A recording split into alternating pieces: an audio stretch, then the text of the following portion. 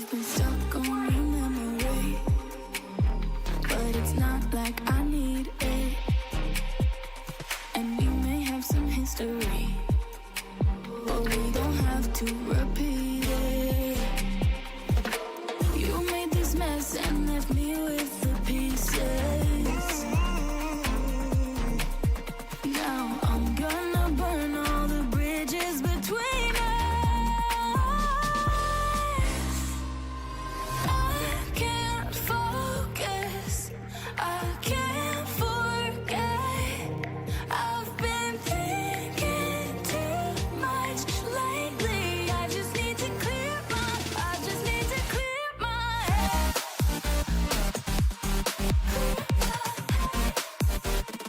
I just need to clear my head.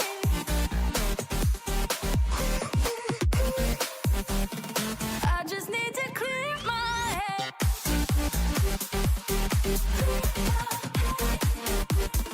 I just need to clear my head.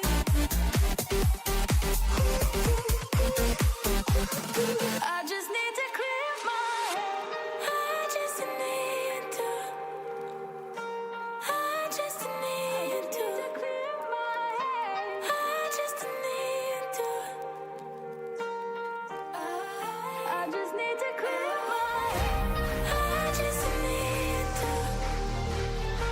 I just need to clear my head. I just need to. I just need to clear my head. I can't focus, I can't forget. I've been thinking too much lately. I just need to clear my head. Oh, clear my head. I just need to clear my head.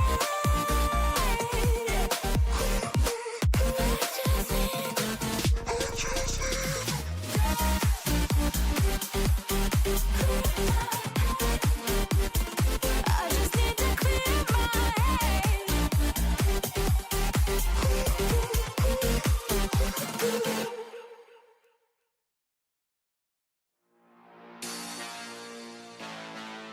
You're my perfection.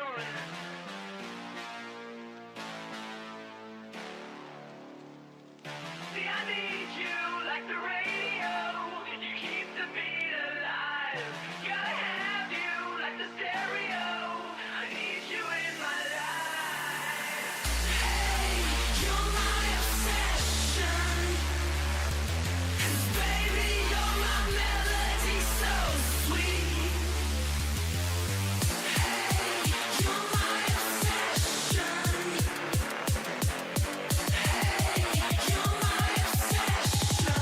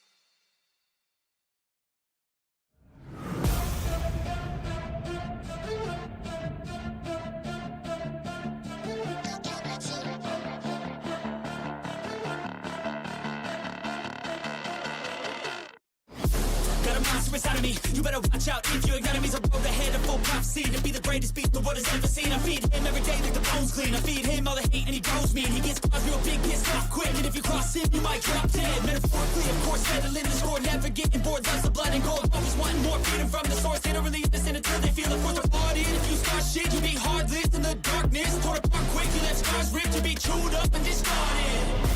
And this world ain't right, won't accept it. Negative energy, I expect it. Once it's in your mind, it's infectious. So fight for your life and reject it. You better give me space, I'm protective. My adrenaline spikes when I'm threatened. And if you stay in my way, I'm aggressive. Cause when there's no exit, I'll kill when I'm desperate.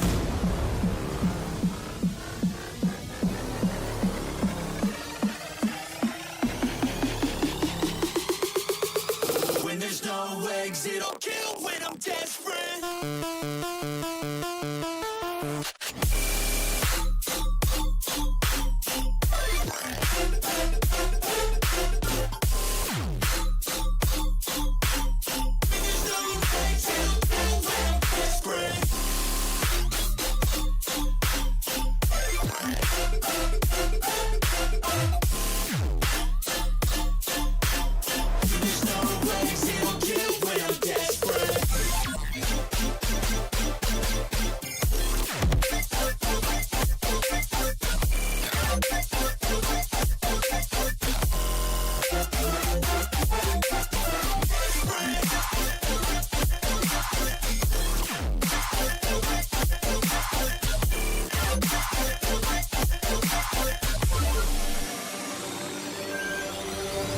And this world ain't right, won't accept it.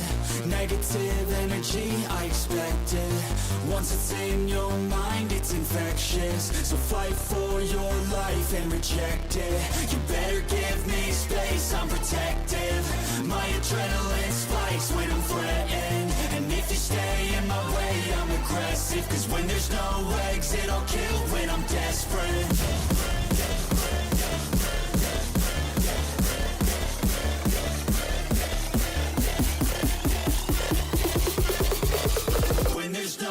Exit, I'll kill when I'm desperate.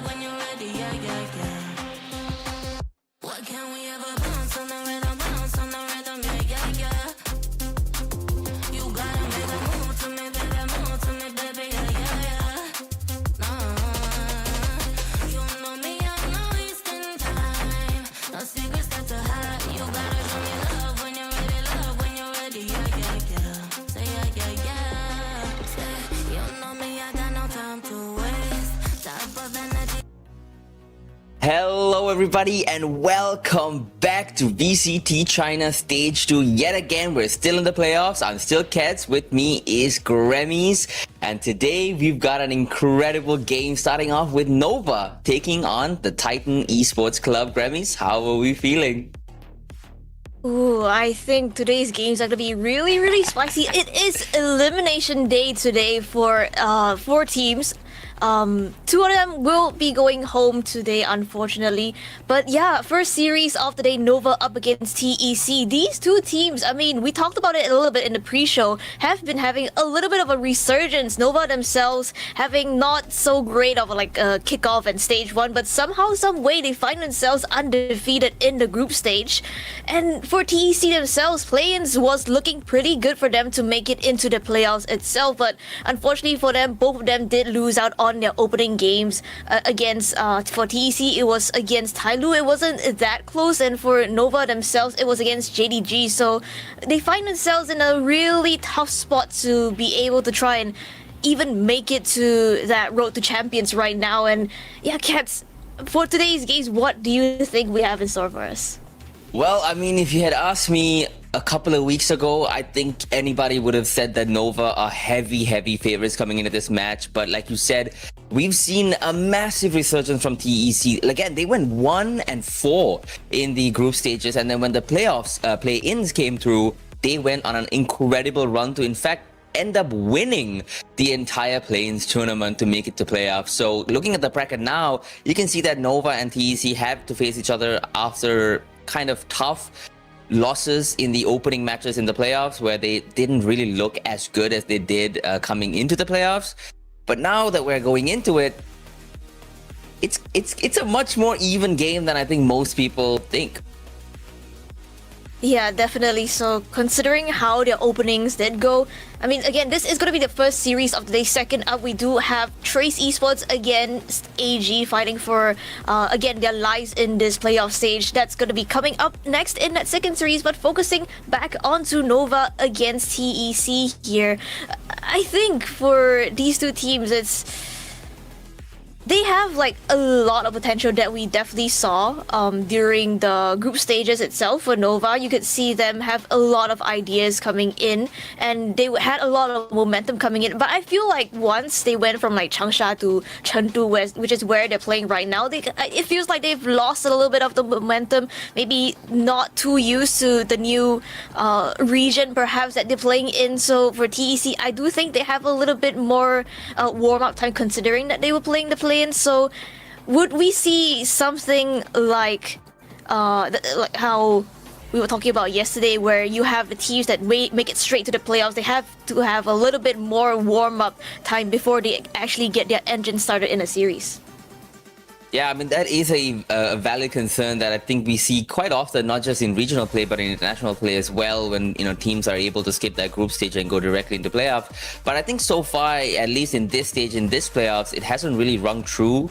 It's possible that the first map might require a little bit of warm-up, but again, these two teams have played already in the playoffs, so if they haven't warmed up in those first 2 games, I think it might just be a little too late. This is an elimination game. Whoever loses today not just goes home to recoup, but loses an opportunity to go to champs in Shanghai, in this region, in front of that home crowd. So both of these teams are going to be trying their very best to make it through, get a little bit closer, at least one step more towards making that work. We see the lineup here for Nova. They've been looking incredible. Swagso, especially, I want to bring your attention to the 4th highest rated player in the stage so far, looking unbelievably strong right now. Yeah, I believe he was the MVP of the Changsha group stage as well in that stage 2. So definitely coming into this, a lot of I feel like there'll be a lot of pressure on his shoulders, but he's carrying a lot right now. And for TEC, their own lineup, you did mention that they had a little bit of a roster switch up here during the play-ins. They swapped out Spitfires for Rainy, and they've been looking pretty good in that play-ins, even taking out the Titans of EDG themselves. So coming into this playoff stage, again, they did lose out on their opening match, but I still do think that they will have that momentum carried forward from winning the whole play-ins coming into this matchup. Yeah, absolutely. I think we were discussing this as well. It does seem like Nova are a pretty prep-heavy team that likes to ante their opponents.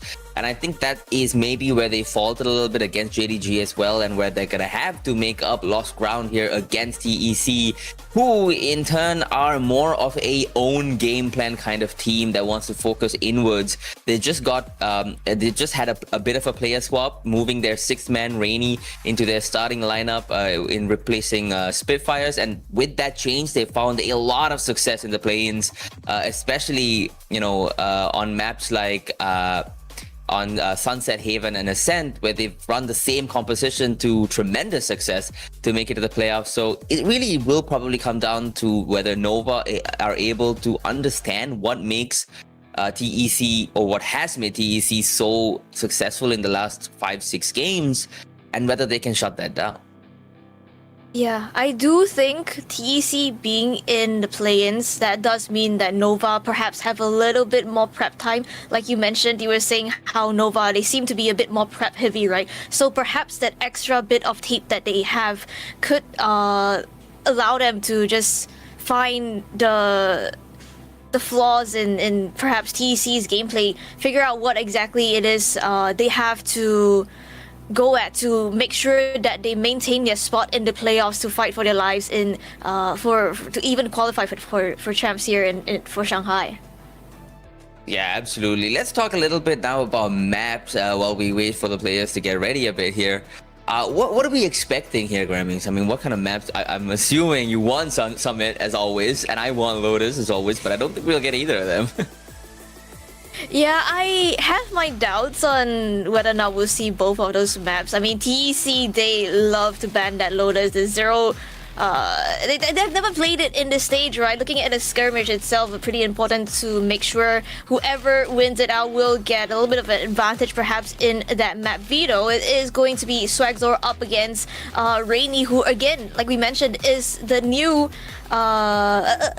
player on the TEC side, and so far, it seems like he's been doing well, especially in that play-in stage itself. So they're pretty much going toe-to-toe I mean, right they're now. just having fun, starting out the beginning 2 rounds with frenzies, whiffing. But now that they've got those Vandals out, you can see just how sharp both of these players actually are. I mean, if nothing else, this region is full of the most mechanically talented players in the world, and we see a little bit of that every time we see these skirmishes. And as much as that is gonna play a part in how these matches go, I think at this stage of the game, at this level of play, it is going to matter what compositions you have, what maps you pick, and the game plan that you have going into these maps. You want to hit the ground running. We always say this, and it's always true. You want to get early rounds. You want to pick up those pistols. The game is in such a snowball sort of meta, so you want to pick up those pistols, and you want to get a good start no matter what. As we head now into the map veto, we got it.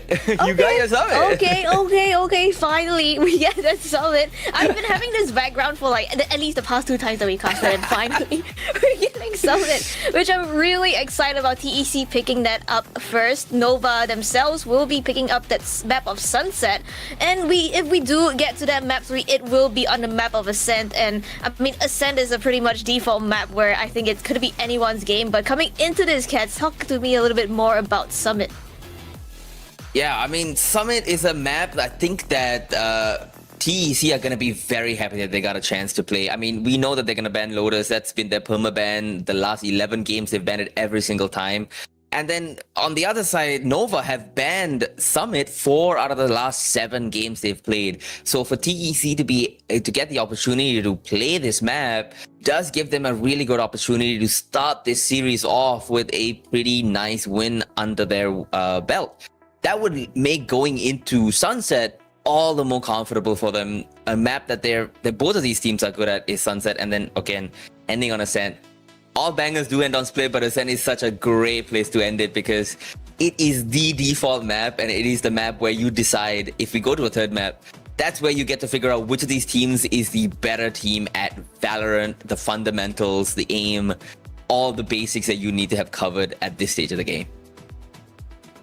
Yeah, I mean, Looking at the map veto itself, I do think it might favor TEC just that little bit, considering that they have more reps on Summit. So we will have to see how Nova will do on that map, whether or not they'll be able to find like a little bit of a foothold to get themselves stabilized right off the bat, because it does look like for Nova, they only played this map twice, and for them, they've still been trying to figure out what exactly it is they want to do on this map. You can see the double duelist composition coming through, but the duelists are pretty much they're very different in the 2 times that they played the map. For TC though, they played it 6 times themselves, and it seems like they've been dead set on again another double duelist composition, but it's gonna be the Raze as well as the Waylay, and I think it's definitely been working out pretty well for them here.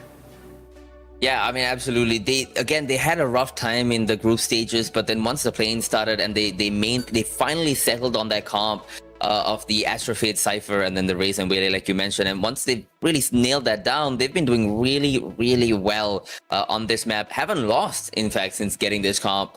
But on the other side, yeah, they're not sure yet, Nova. I mean, they're hyped. They're coming into this. Guang is incredible for them. So all of these players are going to have to pop off. And more than anything, they're going to have to figure out which composition they want and how that is going to deal with the already successful comp from the Titan Esports Club. Yeah, I mean, the difference between them is pretty much whether or not you want to have the double dive for TEC, or for Nova, it's been more of a single dive. The second duelist is either a Yoru or a Phoenix, and it really relies on whether or not your entry is able to get that initial space, and whether or not your second duelist is able to follow up off the back of that. And compared to how TEC like to play things there, they look pretty explosive on this map with their Raze Waylay comp. Yeah, I mean, we see Nova walking out here. Swagso, again, the player to watch out for here. 4th highest rated in the stage, MVP of the group stage. Just an incredible dive duelist for the side of Nova. Backed up, of course, by his entire team. And Zir, another player to watch out for as well. A very highly rated top 15 player in the stage so far. So it's a mountain that Titan Esports Club will have to climb to best this team. But we've seen them against JDG. They are not infallible, even though they looked almost infallible in the group stages, going through an amazing, unbeaten run. But once they got to that playoffs, they have shown that there are weaknesses to exploit. There are gaps that TEC can worm their way into to pull off a victory. And again, getting Summit early on, the first map, is going to be massive for this team. And they're going to want to pick this up urgently. Yeah, I think it's great that you mentioned the Nova game against JDG as well, right? Because that series did also start on Summit, and it was JDG's map pick, and Nova, they kind of faltered on it, especially during their defensive half, not looking the greatest there, only winning 3 rounds out of the 12 that they've been given. And for coming into the series, starting off on this map again, I don't know whether or not there'll be kind of like the ghosts of the past coming into Honda kind of situation, considering that, again, JDG against Nova, that was the opening game, whether or not they'll be falling into the same mistakes that they made in that initial game, whether or not it will be repeated this time around. But I do think, like we mentioned earlier, they are a prep heavy team. Definitely they had some time to look back at their mistakes, try and figure out what it is exactly wasn't working out in their favor, and try to perhaps correct it a little bit, especially on a defensive half.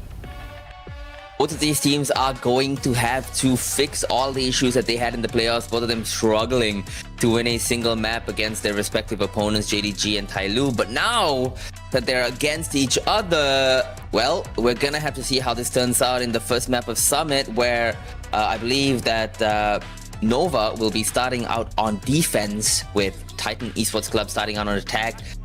I mean, I'm sure that that's exactly what they wanted as well, though, for Titan, because they have that double dive, as you mentioned. Yeah, you can definitely be sure that they want to start this off by setting the pace, making sure that Nova are just as uncomfortable as possible, and especially up against JDG, their defense just look it just looks pretty weak, right? And I think TEC are really happy that they get to just take full advantage of perhaps the weaknesses that they found in that matchup here. Now, again, starting out on an attack does mean that they have the chance to set the pace, and I do think Summit is a pretty attacker-sided map, especially if you can gain control over that mid position, because it does feel like Summit is kind of built like a tree, where if you're able to get yourself into that mid-top position through the door, if it's not broken, you open up so many different avenues to go for those splits towards A side or B side or just anywhere you want to go on the map. And when you're up against that, if you're Nova, you want to try as much to make sure that you don't have these kind of holes in your defense. Yeah, I mean, you're completely right there. You do need to be extremely proactive on defense on this map, otherwise giving up all of that space, especially towards mid, like you mentioned, is going to be disastrous. And that, I mean, would bring us to the composition that we hope that, or maybe predict that Nova's gonna run, but we won't have any time to predict because here's the Ancient Select. And we do still see them running that double duelist, this time with a Waylay and Phoenix instead of Yoru and Raze. Okay, this is again pretty interesting. They're sticking to what has been kind of working out for them. We got Swagzor on that entry duelist, CB on that Phoenix with a little bit more utility to play with. And both teams kind of favoring that Astra, solo controller Astra, Fate, Cypher lineup instead of a double controller does mean that I do think mid will be a part of the map that both these teams will want to try and control as much as possible actively instead of passively when you have that Viper's toxic screen up, right? So definitely I do think there'll be a lot of skirmishes across the map, especially for Nova, where you want to try to get that kind of early advantage for, especially on the defensive half. You want to make sure that you're able to control at least one side of the map and make sure that for TEC they're not as comfortable as going in for those executes as possible, especially when you have the double dive composition on the TEC side. Yeah, I mean, I'm a bit surprised that they're going for that Waylay over the Neon. I mean, the Neon Phoenix has not just been meta across the region, but it's been something that Nova have been quite fond of, with Swagzor playing Neon 47% of the time, compared to Waylay only 7%. So we'll have to see whether the innovation here from Nova comes through as we start out with Nova on defense and Titan Esports Club on attack on Summit.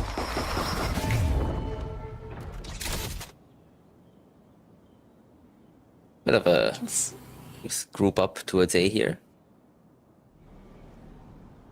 Yeah, for TEC, just leaving the lone Cypher of Haodong controlling the space on the left side of the map. The majority of them heading towards that A side instead. A lot of noise being made, but Nova will hold strong with the two side anchors that they have, and TEC kind of suspect that perhaps this is going to be a little bit more difficult to just force their way into that side, so they choose to go to another avenue instead. That is going to be that mid position. But for Nova, you can see the rotations already starting to come in. They spread thin across the map though, and the first kill does go the way of TEC. Wang just taken out from a pixel angle that he loses that fight from. Azir now wants to get the trade down. He wants to hold this side all on his lonesome. Can't quite land the shots. Coco and Lucas though do manage to get rid of their respective opponents, leaving Nova in just a 2v5 situation, looking hopeless as the pistol almost assuredly goes the way of Titan Esports Club. Yeah, 5 players ahead of them. Coco does turn away at on the timing, but Dynamite is there to just hold it down. Though Lucas does spot out player crossing, and Haodong is now aware of that position. So many players to clear out, and Haodong will find the head of CB. Swagzor does get one for his troubles, second one to boot, but that should be all he wrote, as TEC will find themselves with the pistol. Clean way to start. There's a great game plan, not, having the discipline to not commit to a side that they don't quite have. Just because they get that early kill doesn't mean that they want to keep going, but they do in fact manage to clear the side, and then some great shots from every single player here. Nova now on the back foot, a weaker buy against rifles coming out from Titan.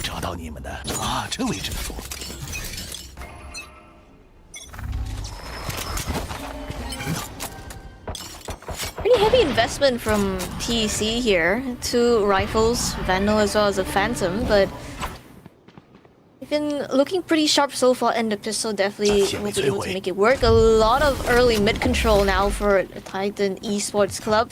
You can see Dynamite's already hooked up all the way mid. Nova, I do think they could be suspecting this, not too keen to re-clear and give their bodies up there, and they do suspect that A push coming in. They don't really have that active information there, but TC are just happy to play it slow, waiting for any sign of the defense from Nova. CB will spot out a couple of players outside of B, but doesn't really call for that rotate just as of yet. Wants to try and kill perhaps and try and play for that delay with the hot hands on the ground.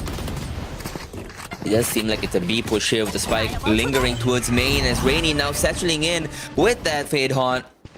Spotting out nobody, the side is clear. A spike should be planted momentarily as we gear up for a 5v5 retake, but with the weaker weaponry on the side of Nova, this will be quite difficult. Dynamite pushing out, looking for a kill, an early pick with that Marshall in hand. I didn't quite land the shot. Saturate goes out, the dive comes in, but doesn't matter. Dynamite's so good, he gets 3! Just in the blink of an eye! Perfect! Perfect! Transfers with the Marshall. 1 shot, 1 kill, 3 times in a row. And that leaves Azir and Guang all alone. Azir manages to get a quick little kill with the classic in hand, but it's a lot more that he'll have to do just to make this even competitive as the spike takes away time. Running out, Dynamite wants some more, doesn't quite land that one, but the round still secured for Titan. Not too sure about how Nova was feeding the convergent paths, the orbs to Dynamite, though. Should have that online pretty quickly, perhaps even in this bonus round if they're able to just find an orb somewhere or even a kill. Again, this 3k is just beautiful from Dynamite, and despite his best efforts trying to get the 4th, it will... but not there for Nova. This time around, they will have that full buy coming in. They really have to make it count, though. And again, we talked about this a little bit, right? They don't really have... They're not really looking for that active information. They're not really pushing out on the defensive side to make sure that TEC don't have free reign all over the map. And TEC are just happy to take any kind of map control they can get, be it towards mid or this time across to that A side. This is a big round for Nova to have to pick up here. They don't want to be losing this bonus, giving TEC such a good start. But with 2 rifles, a Spectre, a Stinger, and a Sheriff on the side of TEC, this isn't far from... This is doable. This isn't an impossible task to win this round.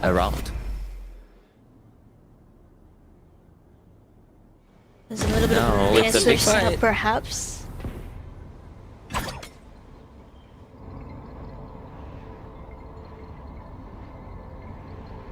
Or does find a 1, will choose to fall back. That does give Nova that numbers advantage now coming into this, but they still choose to re-clear towards that A side. 3 on 3 perhaps towards A. Prowler does give away Azir's position as Swagzor tries to slow them down. Azir will find a first. 210 good for another, and that will completely stop the execute from coming in for TC. Complete shutdown towards that A side leaves TEC in a tough position with most of their guns just dropped now as Guang knows the time's ticking away. 10 seconds on the clock. The spike has to come down now. But with such little time and such little positioning, what is up with that, Guang? Well, time is out, so there is no danger of losing the round, but that was an interesting decision. Yeah, not too aware of the second player just right around the corner there, and Lucas will find 1 for his troubles, does manage to get the spike down as well and carry that Phantom into that next round. And this is where it really starts to matter for, I think, both these teams, especially for Nova. You want to try to get that equalizer in this round itself. Losing out just a single rifle does make it a lot more doable here for Nova, and I would definitely love to see them go for a bit more early fights. The Prowler does come through on that A side to get a bit of information, but you can see the counter Prowler just for the re-clear for the TEC side, making sure that there's nobody leaning to that A side. CB though, exploring now. Outside of B, not too aware of the person on his left, and he will get gunned down for his troubles. Dynamite will pick up the opening kill. A disaster for CB, not quite spotting out the member right there as Taodong now follows up with a kill on the Guang as well. 3 members remaining on the side of Nova. It's a difficult retake. The spike should be coming down now. And with that, the retake becomes damn near impossible. Going up towards Heaven, Rainy holding the drop here, waiting for Swagsword to fall down into his waiting arms. But Swagsword not quite giving him the opportunity to get a free kill, waiting for a bit of util. The Saturate comes out, it does hit, and Swagsword does get the kill, unfortunately taken out by Dynamite, the Wele counterpart. Coming out on top. Dynamite wants to go for a little bit more. Can't quite land it. The refract does get him out of trouble, get him out of dodge. Azir wants to find something, anything to give him an in on this round, anything to make this work. The shots don't land, but the spike taking away time, running out. And it's a great recovery from TEC. TEC just choosing to play it slow in that B main position, and CB, despite wanting to try and re-clear into that, doesn't quite expect the player to just be on his left and the rest of the gang to just be in front of him, and the fall because of that. For TEC though, it does definitely look good for them, and I do like how their executes have been looking so far. They looked really disciplined and trying to just isolate the angles that they want to fight and which they don't want to. You have Haodong throwing those Cypher cages just to make sure that Nova aren't really able to go for the fights as they choose to. Again, your early Cypher cage to just make sure they have that B main control. And it's just Guang happy to give up that space for the time being. Yes, it does come through here. The hot hands landing, but the satchel is good. CB though, predicting the landing position of Dynamite and takes him out as a result. The blinding comes through, and Haodong has been looking so dependable for this team. Guang now all on his own, backed up by his teammates now from Chutian as well. The shots do not land. Lucas is the one that takes him out. A bit of a trade coming through from Swagsaw, but spike not planted, pushed all the way back to main.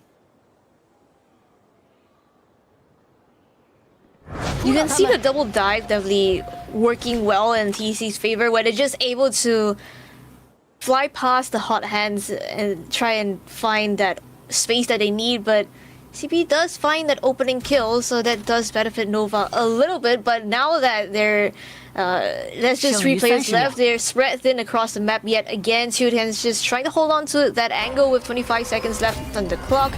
TEC do have to make a little bit of a move on here. Nightfall will come through, and it's gonna be Chutian, the only one on the site to try and hold it down, as TEC will just be walking up and trying to plant the spike down here. Convergent pads do come through, so just a saturated, and as Swagsaw dives in, taken out by Coco. Ready, even though they're slow, just so ready. Chutian only manages to get one before he's taken out on Azir, all on his own, has to kill 2 people to make this round, to convert this round. And as he goes around, he can't find even one. They're so patient, they're so disciplined. They know he has to stab the spike, and as Coco comes out, he gets that kill, and it's a nicely played round from TEC. They know all they have to do is go for the delay there, play the numbers, and make sure that Chutian isn't even able to get on the bomb with that gravity well. Again, it's a great recovery coming in from TEC despite losing out on that initial fight. They will find themselves with a 3-round lead now, looking to make it a 4th, as Nova will be falling back on a little bit of an eco. A couple of sheriffs and as well as some bandits on the board for them. It's definitely still potential to do quite a bit of damage, but Dynamite definitely wants to keep that in check as well with this outlaw. There's a bit of an exploration to his main here, but we can see that the spike has been huddled towards that A side area. Dynamite wants to get a quick little peek, doesn't quite get it. Replaced now by Coco.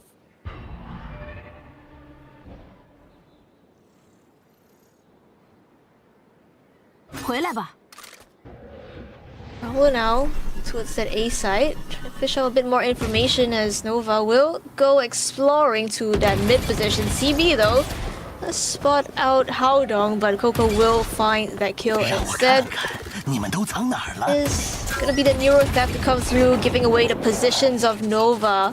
They know that the B side is pretty much open for the taking. It's just going to be Tian, sole defender here, trying to hold it down yet again for his team. Spans through the smoke, does find a little bit of a chip damage, but still the players will walk in regardless. As Lucas picks up a 2-piece on that site itself to open it up. There's not much that Chitian could do there with a Sheriff only. Taken out now with Haodong now holding from that CT position. Takes out Guang, and that just leaves one member remaining.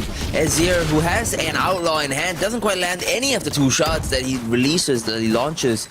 Now with the classic out, looking to get something done onto Azir. Well, the entire team's here, so Azir is not gonna make it out of that one alive. TEC are looking much better than they did in that opening game against Tailu. 左视野， Yeah, and I do think it is a little bit on Nova as well, as it doesn't seem like they have an exact game plan to know as to what they want to do. That is going to be the timeout for the Nova side. The coach kind of stepping in to just give a little bit of feedback on what exactly needs to change to try and recover this half, because we did talk a little bit about this in the pre-show itself, where Nova's defense on Summit doesn't look good. I believe it had a 26% win rate on the defensive half, so starting out on the defense, losing out on that initial momentum as well as confidence definitely is not the best for them right now, as TEC looking great with that 4-round lead. I don't think there's too much they need to change up. I do want to see for Nova though whether or not they're able to kind of take perhaps a little bit more space towards the mid control like they were trying to do in that eco round, and try to make sure that the players of TEC aren't really able to just go anywhere like they want to. Yeah, space has definitely been a concern for Nova here, just a lack of proactivity. And when they are proactive, like when CB pushed up mid, just a lack of a concrete idea of what the purpose of pushing up like that is, just getting caught off guard as a result. Now Nova looking to regroup and hit again towards, defend against, towards A. Closing the mid door right off the bat. Swagzor does have an op in his hands. Perhaps that could be the answer to how TEC have been trying to work the map with their double lurk kind of setup with Haodong and Coco.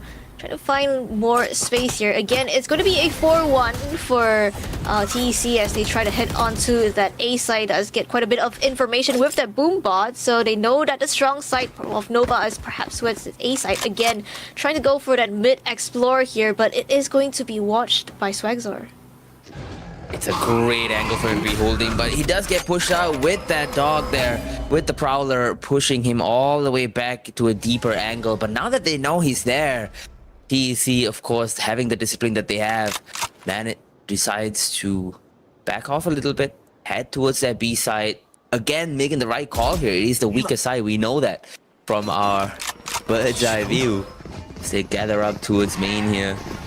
The exec does start to begin here. The satchel goes in, and so does Rainy all the way in. Hold on, another early pick on the Chutian, but look at Guang's position. It's good enough for 2. Unfortunately, though, Lucas is here for the trade, and as CB's out goes away as it expires, and his ethereal form is pulled back. The spike does come down. It's a 3v3 retake. Swagzor coming in from the CT position, holding with the up. This makes it difficult to retake. Oh, it's 2. Okay. It's 2 different ults. It's just the spike trapped in the middle. This is very interesting to watch, but Lucas though makes full use of it, finds the opening kill. Azir with that trade. It's gonna be a 1v2 here for Swagzor. Swaps out the operator for a Phantom instead, but can't find any of the players with no sound cues given with both Astra outside in play, and Coco will go for the wraparound, find that kill onto Swagzor, and that will widen the lead for TEC here. It's been a disaster after disaster for the side of Nova. Every time they have an idea, it seems like TEC had the exact counter to it, with every kill that Nova get being traded out and the positions just being lost. What a Astra out combo with the enemy team there. Maybe it was planned, probably not, but nonetheless, entertaining game so far. 1-6 for Titan Esports Club as they now, for the first time, really head towards it.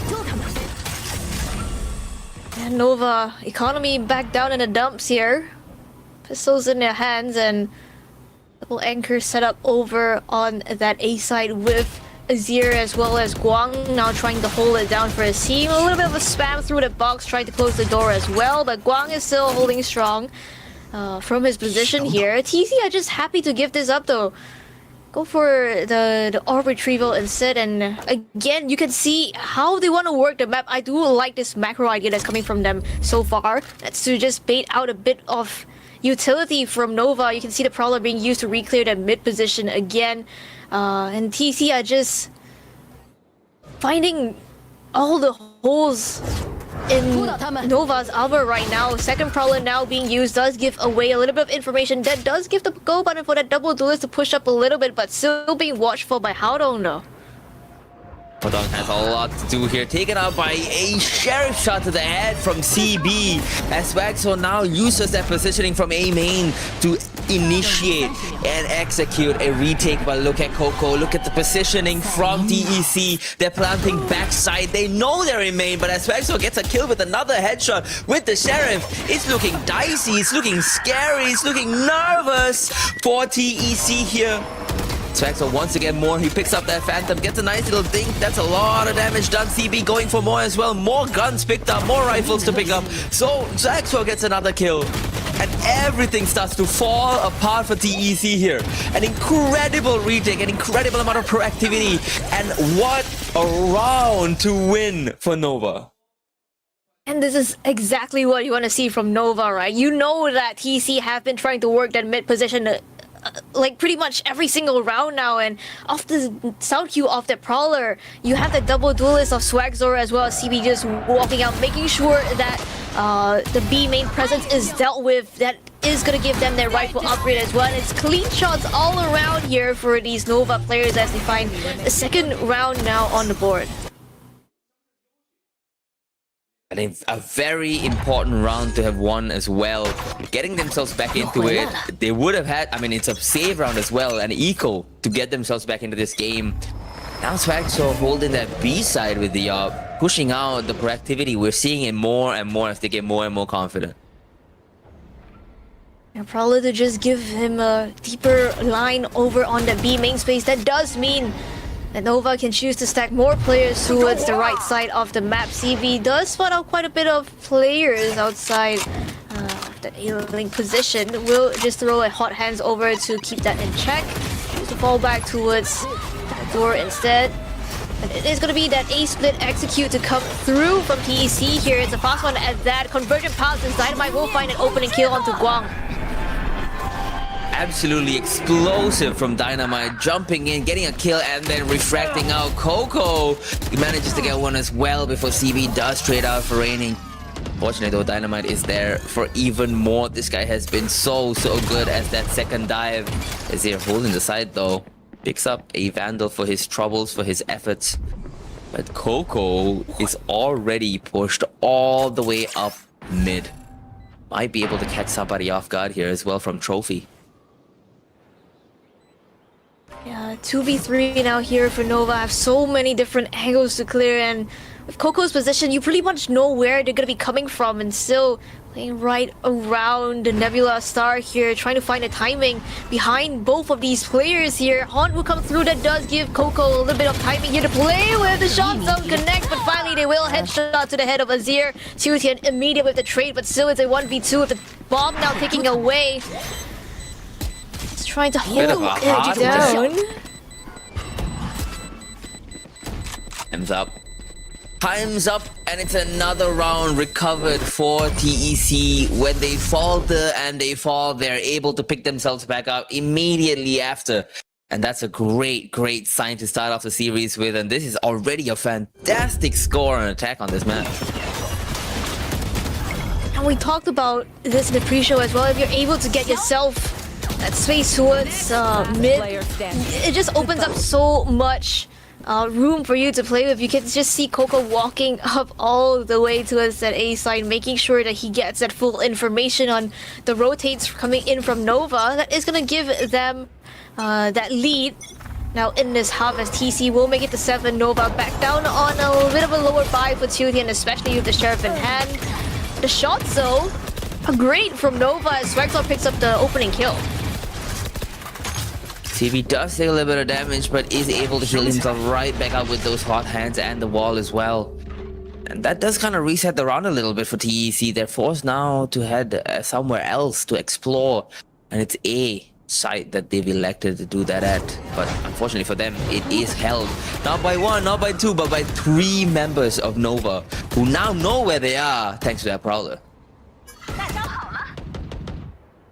It's good information gain, and Swagzor picks up another. That catches off the lurk of Haodong, and gonna force the rotate from TEC as well. Straight to the B side they go, but again, it's Guang on that side as that anchor, who's been able to find quite a bit of value on as this anchor role so far. Now does have the camera up for that little bit of information. CB is right around the corner for the backup as well. Spots out the first player as players of TEC will start coming in.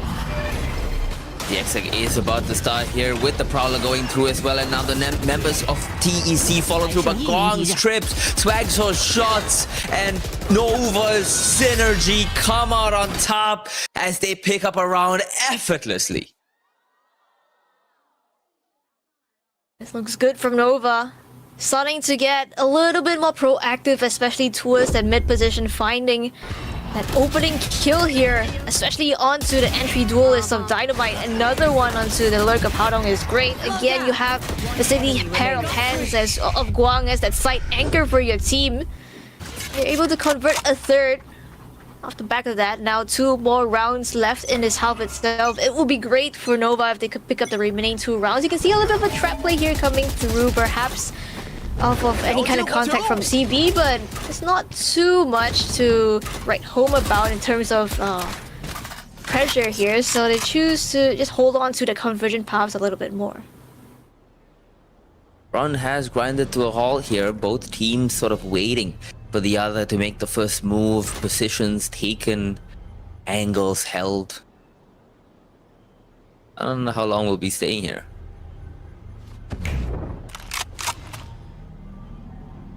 I mean, for TEC, you know that for Nova, they're starting to get a little bit more proactive, take a bit more initiative here.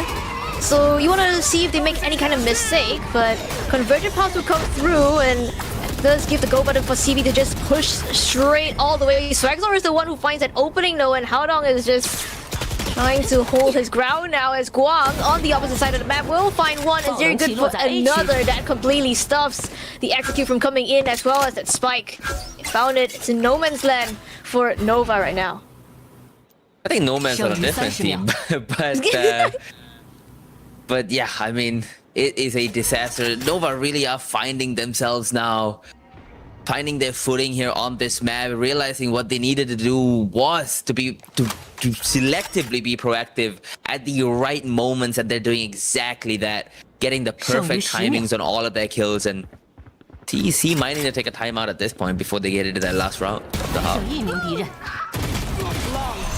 Trying to go for the save, but Nova go hunting, and it's a flawless round for Nova to bring them to their 4th. And if I'm not mistaken, that should be the economy for TEC broken as well in his last round. Should be. I mean, it's a great selection of kills here. Guang, so smart, recognizing that the trip breaking most likely will happen at the edge of that trip, and getting a beautiful, beautiful spam kill there. TC now defaulting back to that B site.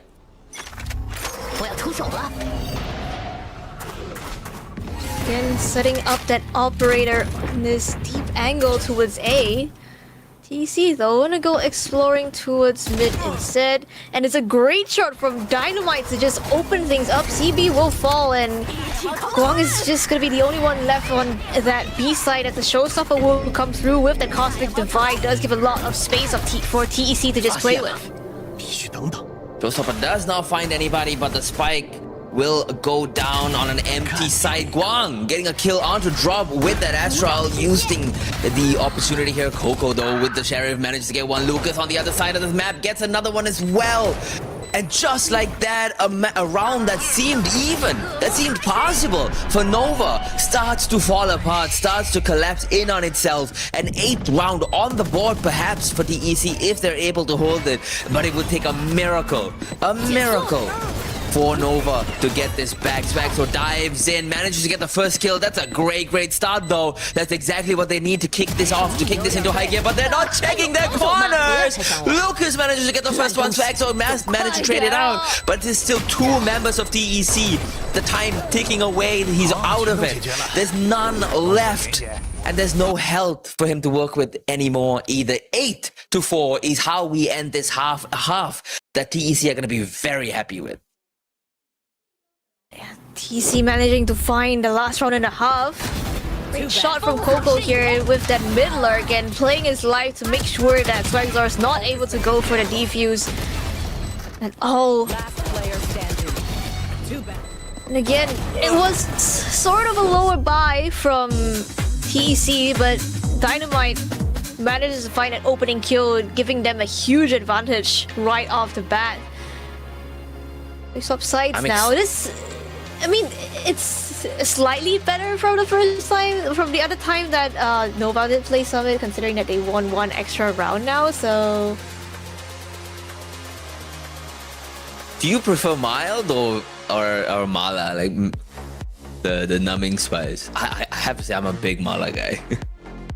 Most of the time I go for like a bit of a milder taste though. But if anybody, for the viewers out there, I didn't just bring this up for fun. That's what's being asked on screen here. Whether you prefer mild or numbing. I didn't just get hungry out of nowhere. But now I kind of am. I am kind of hungry for a mala hot pot, but it'll have to wait, as the game is still far from over. 4-8 on this map isn't as far apart, isn't as much of a difference, round differential as one might think. You mentioned it earlier, it is a very attacker-sided map. 48 is still definitely favoring TEC here going into the second half, but at the same time, it's certainly not something that Nova are not going, that it's impossible for Nova to make up that difference pretty quickly. And Swagzor kind of finding his footing in this first half itself as well. I feel like he had a little bit of a slower start, especially in the first 6 rounds, but definitely finding those multi-kills in the later 6 now, as pretty much the top of the scoreboard for this Nova squad. This time around, it will be them on the attack. Let's see what exactly is going to be their game plan coming into this, because it does seem like TEC have a little bit of a setup. Again, you can see them wanting to go for the mid fight, having 2 players there, and just making sure that Nova don't have free reign over the map. That trip towards A though, they have that early warning system if they do need to scale back, and in fact, as that trip goes off, they decide instead to stay in mid, reading the rotate from Nova to come through from mid, and it's exactly as they predict. Nova are in fact pushing up mid, so Dynamite here gets the first contact, gets the first kill, gets a second kill. Chutian finally gets a kill on the Dynamite, but Lucas is there for a trade. Guang brings it back, but it's still a fight that goes in favor of TEC. The positions so good from them. The read even better. Nova now heading towards B, side held by the lonesome Coco, not yet being reinforced. Now Rainy beginning to do so, maybe not, in fact staying towards A. Coco's expecting to push into that CT position as well, knowing that Nova are down a player. Perhaps they want to try to find an opening, a little bit of advantage before they get the spike plant down. Azir though I'm not expecting that position at all. It's gonna be Coco, as he will find an equalizer in terms of numbers now. The spike will go down on that backside. Azir again holding his ground towards CT, and it is going to be up to TC to re-clear this. You have to check these corners here. They're not quite aware. Azir so sharp with that go. Step, tap, and a round is theirs. Beautiful shots from Azir, just 2 taps, 2 heads, and both of them taken out. Again, like you mentioned, right, Kat, it's a great read coming in from TEC to just hold that mid position. Perhaps Nova kind of taking a leaf out of the playbook of TEC in their own attacker half, knowing that they would go for the mid rotate, and they're able to find an advantage because of that. But unfortunately for them, Azir is just Nova now. Let's give the TB going in with that money to play with as well. Rainy though, the pain shells come through. Lucas gets a kill as well, and all of a sudden, an eco that was never meant to be won is turning everything upside down. Guang, Chitian, the only ones able to get kills. Guang now, the only one left, in fact, up against 3 members. This was never, ever meant to go this way. Guang wants to make sure that he can turn things back around, return normalcy to this map. The first kill down, the spike down, a Spectre in hand, a shot landed down to a sliver of health, 12 to his name, a ghost in his hands, and nothing that he can do to make this happen. An incredible eco from TEC. How in the world was TEC? Did TEC manage to pull that out of the hat? They're able to just take away that advantage from Nova. Finding the kill with the paint shells is a great opening because, I mean, you have CB who's not able to go for that dive entry, right? And he's just trapped in place with the C's, making full use of that. Now TC 1 round away from finding themselves on the double digits. Dynamite looking to bring them that win with that outlaw in his hands, knowing that Nova likely will be on a bit of an eco this time around. But you can see the read coming in from Nova. 3 players actually playing up that full shields. Dynamite holding this mid position again. This time though, by himself with an outlaw in hand, it's not going to be too scary. Nova do explore towards A though. With, again, 3 players strong side here for TEC. Welcome the team of Nova is here as well. Prowler does give the way that information, and that's going to call for the rotate coming in from Dynamite. He wants to set himself up for a couple of kills with this outlaw in his hands. He's burning alive though. Coco will fall. Swags are good for another as he picks up 2 in fact, and Nova will force their way onto that A side, get the spike planted down, and TEC are left wondering what the hell happened on that A side. A devastating whiff from Coco, unfortunately does give up that side, and now with Haodong, the only one left, taken out by his Cypher counterpart. It's a good round for Nova to recover on, but it's still a 3-round deficit that they're gonna have to make up in this coming few rounds. Yeah, 3 rounds, hopefully still doable here, especially if Nova are able to keep up this form despite being handed an eco. It is going to be the Titan Esports Club this time around who will have to fall back on a couple of pistols. Guardian in the hands of Coco. Marshall for Dynamite here, who's found quite a bit of value with that weapon in his hands. Let's see if he can make it count this time around. Titan Esports Club at 6 wins already on Summit. 4 thrifties and 20 clutches. In many respects, they are the best team in the region at this map, so it is a bit of a gift that Nova has given them to start out here, but Nova nonetheless are not making it easy. A 3-round deficit is certainly not insurmountable, and they're gonna start this round is going to be the start of that, if at all. Oh, there's 4 players here though. Nova The read not looking the greatest. Dynamite now holding that headshot angle. Does spot out the shoulder, but won't find the shot. Still, it's so many players on this side of the map. I don't think Nova want to try to contest this, and you can see the spike being rotated back towards that mid position as well. They're still waiting outside A here. They might still want to re-explore taking that, but as Lucas gets taken out towards B, the spike does begin its journey into that A side. It's a great saturate, it's a great pull, and as Rainy gets a kill, CB trades it out as Zir makes it again their advantage. And it's all fallen apart. It's a mad dash towards B, knowing that it's empty. 10 seconds on the clock. Plenty to get the spike down in the freedom that's been afforded to them all the way down at B side. 爆能器已部署。 CB got saturated. He was pulled out of the gun range there for the kill, and it's just Nova finding the final 2 kills, narrowing the gap now to 2, and again, that was just an eco coming in from TEC though, so this next round is where I feel like Nova really have to make it count. There should be a couple of ultimates starting to come online for this team, so it could change the game a little bit here for them. Great as well. It's a timeout coming through from TEC here. They really want to get this under control. They don't want to keep giving Nova these rounds after talking to his team. Well, I wonder what After's saying here. He's a fidget spinner. It's the nerves.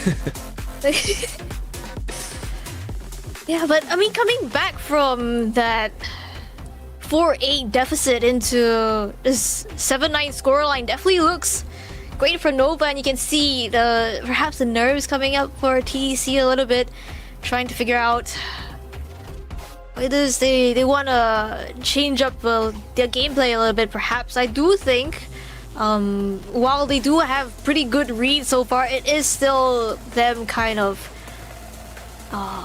making sure that Nova aren't able to just run into the crosshairs so far, and I feel like you would want to give like perhaps a little bit of leeway for Nova to get onto the site, especially if you have a 4 stack on that A side. Like, you don't want to like just throw too much into it to just deter them and make sure they run into your weak side there, I feel like. But for TEC, it will be their buy now coming in terms of changes though.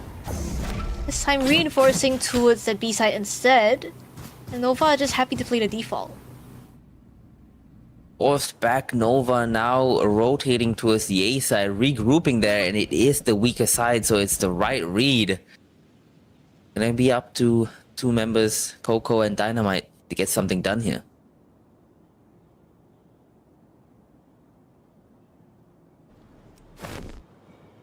Holding the pixel angle off the contact, the noise throws a boatload of utility. Cosmic Divide does isolate the fight onto the ethereal form of CB, finds another one in the form of a Zir as well. And Sudian is just stuck in a place, not able to go for that refrag.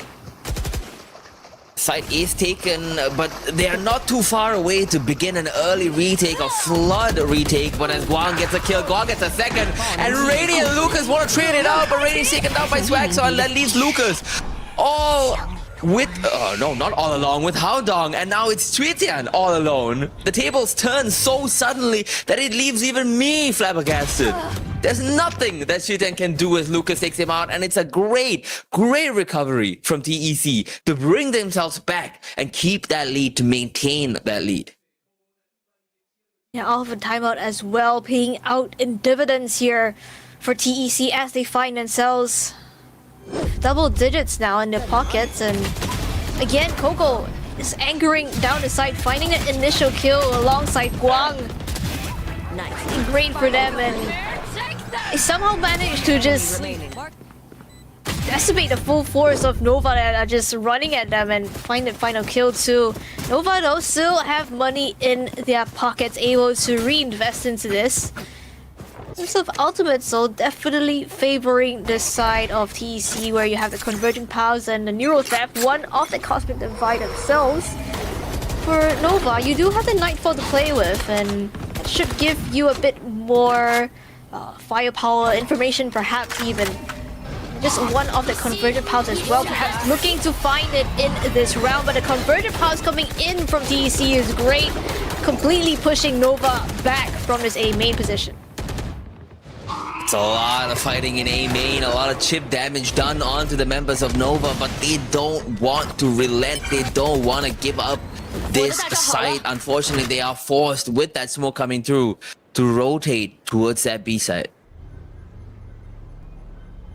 Is so much utility gone though. Swagzor only has the Convergent Powers left. Had to use every single piece of utility to just get out of danger there. You do have Guangdo in a bit of a cheeky angle here, right behind the trip. It will be broken, I think, and Nightfall will come through. That should be the go button for Nova to just execute onto that side, but Rainy right around the corner, spotted out, taken out, as well as Swagzor CB will find the opening kills. It looks so easy, even with the reduced utility that they have left to enter this side, and as Lucas now attempts desperately to get themselves an edge, to get themselves any form of in. Not quite given it. Coco taken out at the end, and it's a great round for Nova to pick up to narrow that gap just a little bit more. 2 rounds now in difference between the two teams, and TEC's reign on Summit is at jeopardy, is in danger. But they still have quite a ways to go. 2 rounds away from that equalizer now from Nova. Despite investing that Convergent Powers towards that A main position, I'm a little bit surprised that they didn't choose to go for that full commit onto the fight, right? If you're able to isolate that fight onto maybe like Swagzor or CB, that would be great. Will go well in your favor, but perhaps giving Nova a bit more respect here. Or TEC, as again, a bit of mid control, mid presence being shown now by Nova, as well as that B presence, that blaze wall going up.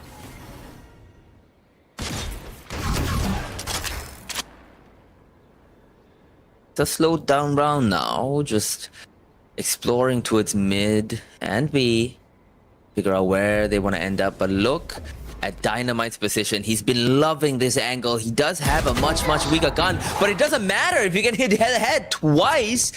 Double dinks to get rid of a opening member here, as Dynamite now pushed out, the elbow push coming through, but they're actually going towards B. Haodong holding close with the classic.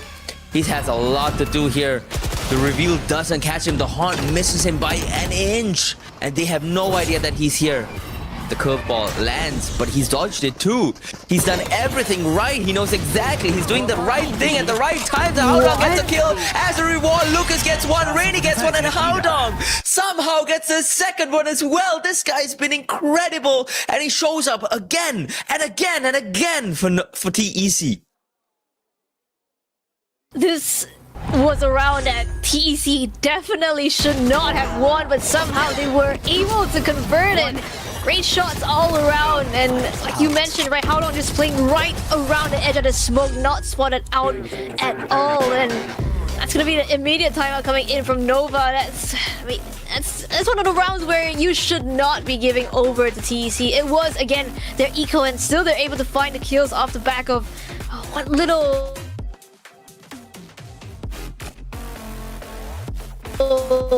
investments they had.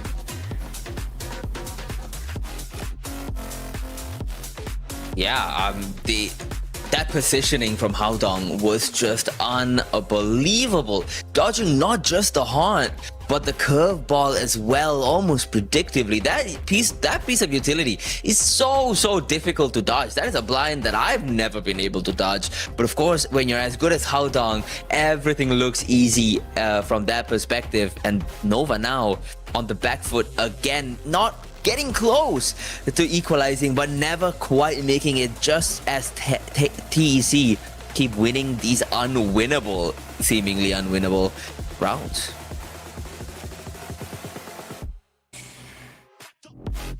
Well, the silver lining is that Nova is still able to reinvest, but again, the buy not looking the greatest as you do have Tian just on that Bulldog. Again, A main presence now being shown by Nova. Probably to come through. There's 3 players over on A. I think you wanna just force your way into this one, despite having utility to work with. CB now walking up that mid position. Boombot. Reveal a little bit, perhaps for TEC, as Dynamite, a pixel angle, finds the shot onto Tian. Incredible reaction times from every member on the server here as Dynamite gets the opening pick, leaving Noah with just 4 people left to work with. Now spotted out by Coco as well. They know exactly where they are. They know exactly where they're gonna hit, and they're stacking the side. There's 3 already on side. 1 more, Rainy, converging from the north there, ready to reinforce. And as Dynamite now holds another incredible angle, manages to get 1. Lucas does as well. But look at the members of Nova go. 1, 2, 3 kills on the board. And as Rainy now desperate to control the round again, to bring it back under their grasp. But the CB's flicks, CB's shots, CB's kills are legendary. Kaodong all alone gets the first one, does not get the second one. He's been unbelievable, but not quite able to finish the round up. Nova again, this game has been back and forth. Yeah, Nova definitely showing their fighting spirit in this. A great recovery despite losing out on that initial fight. Again, Dynamite, it's a great fight for him all around, but CB is able to recover as well as Azir from that position in main coming in. Haodong does find a little bit of a timing before the double swing can hit, but fortunately for him, close but no cigar. Shots not good enough in that point in time. Nova now again, 2 is the difference here for them. Seems to be eluding them, trying to close the gap here. This time around though, TEC again on a weaker buy. Dynamite seen what he can do with that bandit in a couple of rounds prior, so perhaps he's looking to do the same in this. We've already seen 2 thrifties this game, so I have no idea how this round's gonna turn out. But TEC want to keep that lead, and Nova certainly want to narrow it somewhat.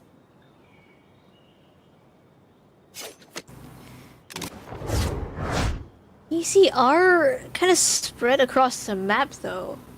Strong side towards B. Prowler trying to play off a timing here for Lucas. It does give Nova a bit of space to just walk up.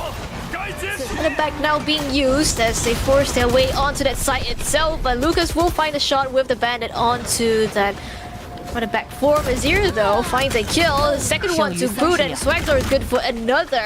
They will manage to get a spike planted down on that A side, and TEC just 2 rifles in their hands trying to recover this round. Finds the kill onto our already low Swagzor, but Tian is good for that trade. Now Haodong put up to the impossible task of this 1v4. First will fall as well, but still 3 more to go and has to isolate these fights. You're good, Haodong, but certainly nobody's that good. Surely you cannot win a 1v4 against a team this good.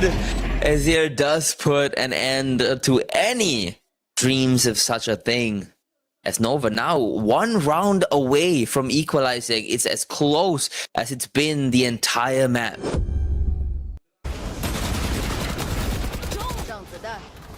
It's through the smoke as well. Good timing on to that, and There. okay, making full use of their better weaponry here are Nova. Looked a little bit dangerous towards the tail end as Haodong did collect onto a couple of kills, but again, it's a duo of CB as well as Azir that is just able to hold it down for the team. Timeout now for the side of TEC. It's been paying off before. They're able to win rounds off of a timeout, but momentum, I do think it's still in the favor of Nova though. Oh, certainly the half ended 4-8. A 4-round deficit now shrunk down to just 1 round as Nova have been able to claw their way back into this game, now making it a very, very close and competitive map so far. And if Nova are able to pick this up heading into their map pick of Sunset, they're gonna feel very, very comfortable closing this out as a 2-0. Yeah, I mean, definitely want to start out strong on this map, and TEC, they were able to start out that way, but starting to falter a little bit in their own defensive half. And a bit of a timeout here to figure out what exactly has to change here. They have quite a bit of ultimates to play with, and this round definitely could choose to go for a fast retake with that Cosmic Divide as well as the Nightfall.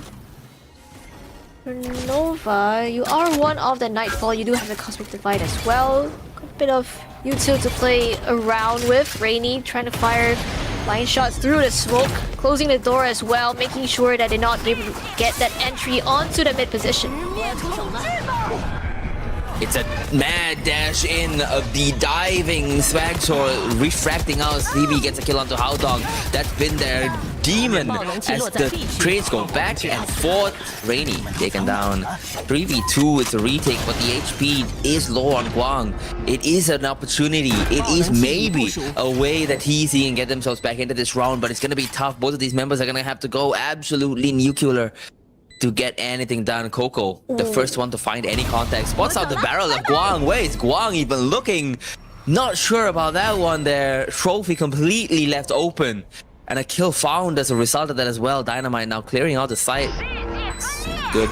It's a great wall there. It just blocked off everybody from the defensive side, from the attacking side. And as Dynamite gets it to half, and as Coco gets in position as well, it doesn't matter. CB and Azir are perfect in the way they play around that wall. Yeah, again, it's this duel of CV and Azir finding themselves in the clutch, finding themselves that equalizer now. 11-11 is going to be that scoreline. It's a perfect flash as well from CB to just get both of the players in right behind that wall. Despite TEC's best efforts, they're not able to find a round off the back of that. Now, the nerves definitely starting to come into play here for TEC as you go back on that lower buy. Nova this time around, perhaps a little bit of a change of pace, does make quite a bit of presence towards that B side, but it's been heavily reinforced by the defense though. Bit of a slower round once again for TEC. For Nova, rather unsure about where they want to go. They want to poke, they want to prod, they want to kind of figure out where the split is for TEC here. They might have figured out that it's B. But Rainy now, alongside Dynamite, do back off.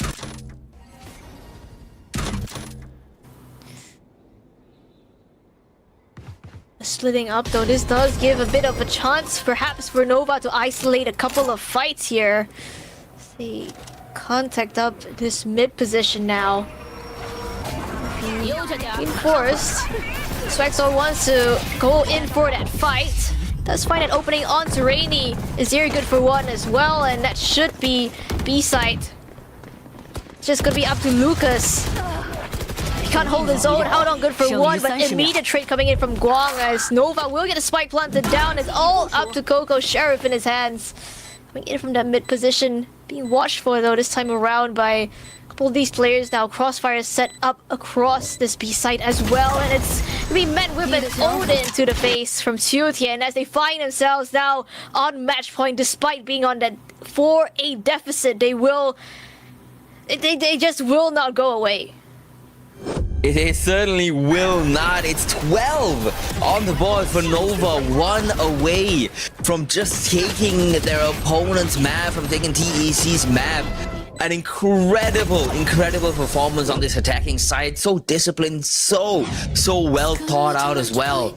And now again, leaving that spike behind a little bit. Poking and prodding once again, as disciplined, as patient as they've been before. Dynamite holding the angle with the operator, not really given any opportunities to get a free kill. 省起来。 Blaze wall goes up. That's gonna pushing Dynamite off of that angle just for a second here as the Prowler comes through. That's a bit of information guarded as well, but a kill through the smoke being found onto that operator. Dynamite will fall. Converted Pop's gone as well.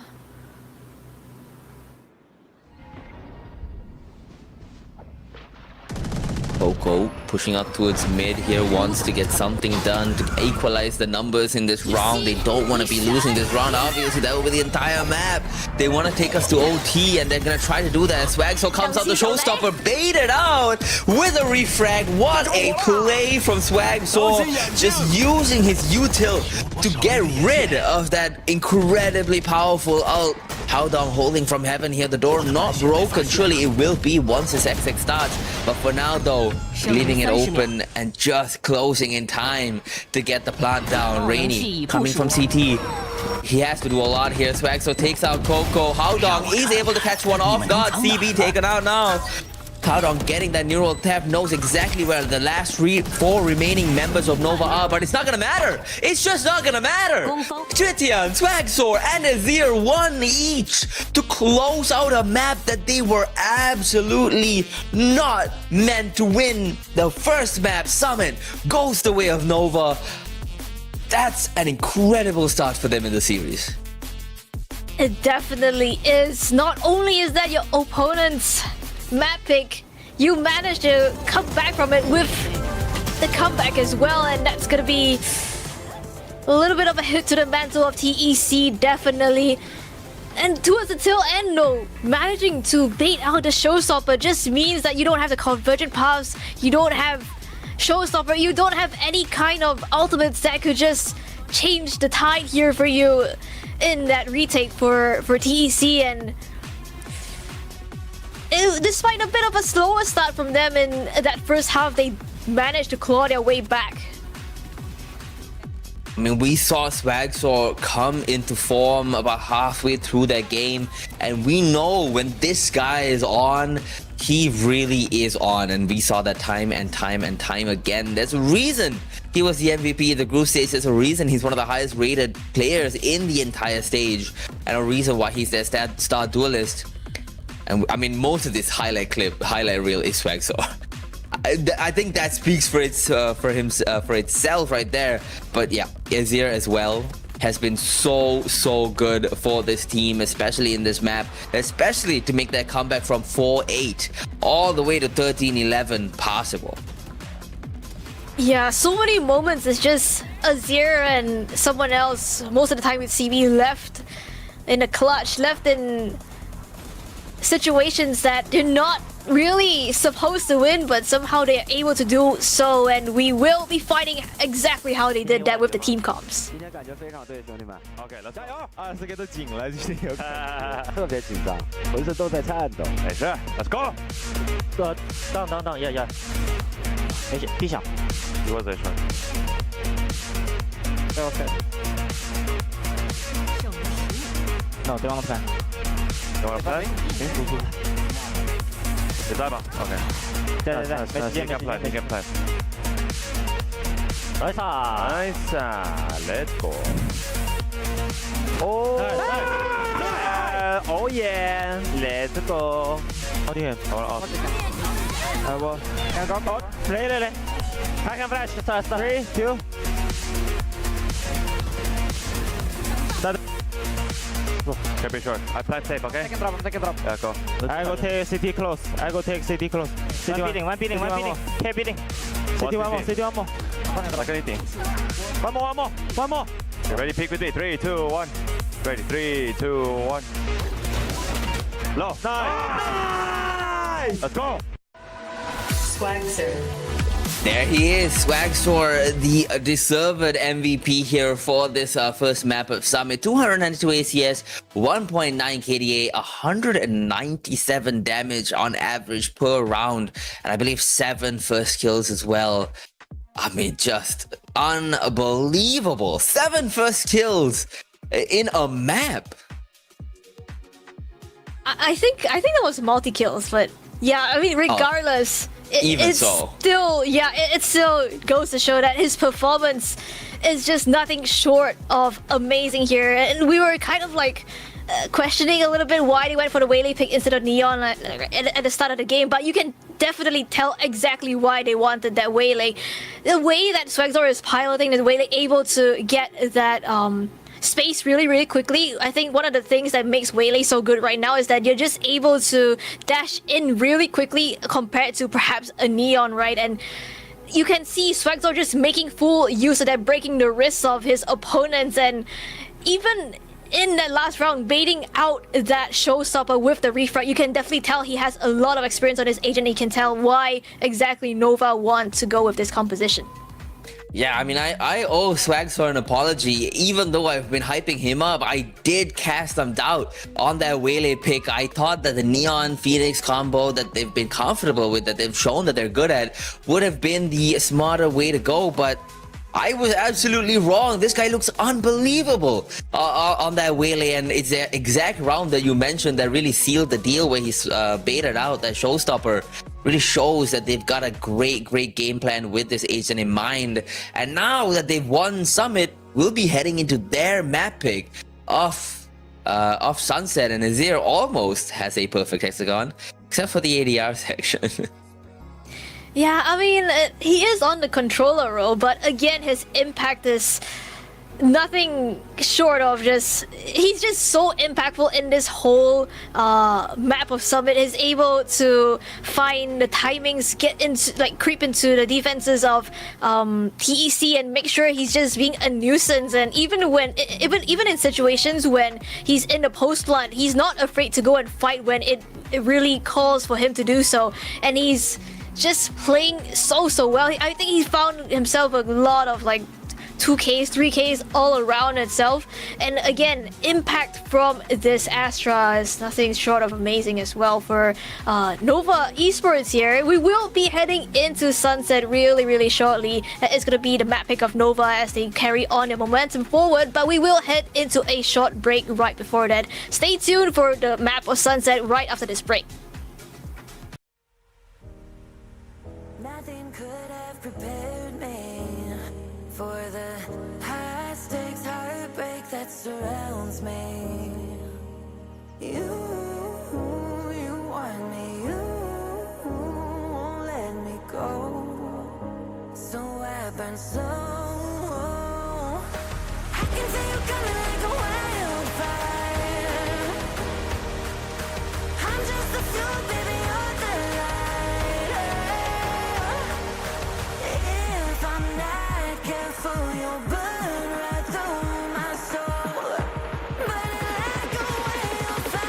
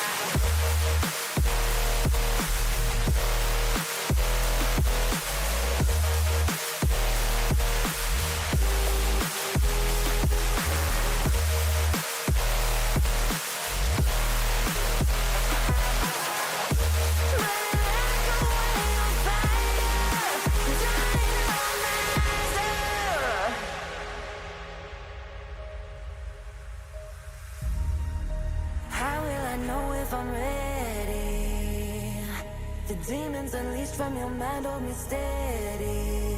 Yeah. 'Cause you want me, you won't let me go. So I burn slow. I can see you coming like a wildfire. I'm just a fuel, baby, you're the lighter. If I'm not careful, you'll burn right through my soul. Burning like a wildfire.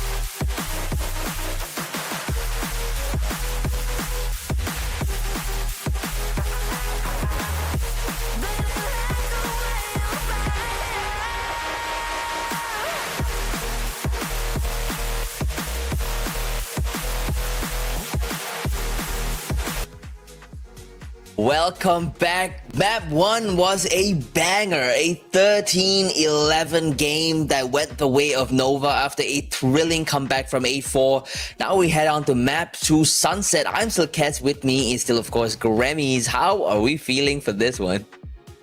Oh, I'm so excited right now.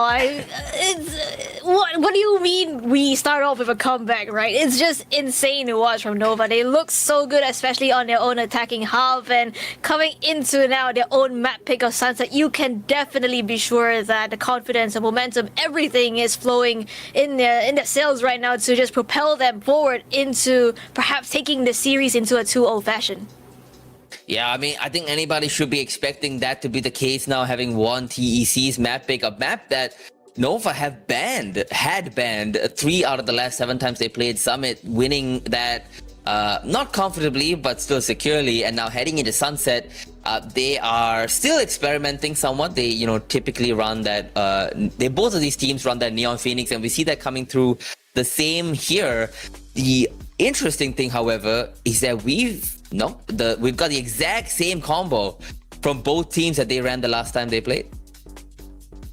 Yeah, I mean, you do have a pretty standard lineup. You had a double duelist coming in, Neon, Phoenix, the favorite agent composition for both these teams. But what's different about them, though, is that Nova, they will be favoring that Chamber a little bit more alongside that KO. But for TEC, choosing perhaps to play a little bit slower, play a little bit more strategic with the Cypher as well as the Sova.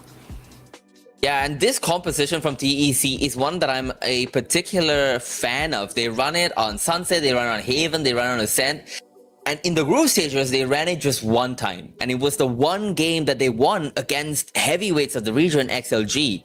And then they started running it regularly during the play-ins, and it was a massive part of what made their play-in run so successful, what led them to winning the play-ins and making their way to playoffs. So them bringing it back is always great. But on the other side of Nova, this is a composition that they've experimented a bit with, swapping that Chamber off a Cypher, going for the Chamber sometimes. And it's going to be interesting to see whether they fix some of the issues that they had in the past, and whether that's going to be enough to overcome a composition that TEC are very, very clearly very comfortable with. Yeah, I do think starting out on the attack here on the map of Sunset will favor Nova a little bit, considering how I feel like their comp is like a really aggressive comp, right? You have a Chamber, which is pretty much a pseudo duelist. You have the double duelists themselves, and then you have a KO who's just able to shut down that Cypher utility, make sure that trips are not active as your Neon Swagtor just goes sliding in alongside CB, and Tian himself able to set his team up with those flashes as well. Looking on the screen right now, though, it doesn't seem like the win rate on the attack for Nova looks the greatest, but we'll see what they do. I had the feeling there was pistol round win rate, but regardless, it is an uphill battle somewhat for Nova here, as Hao Dong and Dynamite hold alongside Coco, this B side, but it does look like Nova want to head towards that A side. Lucas spotting out the curveball coming through. It doesn't land, but the turn is good enough for CB to get that kill off of, and as Grainy now holds this main area, is taken out by Guang.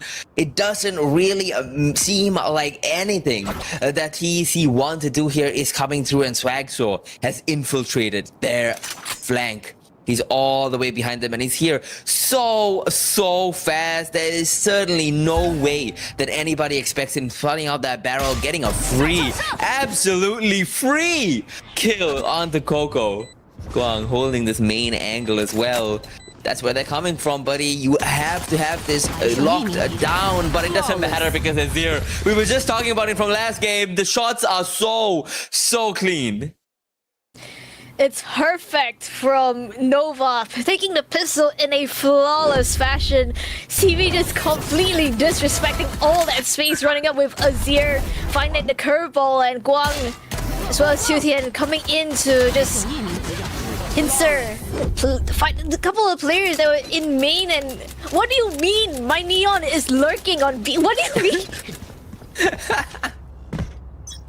Well, that's not the agent you'd expect, but it did work out so flawlessly for them.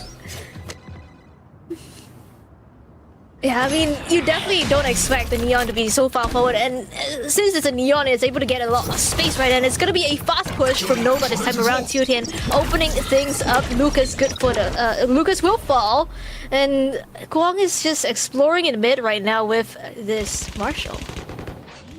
With the composition that Nova have, you can have any one of these three duelists, in quotation marks duelists, lurking, whether it's Chamber, the Pseudo Duelist, the Neon, or the Phoenix. Any one of them could be lurking, and at this moment it is that Chamber, but it's not really gonna matter because Swagzor is just gonna slide and kill two people.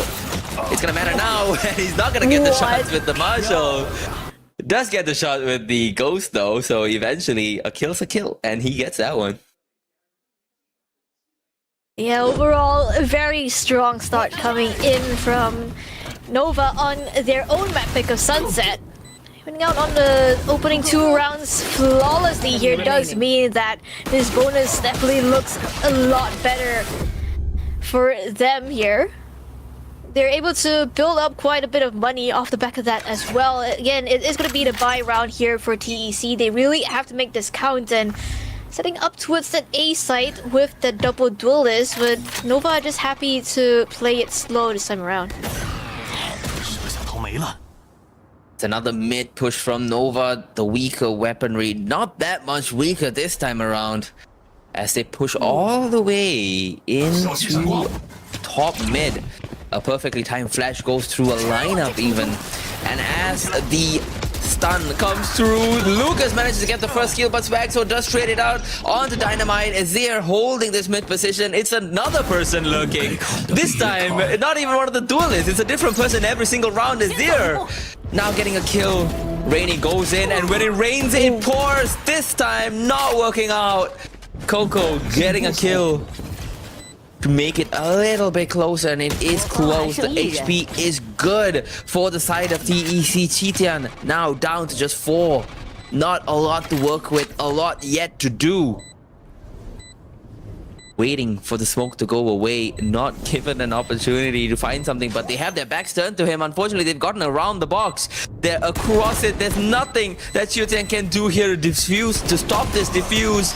And as it comes all the way through, the bonus does go the way of TEC. Yeah, not really planted in a spot that Tian can play off of, especially since he doesn't have the fragment, the molly to play with. Again, like you mentioned, it is going to be a different person on the lurk this time. Quite a bit of damage done on this bonus, so... And they do manage to get a spike planted down as well, so I mean, silver linings here for Nova as they will find themselves with the full buy. For TEC, you can see a couple of them having to go for the Guardians, the half shields. Not the greatest of buys, but still, they should be able to manage it, especially with 3 players over on this B site. It's curveballs galore as Nova come out on top of the fight. Dynamite the only one on the side of TEC able to do anything here. There's a lot to be done though for Coco. The taken out. Coco looks for more. Swagzor has infiltrated on the side. The spike starts to go down, but he's just in danger. Lucas takes him out before being traded out by Azir. And Haodong, all on his lonesome, all the way towards A side, will most likely elect now to save his gun, or maybe even pick one up. Yeah, ideally you want to go for perhaps an auto rifle instead of the Guardian, but I mean it's still pretty on early in the map. Even if he doesn't go for the save, it should be okay, but that will be Nova pretty comfortably getting their 3rd on the board with 3 alive now. As they start to build up to a couple of these ultimates as well. CB himself already using that run and back in this round, and you can see for Swagzor as well as Tian, just 1 and 2 off of their own outs, which definitely could come in handy in the next couple of rounds. Nova off to a thundering start here on Sunset. 1 to 3, only dropping that bonus round. A round that is kind of deja vu from the last map where Nova only won that bonus round for quite a while. So if you think TEC's out already, well, the last map would beg to differ as they now look to get a little bit closer to equalizing here in this round, but with the week of bye, does seem unlikely. If they're able to find a shot, it would be great, and especially since they have so many players leaning to this A side. Dart immediately broken does mean the TEC choose to have the rotations come in early, so they could go for a fast retake or even just play for the site here if they want to do so. And it's the right choice, right? Because Nova, they look like they want to come in. It's a flash that comes through. It's a second one. The lineups are good. The walls are good, but there is no entry just yet. Instead, coming from the other side, it's Azir. Not one, not two, not three, maybe even four. He's taken out, but Hao Dong. Oh, he's not taken out. Azir does get four. And Hao Dong cleans up. My God, this guy is good.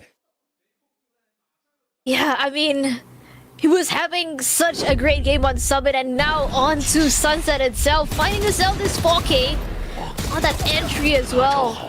Making sure he's such a hot target to hit here and able to isolate all these fights. The flick around to the head of Hao Dong was great, and Swagzar is just stealing away the ace, but regardless, it's beautiful. From Azir here, now it's gonna be the timeout coming in from the TC side, and it's at a good time as well, right? Right before your bye here, you have to try and find a way to kind of stop the momentum that's been rolling on the Nova camp so far, and this is one of the rounds where you want to make sure that it doesn't just go out of control like how it kind of did for TC themselves on Summit. Yeah, head coach after an assistant coach, 3water here, trying to communicate to the team that they just need to get this map under control. There is still plenty of opportunity for them to pick up this map. We saw the exact same thing on Summit, like you mentioned as well, where Nova came back from a deficit quite similar to this one, even worse than this one, in fact. But it has to begin with this bye round. They don't want to keep having to go down to those eco rounds where winning becomes much, much more difficult. In terms of ecos though, I do think that TC have been doing pretty well, especially on Summit. Making full use of the Bandit as well as the Sheriffs, but again, like you mentioned, right, you really don't want to give too much up to Nova here. Trying to take away this A main space, going for the fight, and not really spot out anyone, so they'll just be leaving Coco to just jiggle and hold the angle. Yeah, just waiting. Nova just patient and disciplined, waiting for the first mistake to be made from the TEC side, but they're not giving that up either. Much of space given up here as Nova now heading towards B. The Outdrone does spot not one but multiple members of Nova, and with that they have confirmation that they're heading towards this B side, and you can see all of them rotating, and Hao Dong again finding an incredible position to play from. Rainy and Lucas gets kills of their own, and as Guang brings back Chitian, everything falls apart for TEC. An early advantage falling by the wayside as Azir gets a second quadra kill in a row, going absolutely mental in this map. It's Azir yet again with the heroics, and you can tell that, I mean, it's not like TC are playing it wrong, right? You have Hao Dong right in the corner trying to just anchor onto that side, but the moment that they hear that revive being coming through from the KO, they go for the swing, and it just met with bullets in the face from Azir, who himself is 12-1 so far in this map. TEC back down onto that eco. They've been able to do a bit of damage with it so far, but Nova aren't too keen to give them the fights this time around. A 12 KD is truly ridiculous stuff. Hao Dong wants to get something done. That's a lot to be doing with just a bandit in hand. Saxo does trade him out though with the side now theirs. Nova should be able to get that spike down fairly safely, and a post plant positions taken should mean that for TEC this with the weaker buy, especially, this is a mountain to climb, a mountain bigger than they've ever climbed before, at least in terms of a singular round to win, but one that they're going to have to try, and that's a great start. A Vandal picked up does help Rainy get that kill onto Guang.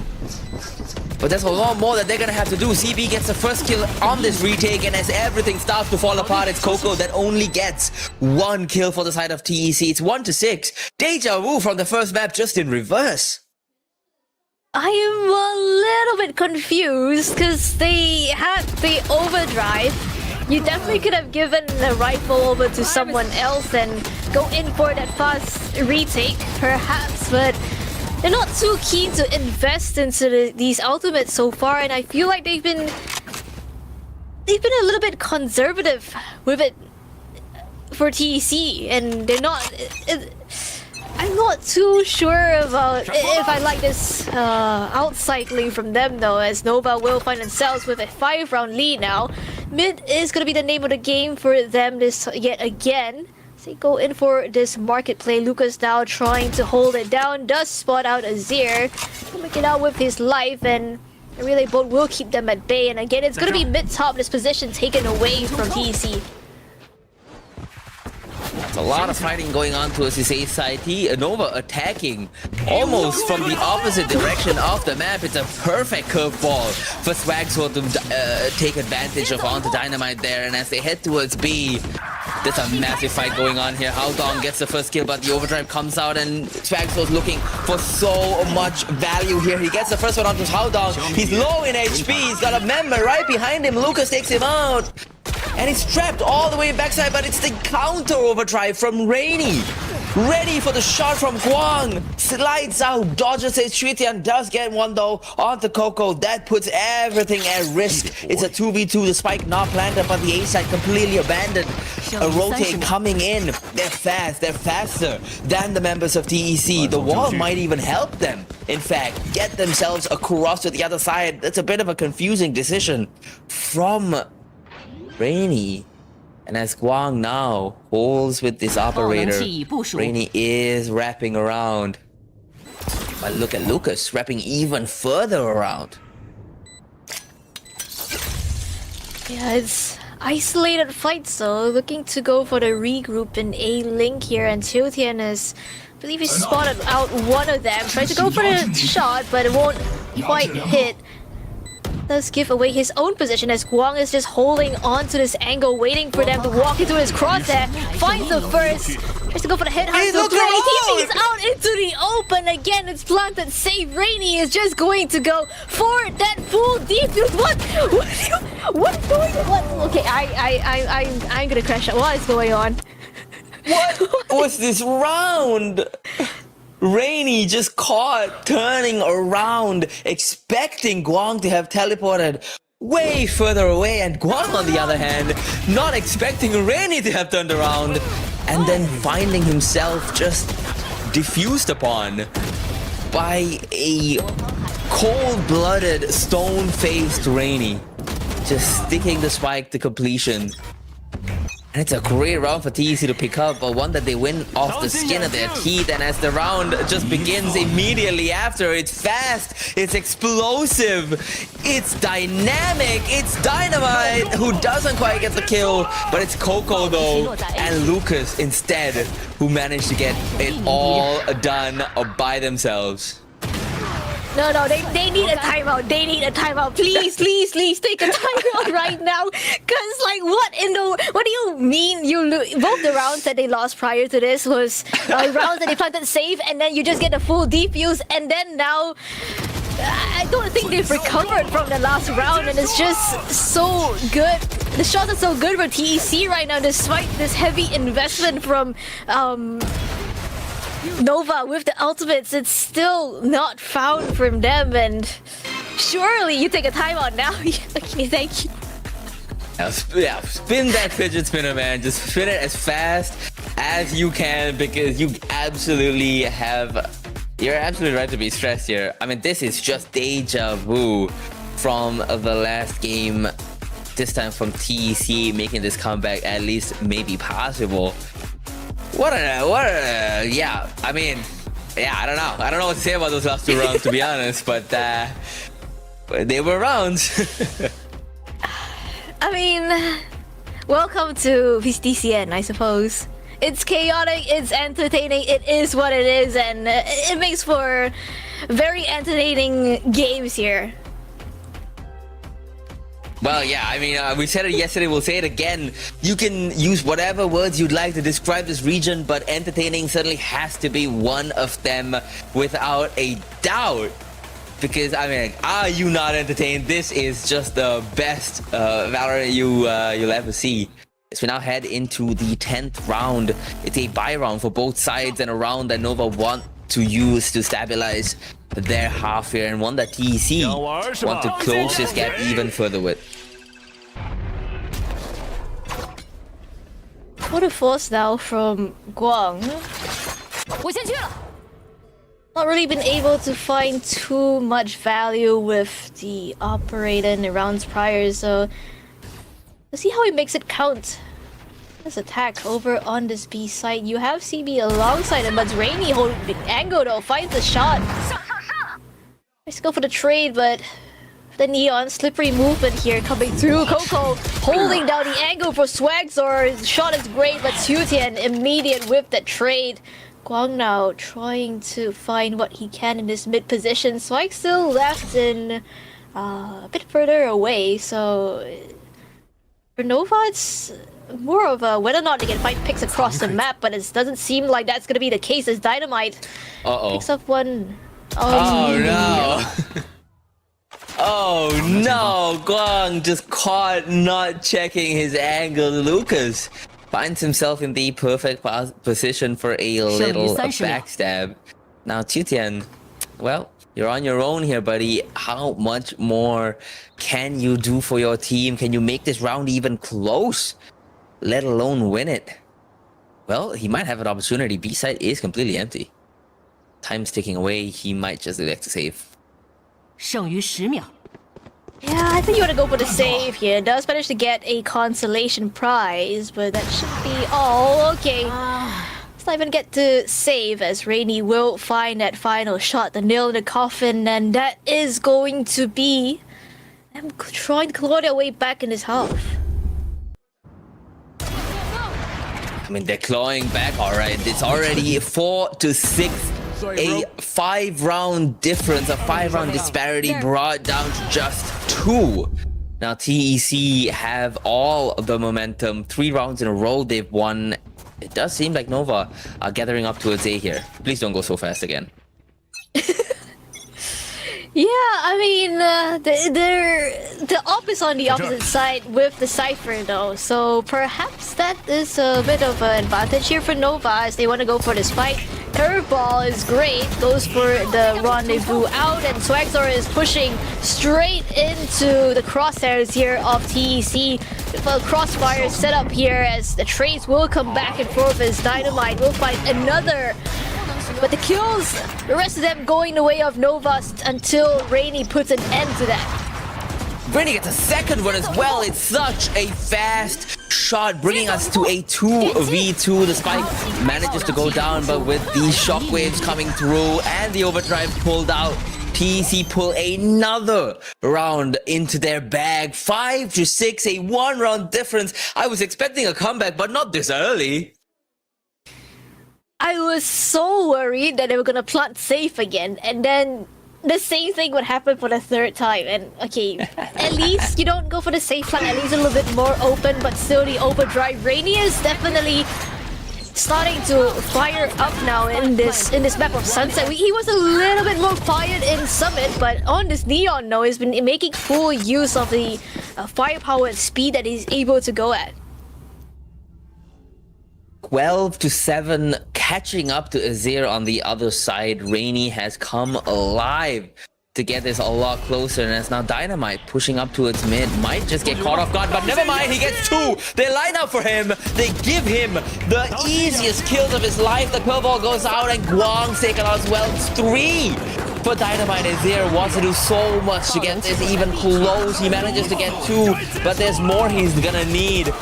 Dynamite Ethereal form taken out, but It is still going the way of TEC. It's a 6-6 half, starting from 1-6. TEC have absolutely regained their composure and regained their footing here.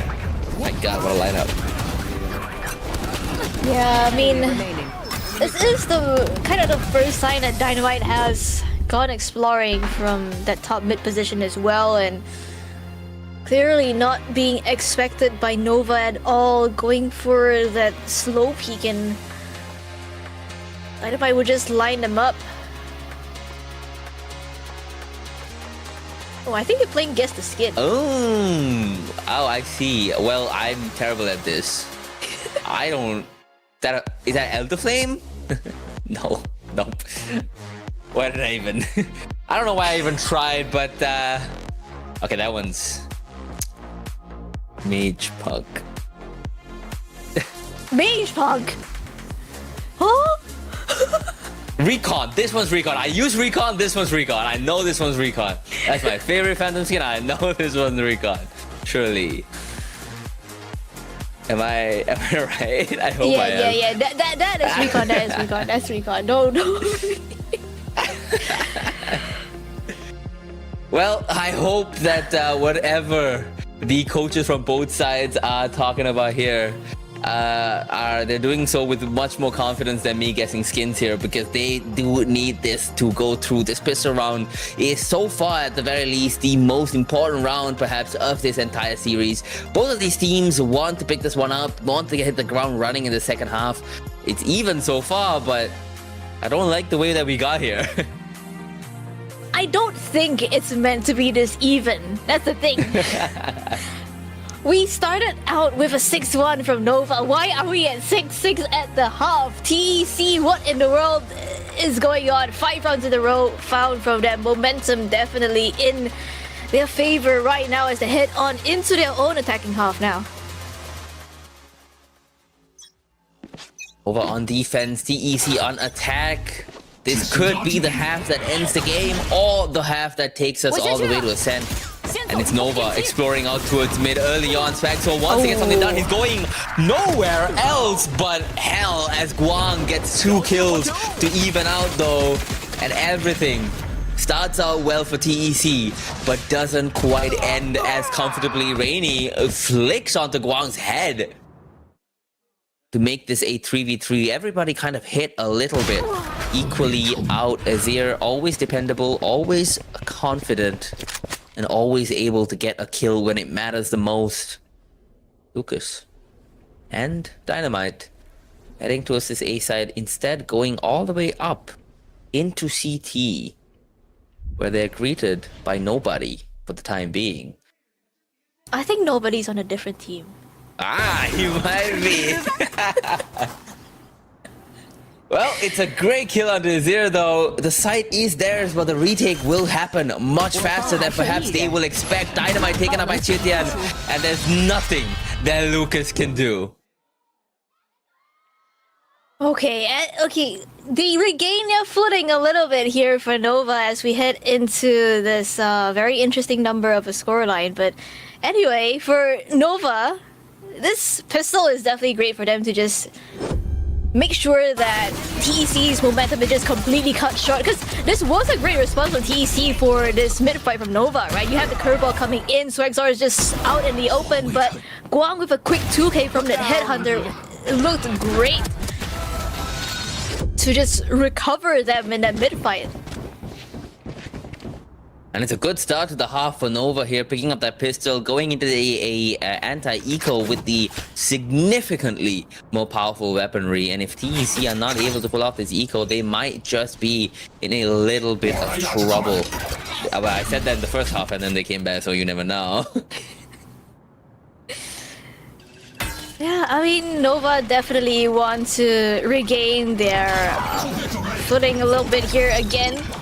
With the streak that TEC were winning just now, if you're Nova, you definitely want to make sure that you don't lose rounds like that anymore. Paranoia is great to just keep the players of TEC at bay. Opening kill does go the way of Nova as well. That's going to be Howdown taken out in mid. No more lurk for them. But it's going to be them trying to force their way onto that side as Dynamite again making miracles happen with the bandit. It picks up a 3k already, but still the weapons prove to be too strong in the hands of Nova as they will find themselves the second round in this half. I know I'm making that a little bit sweatier than I think Nova would have liked. It's 3k with the bandit. I mean, that gun is just so good and definitely deserving of a buff as CBO. Whoa, I don't I don't even think he meant to get to that happen. one. Yeah, I no. don't think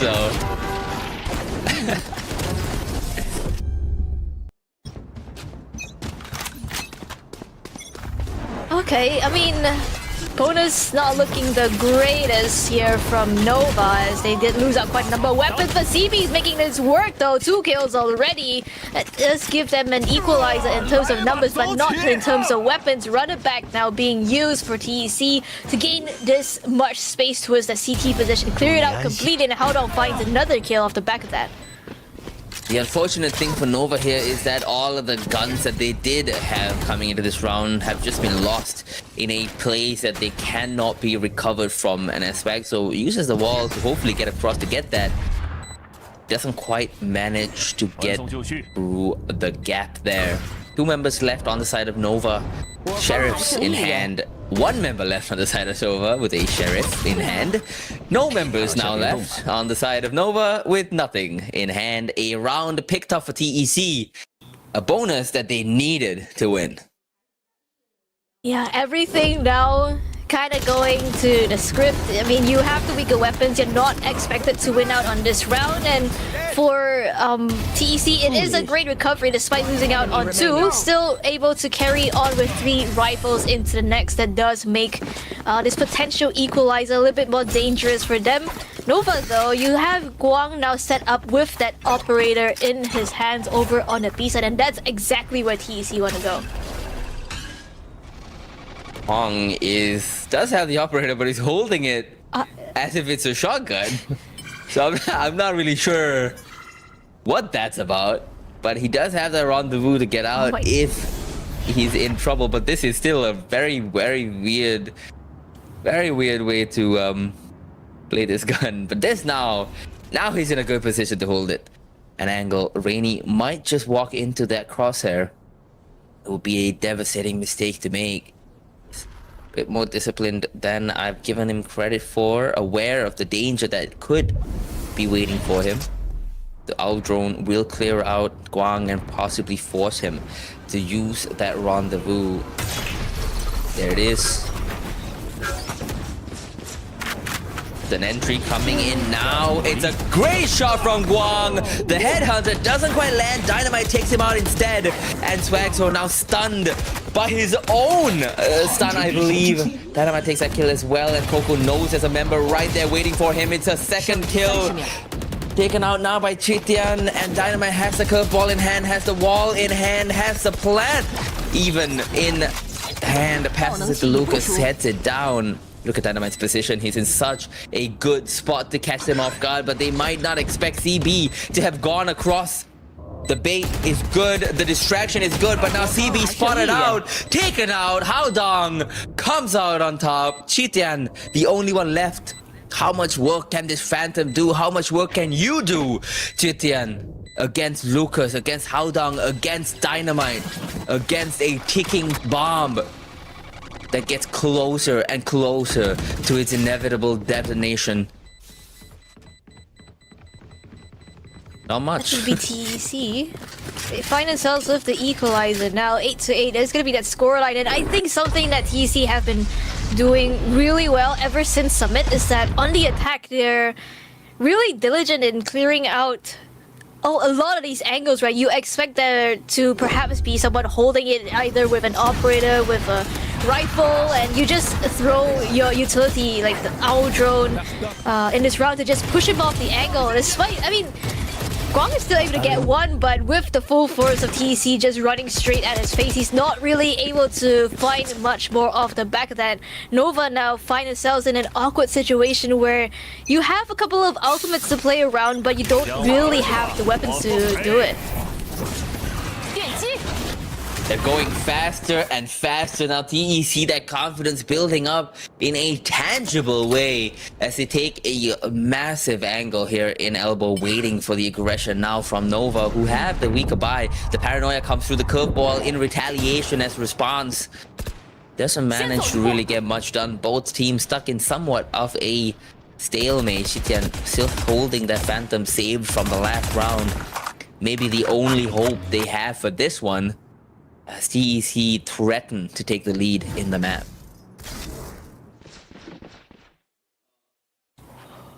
Hold on, now going on a little bit of a lurk. Has to be aware of where Guang is though.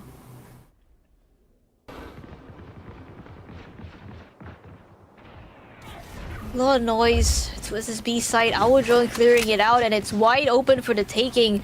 Azir now crossing into market himself. They will get the door closed, make sure that there's no lurk from Haodong that's able to come into fruition. Brainy's kind of tagged up, so there is potential to do a little bit of damage, and especially if Lucas is just gonna go running across his screen like that. It's getting nervous for TEC. CB getting 2 kills with their running back. Haodong finally activating on the flank as Guang gets another kill with their 24s. Oh my god, a third one on the board, and it cleans up the round. It's a thrifty for Nova off the back of that one saved Phantom and an incredible 24's triple kill from Guang. Making full use of the chamber pick here. Investing into the running back here was great, giving CB the only Phantom in their hands. He's able to find 2 off the back then. Even if he falls, the Phantom is not lost in the mix of things. Just with 2 weapons, tour de force as well as that lone Phantom, they're able to find themselves back into that driver's seat. Still not out of the woods just yet though. It's just a 1-round deficit. Guang has been spotted out with that operator, and TEC are just happy to go adventuring in mid. CB to hold line now, and strikes are right around the corner. TEC falling apart at the seams. This time, Haodong the only one able to get a kill, even with the Hunter's Fury. Nothing really of value found. Guang now taking out Lucas as Haodong goes down to Xitian as well.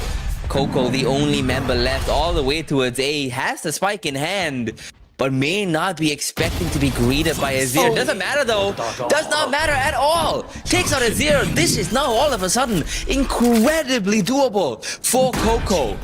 But it's gonna take an incredible moment for him to get 2 kills onto the last 2 remaining members of Nova. Guang and Xitian both down to just 1 HP, 1 bullet rather from the Vandal.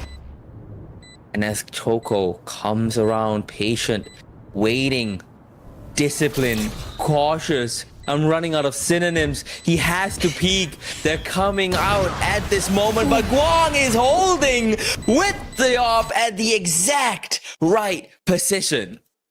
It's a close one, but a round for Nova nonetheless. It's well read from Guang as well, right? I mean, for Coco, he could be anywhere. He could even still be in elbow, but the full trust to believe that he would go for that wraparound back towards that A short position. Guang is just set up there with that operator in his hands, finds that headshot as well to just seal the deal here. Nova now will find themselves with double digits. Timeout being called on the TEC camp. I mean, they've definitely had their moments so far, but these last couple of rounds, it hasn't looked the greatest for them despite their best efforts. Yeah, absolutely. I mean, this half in general has not looked as comfortable for TEC as the second quarter of the game has, the second half of the first half. But again, that does imply that the first half was not so good either. And it wasn't. It wasn't until the last few rounds. So there is still plenty of room for TEC to turn things around here. It's only 2 rounds, far, far from insurmountable. And it's gonna have to start here as they now go into an eco, I believe. But nonetheless, it's still gonna be important. They don't want to let Nova get any closer to match point than they already have. Yeah, I mean, again, the stakes are high in this match. Again, it is an elimination match here for both these teams, and TEC definitely want to try and push things into a map number 3, but Nova definitely wanting to let them do so. TEC, like you mentioned, now will be falling back onto that eco. Still have a little bit of weapons to work with. Just one of them run it back though, so Dynamite's gonna have that Vandal in his hands, perhaps trying to capitalize off the back of that. Again, going for that mid exploration, this time towards that top mid position. Guang will break that spy camera, and Tian's waiting for any kind of aggression here in top mid.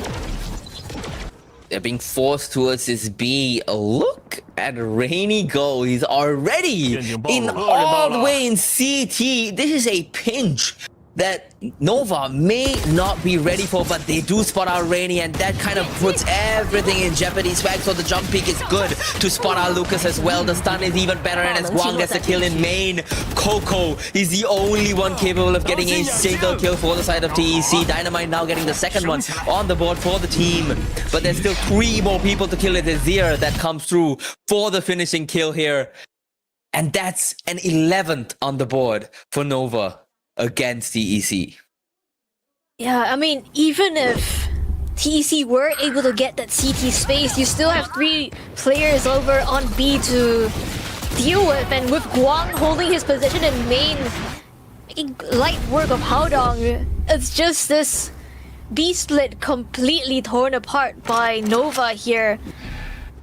TEC though will have the rebuy in this round, and it's starting to look a little bit more dangerous for them. Azir wants to go aggressive along with the rest of his team. Paranoia, Overdrive, everything in the kitchen sink being used right now. The trades coming back and forth for both these teams, but Nova are the ones who will come out on top.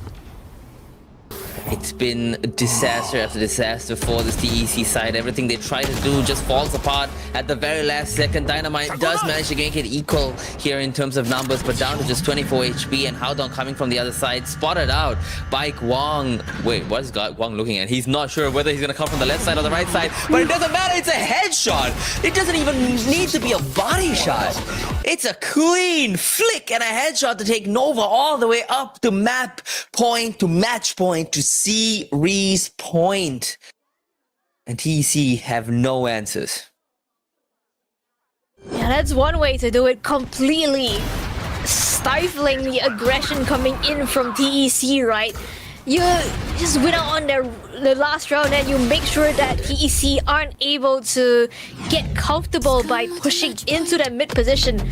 Paranoia invested, Overdrive invested from Nova to just go for that tiles crunch, and it pays off in dividends. Now they find themselves onto that match point, and TEC have quite a bit of work to do to come back into this.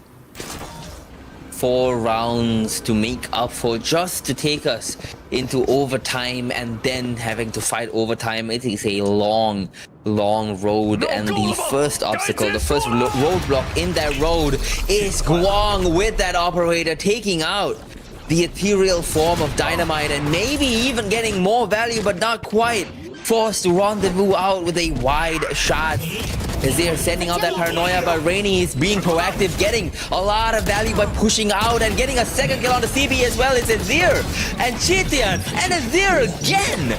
That brings things back. Chitian now down, but brought back to life by Guang. It's a 3v2. Spike ticking away. Dynamite holding from side, gets the first kill, knows the second person is there. The curveball goes out, pushes them all the way back into that short position. And as Azir teleports across, he gets a kill through the wall. The awareness, the wherewithal, too good, and Guang cleans it up with the headhunter. And it's the map 1, it's the series 1, and it's the game 1 for Nova against TEC. Nova keep their dream alive in this road to champions, as they will be eliminating TEC in this playoffs in a 2-0 fashion. Comeback in the first map, a little bit dangerous in the second, but they still managed to just find themselves with the foothold stabilized towards the tail end of Sunset and just take it all the way. And Nova, I mean, they looked great in the group stage, and you can definitely tell why they are here in the playoffs now. They look so good. A bit shaky in the first half of Summit. It wasn't their map pick, but then they managed to bring it back, getting themselves back into that game and then taking it away here in Sunset. An incredible performance by all 5 members of Nova here. Of course, there are a few that I think stood out to all of us here, but nonetheless, and a valiant effort from the side of TEC as well. We saw so many good moments, and in overall, even though this match did go 2-0 the way of Nova, both maps were relatively close. The first one, of course, very much so, but even the second one, a 13-8 is certainly not anything to be too disappointed about. Yeah, I mean, for TEC, they definitely fought back in the first half, managing to tie things up at the half, and unfortunately for them, it is going to be Nova that are able to chain the last couple of rounds together here and take it all the way.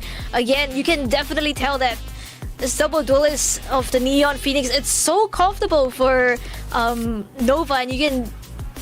I mean, that was what got you questioning why they had a Waylay pick in the first map, right? But the Neon gameplay coming in from Swagzor just...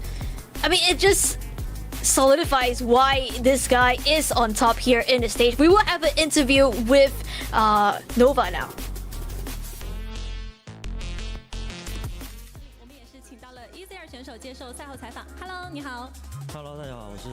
Today was an elimination match. You guys were able to win against TEC today. Do you feel like you were more excited or felt more pressure before this game?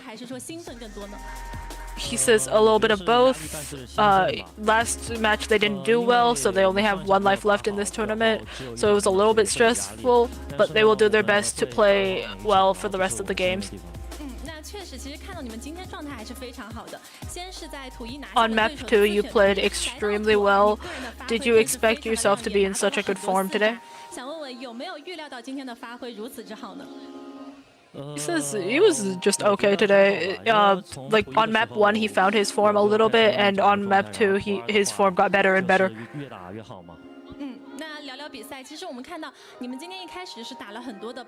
After the opponent's timeout today, you guys slowed your rounds. Do you think that was something that helped you guys win the game today? He says switching between fast and slow definitely helped because the other team wasn't used to it, and even when the other team calls a timeout, 24K can tell us to switch it up, and we will follow. Like we can switch to slow, like a slower playstyle, and that definitely helped. Is anything you want to say to anyone before you guys make it to the bigger stage for next week? He says he's got nothing to say really. He wants to say to his own team, Nova, that keep working hard, keep fighting, and he believes that they can make it. That's the end of the interview. They're going to take a photo, and then it'll be time for the prize draw.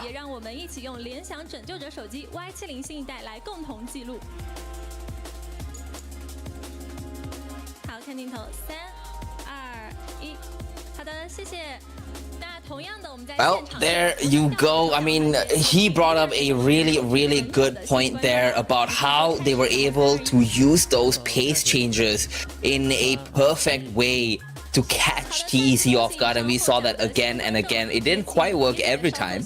I think there were a couple wrong in the first half of Sunset. There it didn't quite work, but I think they did a really good job of adapting during this game and making it work against this team.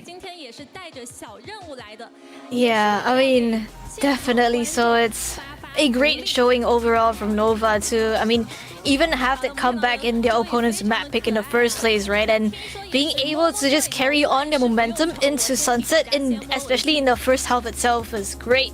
They did falter a little bit, but I think once they kind of stabilized, they were just able to, again, take it all the way. And I think something that was mentioned during the interview is that, like you mentioned as well, Cats, 24K was kind of trying to anti the potential like timeout calls from TEC as well, and you can definitely tell that Nova is a team that they love to go for these anti-stratting against this other team in the first place, and it's definitely paying out really, really well in their favor, especially when you get to this higher level of play where you kind of need to be a bit more adaptable to your opponents, and you can.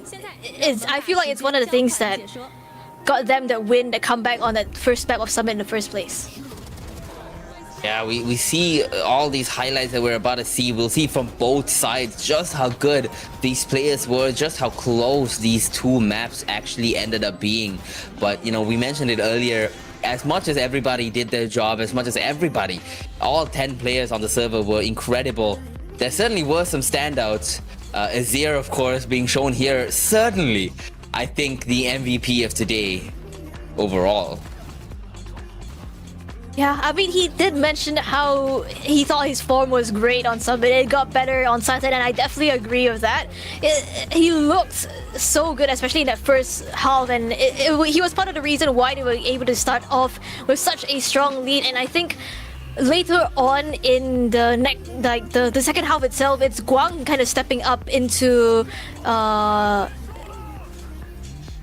play as well, right? With the operator, when he's able to be set up on that operator line, he's able to find quite a bit of value on it, and you can see him just finding shot after shot as well on the map of Sunset. Rainy though, again, I feel like he had a little bit of a quiet game on Summit, but on Sunset, it was just his pressure was just completely felt. I mean, his presence was just completely felt, I think, overall in the second map of Sunset. Yeah, both of these teams are teams that significantly struggled in the past, but let's see what it sounds like to win as Nova. 见烟就停啊，见烟就停。来给爆点，我们有烟，慢一点，不急。对， right side。I will flash. No, wait. Oh, it's okay. One more flash. Wait, one more flash. 3, 2, 1. Up one side. Chop. Freeze. Just hold. 丢赛，打不了，我们都打不了，能打。Again. 还有一个。Nice. Take it. 不一样。右手。I will plan. Left side. Right side. Close. Out. 出来。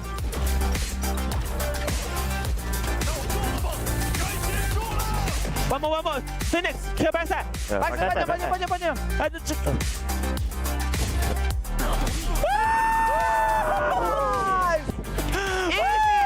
Easy！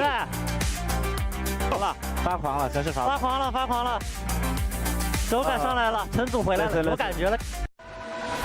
Azir. It certainly did make it look easy, and as we just talked about, Azir coming out as the MVP of Summit, 280 ACS, 2.5 KDA, 202 damage per round on average, and 90% KAST. I mean, that just shows how impactful this guy was in 90% of the rounds that he was in. Yeah, I mean, he's just finding so much value, right? Right off in the early rounds of Sunset itself, he found himself with 2 4Ks and pretty much single-handedly winning them rounds here, especially in this one where they did... Nova, they lost out on 2 entries, but still Azir was able to keep his composure and find those shots that they really needed to convert the rounds. Yeah, and both of these teams, TEC and Nova, have historically struggled inside this region. And to see their growth, both of these teams, their growth and these players coming into form and coming together as a team has been truly something special. This stage, I think, has been one of my favorites in the history of this league, just for the story of Nova and the story of TEC now in the playoffs and a bit of the playoffs as well. Play-ins and a bit of the players as well. These stories have been so incredible to witness, and as Nova take a step closer to champs Shanghai, we see Dynamite highlighted here from the side of TEC doing such a great job on their Phoenix. Yeah, I mean, his impact was felt on Summit as well, right? He's able to find like so many clean kills, especially with the Bandit. I think pretty much every single Bandit highlight has to be him in this series so far. But for Nova, though, even though Swagzor had a bit of a quiet game, you still have other players that were able to step out and carry on that mantle for them. You have Azir stepping up this time, Guang himself not far away from Azir, and I think both of them definitely played really, really well in the second map of Sunset. Yeah, well, either way, there you have it. Nova defeat Titan Esports Club in the lower bracket 2-0. 13-11 on Summit and 13-8 on Sunset. There is a small goodbye video for TEC celebrating their success so far in this region, in this stage. And let's take a quick look at that.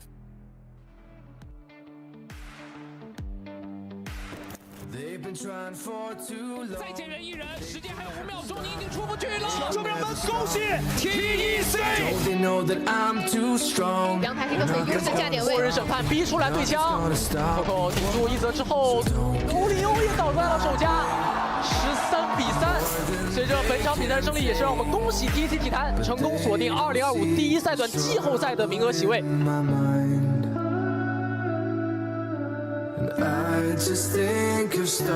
啊！两个人都没看到 Spirit Z1，那这分结束了。651吃了个白斩，结束了。对于体坛来说，这绝对是一个漫长的噩梦。他们的季后赛只顾于此了。接近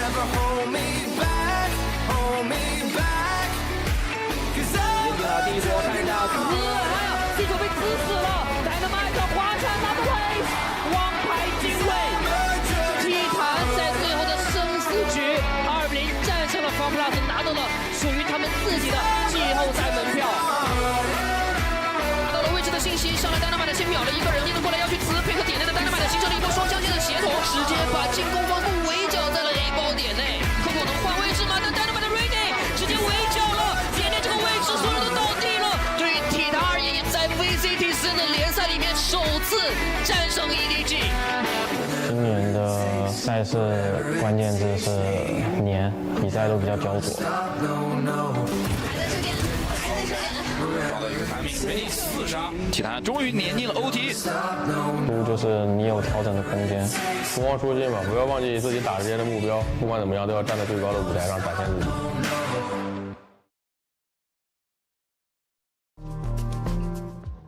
I mean, just incredible of a run through that play and starting out again 1-4 in groups and then revitalizing themselves, coming back together, figuring things out and going on and a blistering run through the play-ins to win that tournament and to make it into the playoffs. Faltering, unfortunately, to both Tyloo and Nova at the very last hurdle here. But regardless, an incredible amount of growth that we've seen from this team, and then when we see them again next year, I hope they can continue to grow and build upon that momentum and come back even stronger than we've seen that they're capable of this year. Yeah, I mean, you can definitely tell there's a lot of potential on this roster. I mean, Dynamite himself I feel like he has grown as a player throughout the years, right? And again, even with the way that we're playing, especially on the map of Sunset, you can tell that this team is definitely very well rehearsed, and they have, I do think they have a lot of potential to go for. Unfortunately for them, they are going to be kind of faltering in their journey to the champs this time around, being eliminated pretty early on in the playoffs. But for Nova though, it definitely is looking pretty good for them. The dream is still there. Certainly, they're a step closer to qualifying for Champs Shanghai in front of the home audience. But for us, we are currently taking a quick break. When we come back, we'll have all gamers taking on Trace Esports again in the lower round, lower bracket, to continue their dreams of making it to Champs Shanghai. I've been Kets. With me has been the ever fantastic Grammys. Don't go anywhere. We'll be right back with the next game.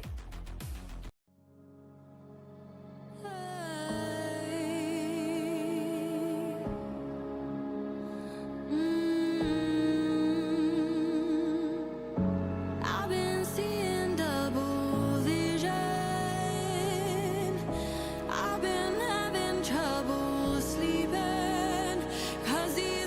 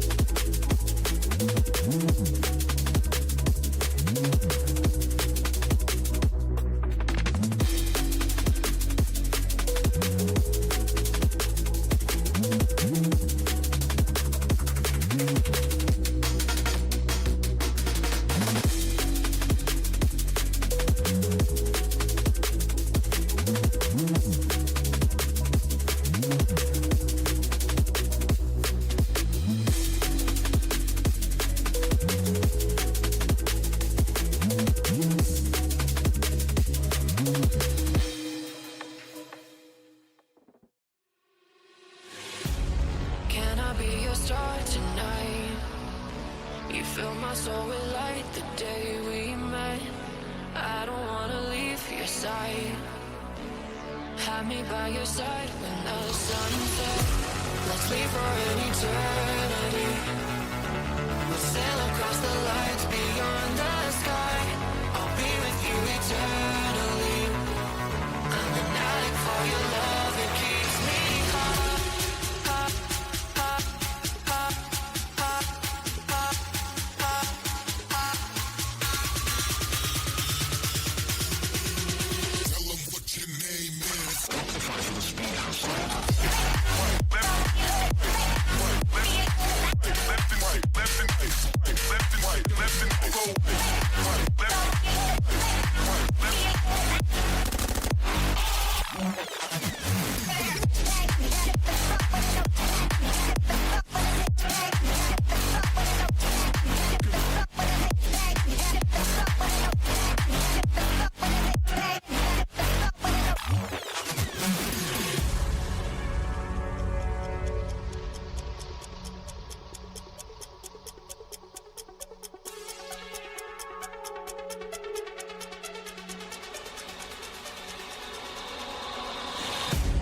Can I be your star tonight?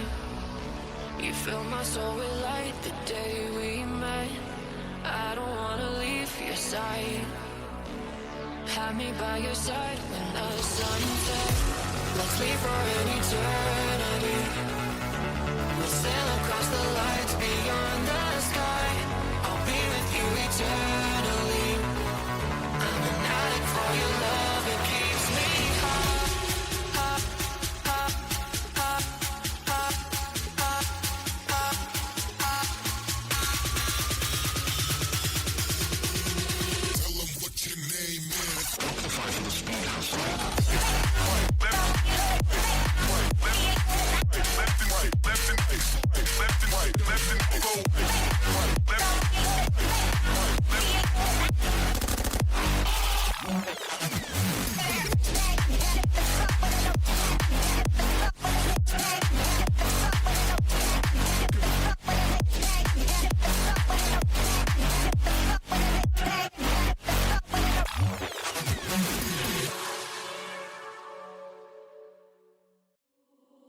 We can set the world on fire, fire.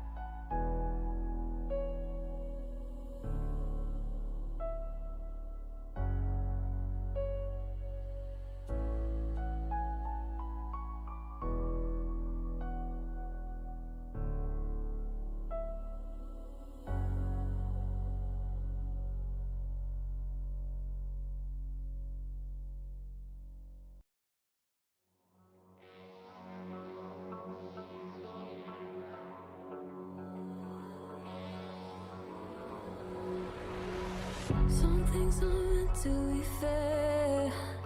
I know you left me down and out, and now the red is red. Got that hit on your head. Should've buried your dead. Should've listened to me and said, oh, how little you know. You better watch out, my friend. When it goes dark, you better lay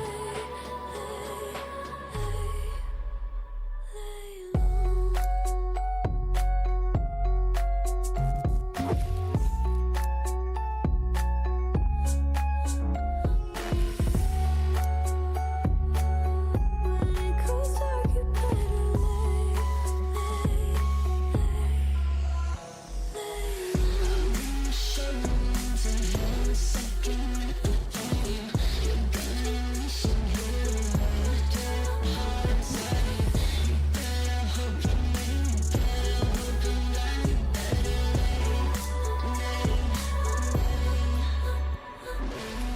You should've kept up on your end. Should've been doing yourself.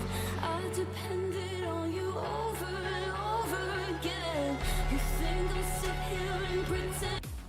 Oh, hello and good afternoon to everybody. Welcome back to Project Horizon as we continue our coverage for the lower round one of the playoffs.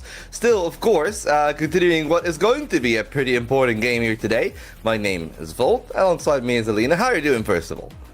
Oh, I'm doing great. It is warm, but this is just setting the theme for the games we have on the server, because the first one has been kind of hot today, and I feel like this is gonna also be fitting for the second one as well. Yeah, I could have absolutely had more to say, definitely, in that initial game between TEC and Nova on the other side. Nova bouncing back off that initial start, and I feel like all gamers also would love to follow a similar trajectory, but Trace might not be the easiest team to beat. There's XLG's spot and champs on the line. If Trace wins here, XLG are secured to qualify as a second team through points. So that is also another intriguing caveat to this game. But just to keep things pretty clear, right? Like the game from Trace that we have just seen yesterday, I was really impressed by what they actually had that to offer, right? I was really happy from what showed up from their side. Billy ended up clutch in the game in the end, but to be fair, in both maps 1 and 2, I was really impressed by Sunset, was really impressed by Lotus. There was just moments where the team kind of fell apart, and that's where Billy were able to capitalize. So here, that cannot happen again. This is their last chance to make another international, and they have not made an international event in God knows how long. Yeah, for TE, qualifying group points is kind of senseless. They have to go all the way to the grand final. For all gamers, every point counts. They are still in the conversation, even though they get eliminated sometime in those playoffs, but that's gonna be a lot of luck for them to make it. EDG already qualified, XLG looking forward to lock in their qualification. Tai Lu is still in the competition. I mean, for all gamers, it is best to go all the way to the grand final. Yeah, I mean, absolutely, that is going to be the case. You know, speaking of Trace, I believe it was Masters Bangkok, actually, where they last had their international appearance, and what a different landscape that we had back then, right? Like, Sentinels was still making events consistently. Liquid also had a very different team, also making events consistently. And Vitality had Safe. So that's like the kind of world that we lived in a year ago. And it's nothing like this year. And you know what? To give credit to Trace, though, they've been pretty ruthless with their changes. They've been really adamant that they want to make yet another international appearance. But for all gamers, they're supposed to be the team to beat outside of those top two, right? It's always the question of who's right after Edward Gaming and Sheila Gaming, and it has been that 1-2 punch between Billy and AG. AG actually looking better most of the year, so it would be such a disappointing thing if they don't make it to champs. Yeah, 100%. We are 5 minutes in and Volt is already bashing other regions. Nothing new. Why would I bash my own region? I feel like for EDG, the stage has been very disappointing, but still the urge to make it to champs, to prove that they are still the team to beat, is pretty much there. TE on the other end, their change up between groups and play-ins needs to be studied, because this feels like a completely different team. We're taking a quick look at the map veto, and I am so happy to see the Ascent coming in, but only as the decider. I felt like TE would have had a good choice in picking that up as their own map. AG going for one of the S maps, if that's Split, if that's Sunset, if that's Summit, not really a surprise. Those are their best maps at the moment.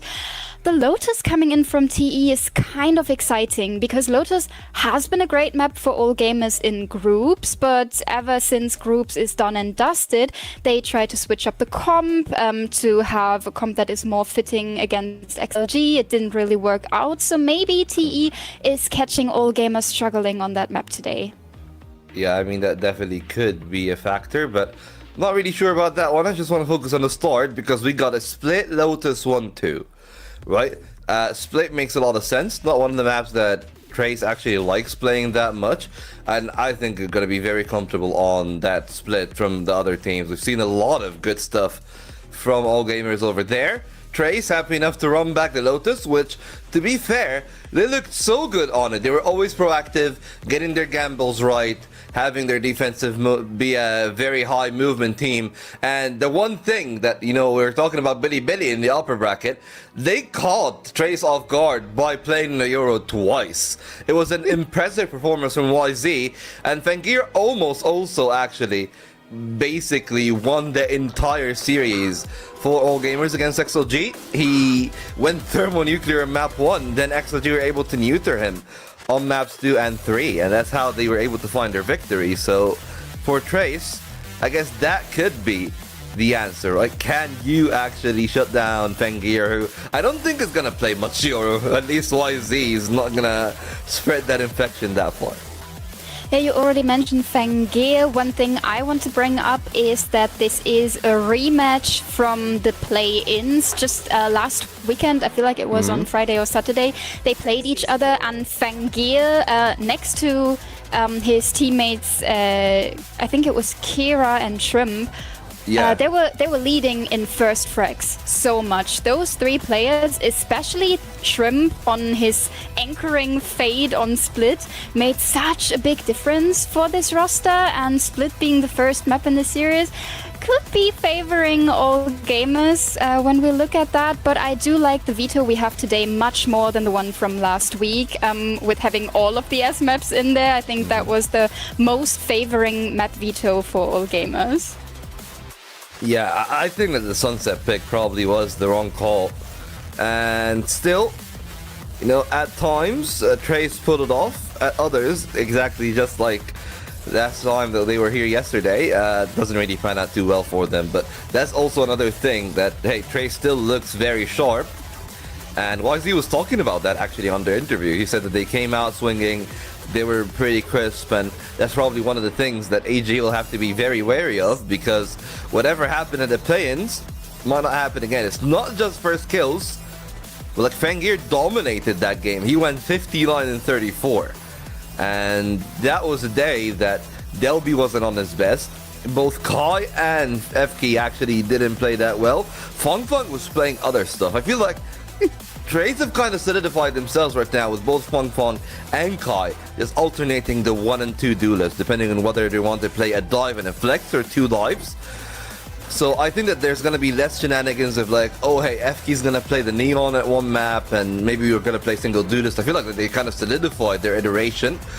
That's something that isn't the case for all gamers. They're the team that is willing to flex from single duelist to double duelist whenever the case may be.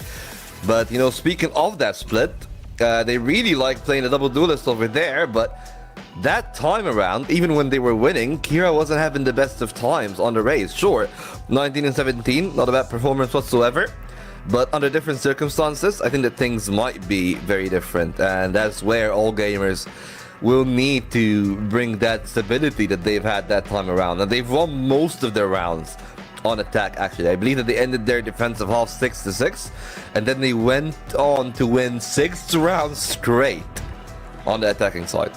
Yeah, one thing they like to do is insert Kira into ends in like the first couple of seconds of a round, and then Kira kind of has to go from there. That is one of the reasons why in some rounds he's being so successful, and in other rounds he's just being shut down immediately. But this hyper-aggressive playstyle in the first couple of seconds is something that has really been suiting all gamers on their split. You mentioned it, the last time they faced each other, all gamers had kind of a run when they swapped sides and they went to that attacking half, and the first frags coming out of Fangir on the Jet are still impressive to me. Every time I see the numbers he's putting up, my jaw is dropping. Well, let's see if they're going to be jaw-dropping numbers this time around. Again, I was very critical of Trace at the very start of the season. I said maybe too many cooks in the kitchen, 0-5 start of the season, just like JDG actually. And the two teams in Group Alpha have managed to turn it around in a pretty impressive fashion. So I guess for me then the question is how far they can take it. And that we will know very shortly because the compositions are in. And yeah, it is pretty much 1-for-1 for all gamers. Trace just running back the Waylay Neon, which is the thing that they've been having so much success from the play-on onwards. From the play-ins onward with that composition. And I think that they'll be really happy about that because, contrasting to the last time they played that split, they tried themselves to actually bring the Yoru. And I believe that it was Kai on that. Yeah. They didn't find much success outside of the Yoru himself. I feel like Kai had the biggest benefit, but with him playing the Waylay, he really sets up the rest of the team for a lot of success. And I feel like that's one of the places where they were able to unlock much more from Delby now that they're playing that Waylay Neon 1-2. Yeah, I feel like on the Euro, Kai had a great time individually, but supporting his team is working out a lot better when he's playing the Waylay, so the comp change makes a lot of sense. One thing I want to bring up as well is the momentum between those teams. For all gamers in the last two series, they were leading 1-0 and then had a comeback facing them, which they couldn't avoid. And for TE, the growth between groups and play-ins and now has been so stunning that I feel like this series could pretty much end up completely different than the last time they faced each other, even if that's just a week ago. Yeah, well, just a day ago, both teams were in the upper bracket. Now, one will have to go home. An attacking start for all gamers means that if they do find success here on the pistol, things can be rather problematic for Trace, but pretty sure Trace knows that all so well. They themselves experienced the wrath of AG on the offensive side. Now, FK gonna face a lot of pressure. That's the first player in, and Kira already finding first blood. One for all gamers. The spike could go down. And it seems like they might not even flood on the retake. They're gonna be waiting for the numbers. Yeah, the timing on the flood not quite there because they'll be still in the rotation, but I like the space that they are taking. They have RAM control, but they still need to clear out by. Yeah, they got the intuition that he could be there. They just don't clear deep enough. And Boy, now, if he swings, he wins the entire round. There's also a timing for Fangir in a decent off angles. 2 kills should come for free for all gamers. And there's one traded back from the side of Trace, but it's not going to be enough. The first pistol goes for the attackers. Oh, and pretty dominant. The position from Bai just not being cleared, and then he's so patient in going for that kill, trying to really max the situation that he is positioned in. And for TE on that retake, it is maybe a bit too one-dimensional in the end, trying to flood in from screens and rams. There's just not enough awareness to really make this count. One thing I want to mention, TE is a team that has a relatively high number in winning in follow-up rounds, even though they're winning, not winning the pistol rounds. So let's see how much damage they can deal in this follow-up round. Just having pistols on the line, all gamers already taken some space towards mid, and it is Kira again going in first. I really like this from AG though. Started the half with conviction, but already Trace dealing a good amount of damage. Kira's down to 50 HP. Luo Kang using the paranoia. Spotted the counterpart. GRQ right there with the rod and gun. It's going to deal with it pretty easily. So No worries on that side. No worries for Shrimp either. Maybe some though, as FK have earned some space. They're trying to expand their domain, but it leaves stairs to be wide open. They'll be an FK both on that line of sight. And GRQ thinking about it. Maybe the right idea, but the wrong timing, because now a player has slipped through the rafters. It's going to be a good swing from FK, just not expecting them to be holding that line. And that's most likely the round over. The Marshall finds more damage though. 22 HP on Del B. It needs to be a miracle, but both of which can die to a single shot to the torso. So if Del B is able to hold 2 no-scopes, he gets it. They nearly line up for him. 12 HP on GRQ. But man alive, 4 kills on what was a non-investment round. It was 5 classics. Did I mention those follow-up rounds are dangerous from TE? I feel like, yes, man, that was way too close for comfort for all gamers. The opening so nice, but then completely lose track of where those players are positioned. And having the spike control in LA with a Marshall is really the best situation Del B can find himself in. I mean, it was 12 HP difference. Like the collateral shot almost killed them both right there. And now they're walking into what is supposed to be a bonus, but isn't really a bonus, because they basically had to buy 3 rifles into this round. And even with that, Kira's only left with a Bucky. Shrimp is only on a bandit. A lot of them are on light shields. So I'm a little bit surprised that there's actually no outlaw pulled out there from either Fung Fung or Kai, but hey, they open up the same space again. A crisp shot from Bai, and even doubles up on it. FK, Bai, both gone, dead to rights, and hey, Funk Funk's still alive, still here towards A, but now he needs to do it all on his lonesome, and it might not be enough. The Bucky is enough of a distraction. Shrimp finds that kill, and while Fangir may have not slipped the net, he's still gonna shoot them out. That is super concise from AG. Maybe not the cleanest rounds tactically, but the shooting more than makes up for it. Yeah, the strat may be not one from the books, but the shots are most certainly there. Bai's individual performance in the last couple of series has been stunning. He's growing as an individual player from series to series, and then in the end Fangir with a very clean double kill, what we are used to see from him. And now we have TE in another economy round. They have a couple of sheriffs they can invest in, but the first damage goes on to Del B, still in a position to secure the shot onto Fangir. That is 1 dangerous player down. Yeah, well, we're saying 1. Still, definitely a fair bit more than the story and Forrester now, though. The start much better for AG. Raise in. Kira down, though. The Hunt catches him, and he's gonna be gone. Bai is not caught, and the sheriffs are doing all the damage in the world. Oh, this has been a passageway of death. And all gamers, from basically cleaning house in a full gun round, now a step away from losing to the sheriffs. Everything is remaining on Shrimp. He's got a Trailblazer, got 2 guiding lights, but he's got nothing. There's players on all angles. The spike is basically should be secured, and there's only a single Vandal, though. Maybe that is the only difference maker. Both Luo Kang and Del B still on the pistols. Good timing for Shrimp. Could make all the difference in the world. He's trying. See if he can work his way forward, but it's not going to be the case. The time is running oh so low. Eventually having to make a choice.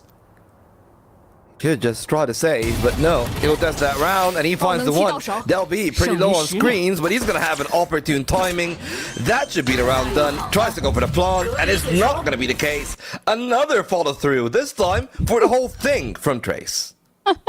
Oh, Trace and the sheriffs. I've seen Sheriff Ace coming out, I think it was Fang Fang in the series against JDG, and the whole team is so great when it comes to being clean on aiming with those pistols. The Bandit is a weapon that is pretty dangerous in their hands as well, but the Sheriff, holy hell are those crispy shots. Yeah. Really dangerous stuff, whenever they are grabbing those pistols, but well, at least for what is the case for this round? Well, at the current moment in time, all gamers are at least able to afford another purchase. The operator is out for Kai. The line of sight that he's holding is deep on the B side, but not actually holding the door. They're trying to lull GRQ into that line of sight, but that's not what I'm worried about. I'm worried about Mail because they've basically been playing very defensive over there, not willing to take any mid-duels.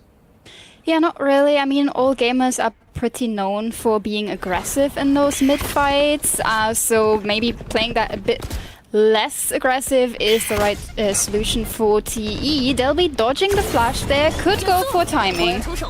No, the Saturate is going to buy valuable seconds, but Kai knows he needs to at least stave off one of the 2 feet of the flame, but might not be the case after all. Holding that line, most likely he's only good for 1, but needs to stick the landing this time around.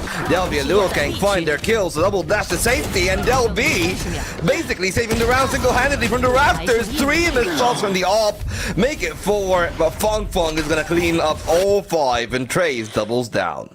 At this point, Kai was just a distraction for the AG players, so his teammates can land the shot. Really unlucky with the operator. The first one looked like it should have been a hit, but ever since then, the shots have been looking a bit shaky for Kai. The timing to get out of that smoke in B Heaven has been lovely, and Delby, I mean, he is one of the cleanest aimers of the whole tournament, and seeing him land those shots is really important for TE to gain some momentum.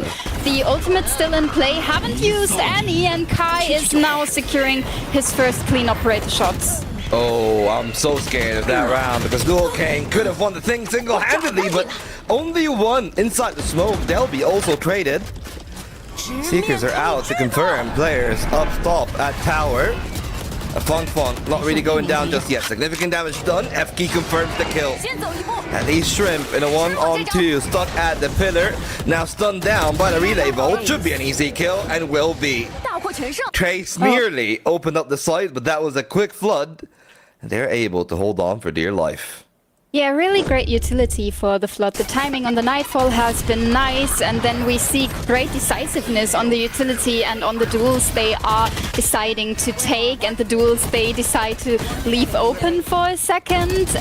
Pretty clean work from TE to even out the game. After all gamers had a 3-0 start, TE is closing in and is now in control of the economy. Fengyue has to play knives to save a bit of money. Yeah, I mean, hey, at least that's the part of the Blade Storm that you're okay with, right? You're okay to pull out the Blade Storm in a round like this. Still maintain lethality, and Fang here have showed up some, well, how to say it, ridiculous highlights. Is the least of the way that you can describe it on those blades. But easily identifiable for now. Again, back up through Mail. Tower has always been a problem. Delby has been playing on the rafters the whole time. And Kira, lights out of the sky. Delby somehow avoiding the blades. It's absolute chaos in the B site once more. All gamers find 2. And it's all thanks to Bai. He will finally go to sleep. But Delby's only going to be good for 1. Another 2v2. Feels like deja vu. This time a little bit slower on the uptake. Kai's on the operator. Might want to try to find one of those rifles. And doesn't have a saturate. I think that he's only got the dash, so maybe the only solution then is to play for a dive behind the Hunt. Not expecting a player that close up. GRQ gets F key. And the play from spawn is everything. Needs to find that one before the trade comes in, but the timer is ticking. And it may be enough, and it will be. Kai to occupy with one angle, to identify the other. Shrimp finishes this off. It almost went wrong there. Almost enough time for a 180 spin shot, but hey, thankfully for AG, another one that they're able to get across the finish line, but those rounds are starting to get very messy.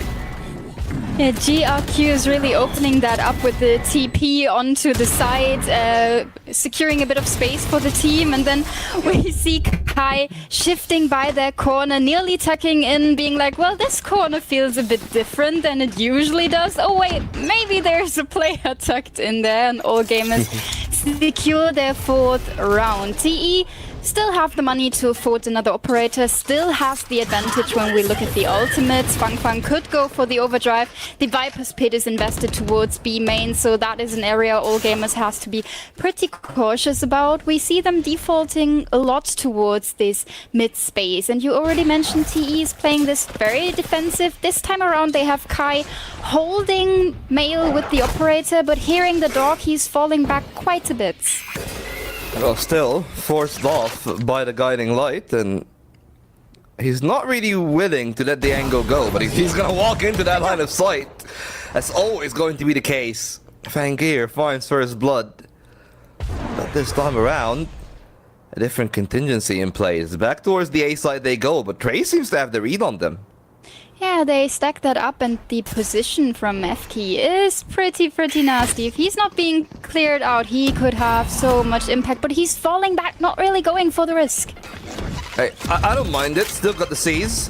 Not a lot of time left for AG, but they're routing up through heaven. That means that everything that FK does here is gonna be so impactful for the round. They still got one more flash, but they're waiting on it for the side take itself. Last time around, Luo King is able to get 2. If he does here, that's the round over. Red time is coming in. Anything that they get is round winning. The paranoia stumbles that take, and Fong gets the best out of it. Shrimp and GRQ are nothing in front of that hold, and they'll have to save whatever they have left. That means that they keep the operator, they keep one of the Vandals, but it's round over. Trey's tying things up. And for all gamers, yes, they can save the operator, but they really messed up this round timing-wise. Going for that ramp space, even though they only have like 30 seconds left on the clock, is really what's selling the round. The C still being in play. You already mentioned the perfect decision-making from FK to fall back and play with the utility. And then it is Luo King in yet another corner that has to be cleared, but is not. A lovely paranoia coming out of his hands, and he is forcing all gamers into a timeout. I mean, they still have the operator to work with. What we've been seeing a lot from teams in this region is letting the Jet do some solo work, maybe let Fangir take some space, go for an entry and then work off of that. But honestly, for all gamers, finding a gap in the defense from TE has become significantly harder in this last couple of rounds. Yeah, and it's not for the lack of trying, because they get a lot of openers, they get a lot of work done towards tower, right? And that's the thing that is kind of most unfortunate then for that thing, because you look at all gamers, right? Like Bai and GRQ, the two players that are usually on the secondary pack, right? Because the primary pack is most likely Fangir, Shrimp, and Kira. And Bai and GRQ are doing well to be put in late rounds, but unfortunately you contrast that to players like Luo King, to players like Delby. They've just been one step better, and that's how Trace are able to tie things up this time around. The conditioning is finally broken, and they're putting the AWP through vents, so the entirety of mid is on watch, but it means then that all gamers also changing the tempo and playing the extremities are going to find a bit more benefit. Kai setting off one shot towards mid, but then immediately rotating over towards A, where his help might be needed. Fangir going for the swing, and this time it is Kai winning that duel. Yeah, very important one for Trace as well. First bloods have really gone mostly the way of AG, so now another one comes their way. And it seems like good old trusty tower might be the choice. Fong beating the timing there. And I think he's going to be pretty safe. Got the overdrive, but might not want to fully commit to that right here. Spotted one head, and now just needs to stay safe. Delby plays on the contact, and he gets a multi-kill. 2 between him and Fong. 3 for the Neon, and that is the round done and dusted. Oh, that's a lovely, lovely contact play they have set up for tower, especially considering how often we see all gamers going to that trusty tower, as you said.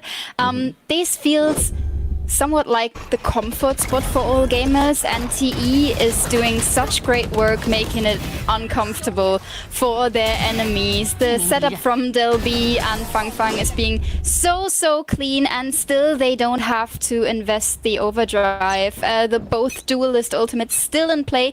The ultimate household in general for TE has been looking lovely in this map so far. Yeah, well, I mean, it's been nothing but love for the side of Trace, and Kai nearly lost his life to that sequence. And look at Fangir. Oh my god, he's so deep in. They might not even expect him. They're not routing through screens at all, though.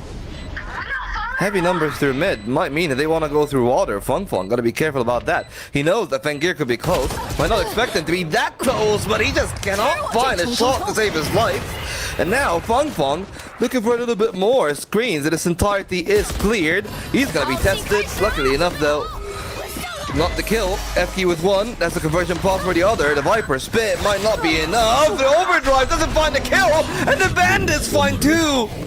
3-on-3 it is, but he's somehow still alive, avoiding all the damage. Shrimp finds one more! Oh, could they do it? And Thrifty was delivered by Trace, and now the same to be done by AG.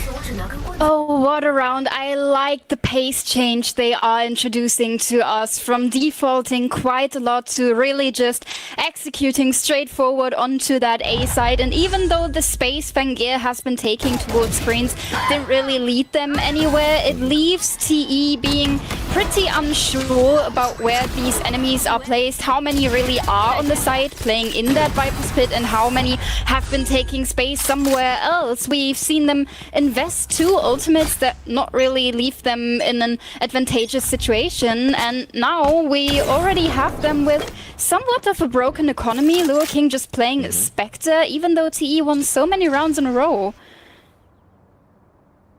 Yeah, I mean, the economy is not just going to be the only implication, right? A lot of ultimates used in that round by Trace, and mostly, unfortunately, to no avail. So that's why they're really hungry for first blood. Kai, got overly ambitious last time around, nearly lost his entire life. This time around, I feel like that's a much more rational duel to take. And if he holds that line for a couple more seconds, they should be walking into him.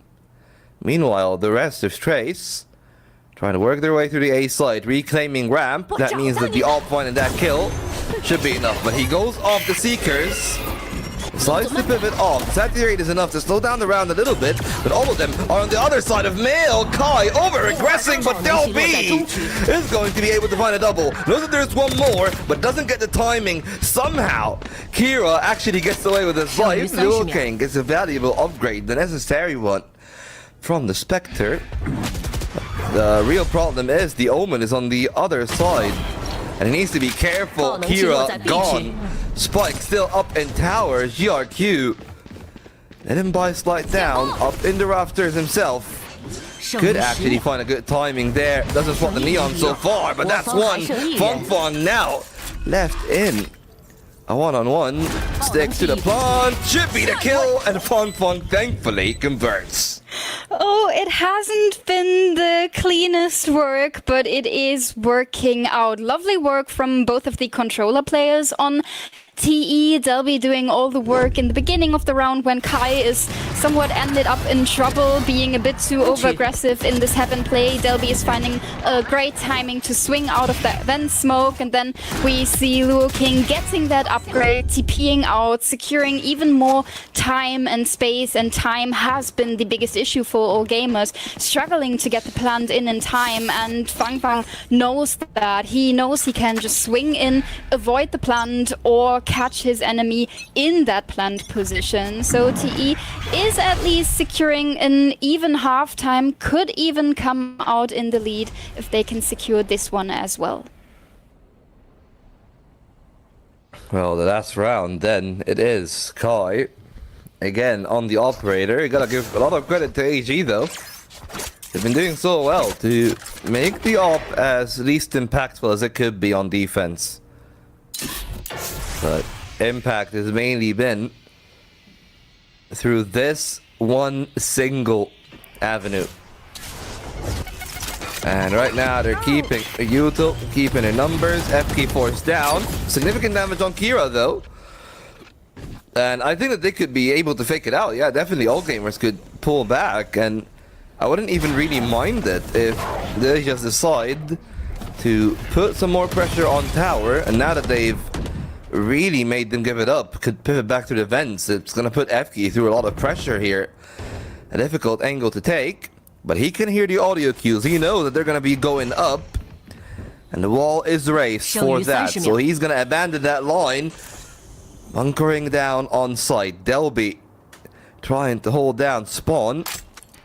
Maybe timing is going to be the one thing to rule them all. FK waiting for a dash in. The paranoia doesn't actually connect. Could have had a chance at either, but does not find a single one. 3 clean kills for AG. And Fang Fang and Luo Kang are supposed to come out with a miracle. All gamers playing this just in the right timing. Even though the paranoia is not catching anything on spot, the shots are clean. And now Fang Fang and Luo King, they have to clean it up. They have to clean up the mess that has happened towards this A side. But 5 players alive on the side of all gamers. Fang Fang even swapping for the operator, trying to bait out some reaction. But all gamers, they are just not giving them the duels. GRQ and Fangir are cleaning it up. And we have an even half time, 6 and 6 on the board when we are swapping sides, and now we get to see TE on their attacking half, something that has been lacking firepower in the series against BLG, something they really need to work on to make it happen against all gamers today. And on the other hand, AG, they didn't really seem too uncomfortable in defending on split, so this is putting a lot of pressure on TE at the moment. Well, here's the thing, right? They weren't that uncomfortable, but they didn't do that good either. They really won off attack. And that's where things can be a little bit problematic. I still think that they're going to be faring out okay. But it really will depend on whether or not Kai is going to have a better performance, mainly on the operator here on defense. So maybe now that he's going to be free to rifle, things could be a bit better for Trace. But the one thing that definitely isn't looking the best has been that male control. And I think that all gamers might actually have better plans in terms of dealing with that in comparison to what we've actually seen from Trace. Yeah, the operator is certainly something that has to work out for them a bit better than in the first half to secure a couple more rounds. I feel like for TE, I would love to see some more of these hyper-aggressive plays and then shifting around with the pace. So being aggressive in like the first couple of rounds and then slowing it down after that to maybe catch all gamers off guard, to put them in a position where they're being like, oh well, this is pacey from TE, this is not what we expected, and maybe this can make TE come back in this side swap to get a bit of an advantage, to put all gamers in a spot where they have to adapt, because adapting is really what is making a team better in these playoffs. When we look at the series that we already had today, the series is from the upper bracket, teams that can adapt are in such a better spot comparing to those who struggle with that. Yeah, and that is most likely what we're expecting here. Of course, the deja vu would be if we go off the back of a 6-6 half and Trace on attack just demolishes everything. That would be a mirrored scoreline from their last head-to-head here. So far, Trace, not really the wrong angle, not the wrong idea, but 3 players stacked on that line of sight means that Neon is just a sacrificial lamb. Fang Fang out a bit too early. GRQ is going to be able to find a double, but it's not going to be enough because Luo can get F key. Still, the best out of that one, Shrimp and Bai, are what remains of the round, and we are waiting to see if they're going to be able to somehow scale up by clearing tower, making sure that his avenue is not going to be backstabbed, and all 3 on site from the side of Trace. A very disjointed retake, but hey, they at least get one for free, but that means that Shrimp is, well, nearly fully identified. There's only one of 2 other angles that he could be at. Now they know where he's coming from, but needs to find a clean shot. The Sheriff doesn't find it, and Shrimp somehow saving another pistol. Nah, not like that on 13 HP with a classic against a Sheriff of one of the greatest aimers in the league. Surely not like that. How is he so great in these clutch moments, in these higher pressure situations? What an impact round from Shrimp yet again. Yeah, just a very unfortunate one. I want to see the POV of Shrimp. Just the jumping shot right there, catching Del B completely off guard. Maybe he would have been much better off not taking that initial peek. But hey, I guess that is a score. A dreaded scoreline. One that is a very popular terminology in terms of numbers, but hey, we've said it before. Trace can be pretty dangerous on pistols, but they just need to play better off the back of each other. I mean, they gave Delby a bandit this time around, and they have been dangerous with 5 classics already. So maybe that extra firepower is helping them out a bit. The bandit positioned towards A main to hold down that area while the rest of the team is grouping up towards Garage. The guiding light from Shrimp could confirm that there are players there, but they are not certain. We see Shrimp in kind of a rotation, then heading back towards tower. All gamers, they don't really know what's up. Yeah, good start then from Kira. He's able to hold on the line. 2 kills to his name, and that is going to be the hat-trick. Clean job from all gamers. No casualties. Pretty confident then from AG, and it seems like, we're saying that there wouldn't be too many problems with their defense. Yeah, absolutely not. That's the way that this round is going to be played, and that's one of my criticisms when I've actually seen Trace playing a little bit earlier on. That's how they ended up losing to Bitty Bitty. Just being a bit too honest with their approach right now. Yeah, absolutely. And one thing you have to keep in mind is how much utility all gamers have. The 2 guiding lights, the Trailblazer, Paranoia, the Pain Shells, Snake Bite, so much utility to get information and to stall time. So TE really have to field their players a bit wider, bait out some of this really dangerous utility, then make a choice of where to go and not be as far forward in just executing straight up to one side, maybe. Well, definitely though, intrigue raising in this round. Fangir in a position where he can find a multi-kill, but he moves in the last second, and that is the shotgun nerf in action. Any patch else, he would have actually found the kill. It's too much spread to find that one easily. Kai surviving on 50. I think that they have not spotted Boy, but they're going to be able to get rid of him. 3 more from Kai, nearly doubling his score.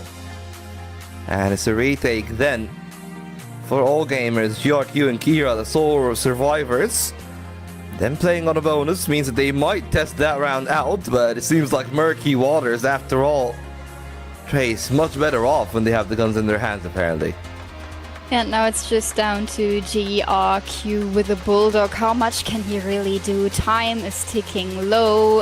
No one is giving him a duel. I mean, Kai could certainly try to go for another frag to charge up the convergent path, but with 24 HP on the line, maybe not the best of ideas. GRQ trying to go for a swing, but he is being taken down by Fang Fang, who's also charging up his ultimate. So having the overdrive online early, having the convergent path online early could be on the line for TE. Yeah, and especially with the way that all gamers have been playing, I think that things are going to be a whole lot easier than for the other side, right? I'm thinking about the way that this round is going to play out. Guns out for AG, but that's the thing that I was not expecting. Glass Cannon Operator from Fangir, that's a massive risk. Yeah, a risk, but maybe worth taking for a player like him, but he's not really getting a duel towards mid. Has Kira as a support to kind of bait for him. He's jiggling, he's trying to force out a fight, but TE is not really biting yet. Yeah, but I really like the setup that all gamers are doing though. They're not even showing the operator early. They're playing a bait setup for it. Kira's the one there with the Phantom. Making sure that they're not aware of it for now, but it's a missed shot from Fengir. And he could be stuck in the water, so most likely just falling off seems to be the right call then. Back all the way up towards the A site. And if I'm Trace, I think that pivoting to B is definitely the right call, and it seems that that is what they want to do. But AG might have been in the punch. Look at that. Nearly everyone off the A site. Yeah, all gamers have a great space control at the moment. Keeping by towards A heaven, but shifting that stack towards B. The operator now in tower could be an issue for TE. 剩余30秒。 Fengir lined up. That's one. The timing then from Kira to go for the backstab to find the second kill. And they need to find success. That they do. Kaya and FK have been so pivotal to their campaigns. And the spike plant denied. Fengir snaps it out of FK. And Kai somehow needs to go out again, and it's gonna be Fengir for a third. He's just the perfect distraction in this round. Perfect shooting for Luo Kang, but it's too little, too late. Fengir have single-handedly won a round for all gamers. Yeah, the plant coming in, but way too late. It's just a bit of money secured from Luo King. We see that one missed shot out of the glass cannon operator from Fengir and immediately start thinking, is this really the right call? But the repositioning towards tower, the re-swing from Ellie, it has been working great. The shot towards F-Key has been nasty from Fengir. Yeah, I mean, at least for now, though, that is definitely a round to ponder if you are on the side of Trace. Because how did it all go wrong, right? Like, you had the read, you forced out Fengir. It just took a bit too long in terms of actually pivoting into that mail take. I feel like they had a retreat phase where they were thinking about their options, and them not being decisive is really what led to Fengir beating them to the punch all throughout the round. Yeah, I think the timing on the decision was really the biggest factor here, because there was a very narrow moment of Shrimp holding down that B spot pretty much alone, and TE really didn't catch that timing, and then Fengir rotated back in, and at some point it was rather the A spot left more open from all gamers, but at that point he already made that choice to go towards B, to rush into that stacked side with the operator, and that is still in play. Now Fengir has a little shield online, not too much of an investment, but I also see a judge in play for GRQ, and he's anchoring B on his own. No, that he is. And I think that means then that all gamers will actually go hunting. Fengir eventually going back. I like that, right? 2 players in through water. So they are cutting off what is a vital lifeline for Trace, but might not be the case for long. That's important stuff then for Trace. But they might not expect Shrimp. They might not expect the second player. But I don't like the fact that he's playing that heads up. I feel like I want him to wait, to give a space for Trace and then capitalize on it. But it seems like Del B is snatching all of that from that side. 2 kills for Trace. And it's still a solo defense. This time it's actually Boy is going to be left to his own devices on the A site. Del B is doing lovely work. 2 dead in the water, and the mid push from all gamers completely punished, considering Fengir already went back with the operator. 2 players still towards B, and TE do what they do best, I guess, shifting up mid and then making the choice to go towards tower. Both of these teams really love that area, and both of these teams really know how to punish that. Yeah, this time though, Fengir getting out scot-free. Luo Kang punishing GRQ. 剩余10秒。 And Kai just waiting on the sideline. Not really willing to over-aggress the situation. And I think that is pretty smart from all gamers then. Knowing, yes, the buffer isn't really there anymore, but still not a tight game. And with how weak the economy is from some of the players like GRQ, like Kira, saving those two guys means that there's actually a chance that they can still be able to buy up on the next round. Especially with the showstopper being online for Kira, maybe we see all gamers going for a bit more of an aggressive play to secure another rifle for themselves. That could definitely be a choice to make. We see TE stabilizing quite a bit, and they also have some nice ultimates on their belts. The Nightfall being an opportunity, the Conversion Path being online, both really big ultimates to hold down space pretty well. May that be in your execute, may that be in your post plan. I feel like making a plan around these two ultimates could really secure round 4 TE.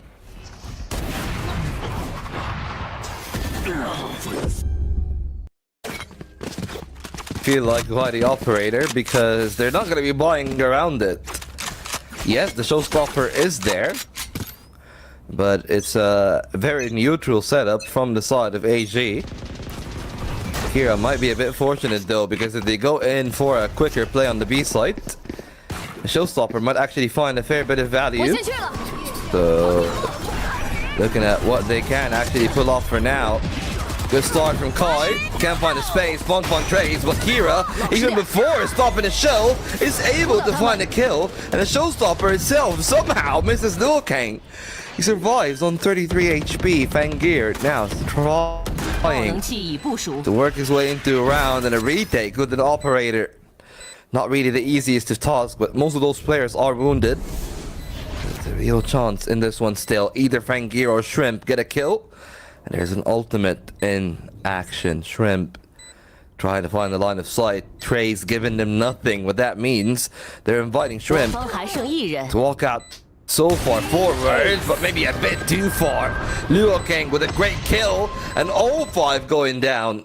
Nothing to be found. Fung was the one to pay the price, but Trey's played this one super smart considering the rest. Showstoppers really aren't showstoppering lately. I've seen so many weird race ultimates lately. Some of them completely missed the target, still securing a kill, and some of them are landing right in front of the enemy's feet, and still the damage is minimal. Is this the second All Gamers timeout in a row? They are really struggling to find answers.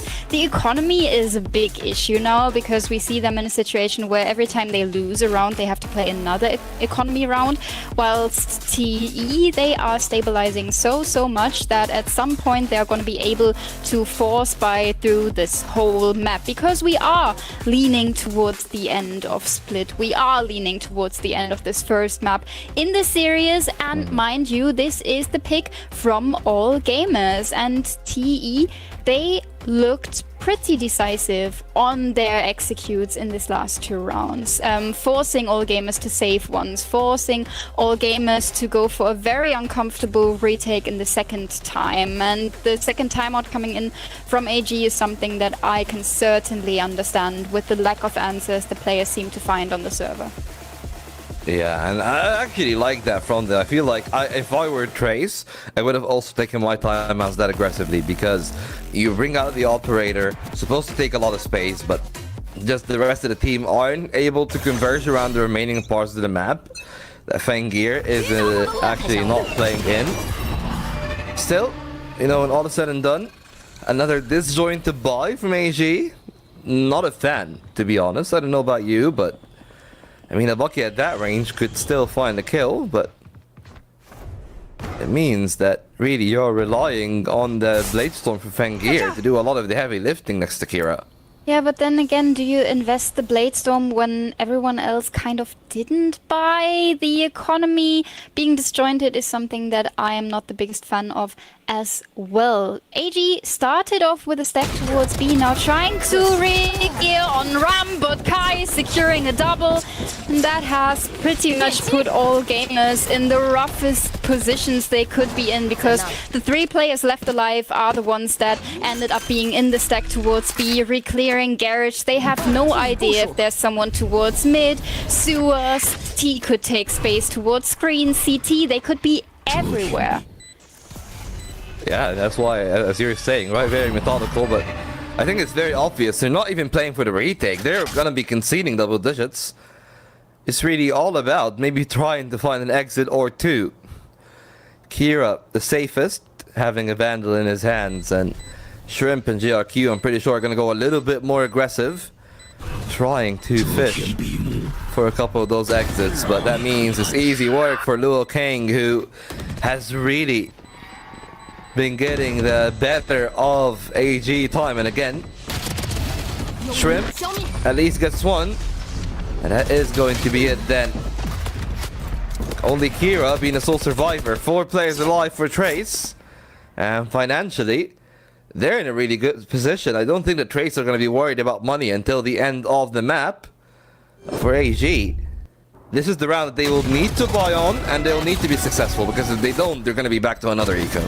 Yeah, absolutely. TE has money in the bank, and it is a lot. For the side of all gamers, they do afford another operator. They have another full buy, but look at the shields. This is so unstable for AG at the moment. We see them stacking quite a bit towards A, having GRQ anchor on B once again. The paranoia in hand. Should he be run down? But TE is playing this very, very slow, very methodical. Kai is holding down mid to make sure there's not another push happening. So many eventualities that all gamers tend to play, where we see TE being pretty aware of. Yeah, Shrimp earning that initial bit of space for Fangir, but he's still going to be holding that main line of sight on the A site eventually. I thought that Shrimp is just going to play off ramp and let Fangir roam free, but not going to be the case then. AG now trying to hold on for Mail. Poison orb for 1. And 2 players out of the vents. A flash is dodged. Great timing from Bai, but it's only a 1-for-1 trade. And while they have not progressed any further, that 1-for-1 is rather beneficial, because there's a timing there, but this time GRQ's the one to emerge victorious. Going all the way back through the spawn. Trace feels a bit confused and dazed. They got Mail. Could go up tower, but the 2 lines of sight that both Fangir and GRQ are holding means that they cannot really expand that much further forward. But with the auto cues now on, they know that they have to be on site. GRQ sticking the landing. Fangir needs to find a kill, but Del B's in a great spot. Not too fast though. Great shooting from Fangir. No more smokes for Trace. And this could be the problem then. Kai, they got to worry about so much, but he's not looking at the right angle. Fangir is all alone at the tower. If that's the kill that he needs to find quickly, he does. The Ray's not ready. FK buys the valuable seconds, and they're able to play the crossfire pretty well. GRQ started the round for AG, and he will not be able to seal it. Put the FK on. Respect for Trace. How on earth do we see the play on Rafters surviving this long? He's not only securing the kill onto Fangir, but he is also being such a big factor in this duel. Coming in from Ellie, I mean, Kira's not really looking at him at all. Maybe a bit of miscommunication there from Fangir with his team, not really getting the information in from where he has been killed. And now TE, they are just missing 2 more rounds. 4 secured in a row, and we've seen all gamers taking 2 timeouts in this half. One thing in this round that definitely went wrong quite a bit was the timing on the Seekers. They all went towards mid, and then the rotation from all gamers, they have been a bit messy, but TE is just finding the right timings again and again. Another opening found. Well, that's another answer from GRQ. That has been, I guess, the way of the lands. A kill, a trade, 4-on-4 it is. No overdrive though. But there is a Nightfall immediately used, might I add. And it catches GRQ alone. Everybody else avoids it. Good timing for Luo King, could win them the round. LB is the insurance policy then. The latest of the bunch. Luo King needs to be moving a bit far forward. Fangir, aware of the viability of that, but the barrels is gonna actually tell on him, and the paranoia could single-handedly win a round because it denies everyone from spawn getting out, and they'll try to do So again, but this time, Delby is ready. He's already on for 2, and he's not going to be able to find a hat trick This is because lacking Dual so King will much finish what he dimension from all started. gamers. This is the second time they try to retake this B spot with sending 3 players towards this very narrow choke point coming in from the alley. I mean, there's so much utility in the hands of TE that can really ruin your side take when you are all coming from that spot. And all gamers, they are really not aware of that.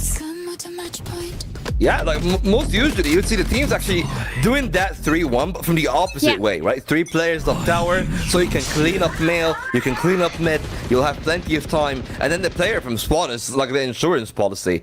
And hey, like Fangir has really been a non-factor because of that for those couple of rounds.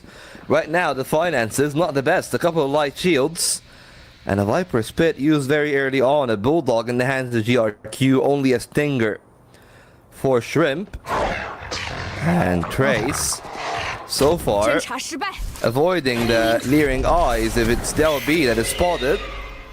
Not the end of the world. Do they expect a stack then? Because they usually know that Del B is on for the lurk. And maybe that is the thing that Yeah, the banking on. Trailblazer not really seeing too many people. The guiding light only giving you the information that there is someone. Kira getting the opening, and now it's getting messy. Oh, 3 from Kira! And Fangir finally in the field of play. That's the spike down. That's the round over. I don't think that there are going to be any miracles from Del B anytime soon. It's an ace clutch in a 1-on-5. Didn't even get a trade. So I think that this is pretty much a 0% chance. And there it is, now confirmed to 0. From being 2 round in a pretty flawed spot to actually finding a flawless is a pretty funny situation. But I guess that's AG in a nutshell, right? Even in their game against XLG, you saw how good map 1 was, and then you saw like that drastic turnover in maps 2 and 3. Yeah, the stamina really not being quite there for all gamers. We see TE answering immediately onto that flawless round from their enemies. I feel like all gamers have kind of the perfect read on this, shifting players towards A pretty early on because they have the Viper's Pit towards mid, and we've seen TE trying to fight against a Viper's Pit like that with their Neon ult, with their Waylay ult. It didn't really work out, so it didn't make a lot of sense to try that again. Going towards A or B through the main areas was the perfect idea from TE, really, to avoid that situation happening again, but all gamers, they had the perfect read. The utility from Shrimp not really confirming too many players over there, but the information that there is someone is giving him enough to shift some players over to call for reinforcements, and Kira is the perfect support he's getting on the side. He's getting a 3k without being traded, and we see TE for the first time in rounds being chaotic in their execute. Yeah, and that chaos, I guess, worked out a bit for them there. Maybe if the round was played out a bit more, things could have been a bit different, but hey, that's neither here nor there.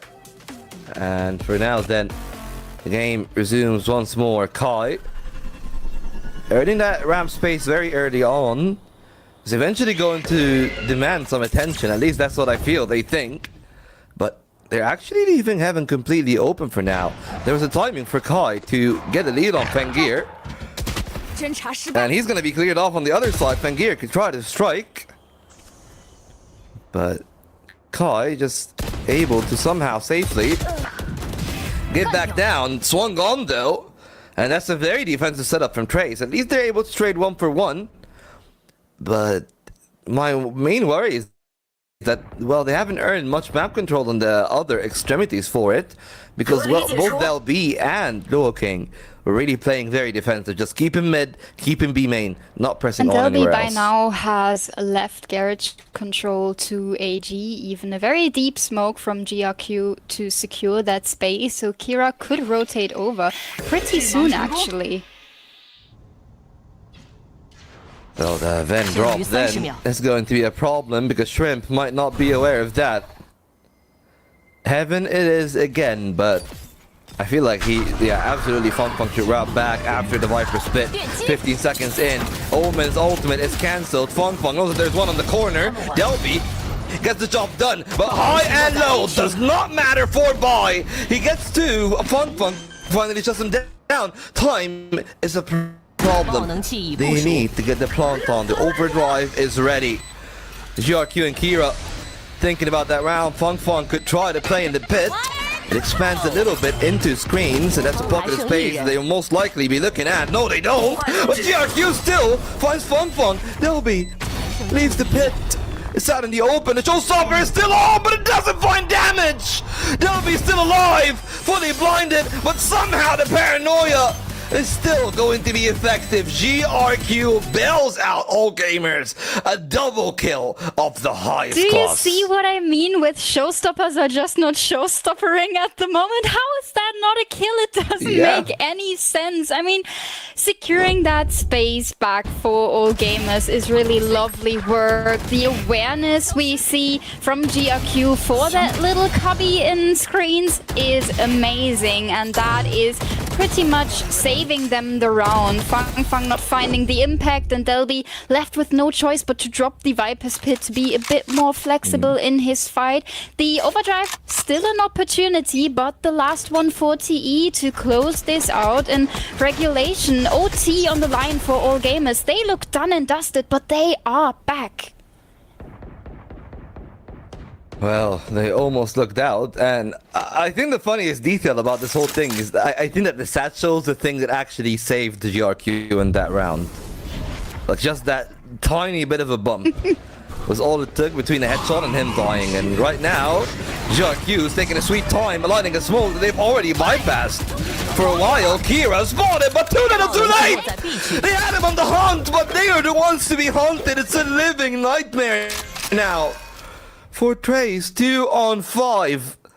In overtime is looming. Kai on a measly 10 points of health.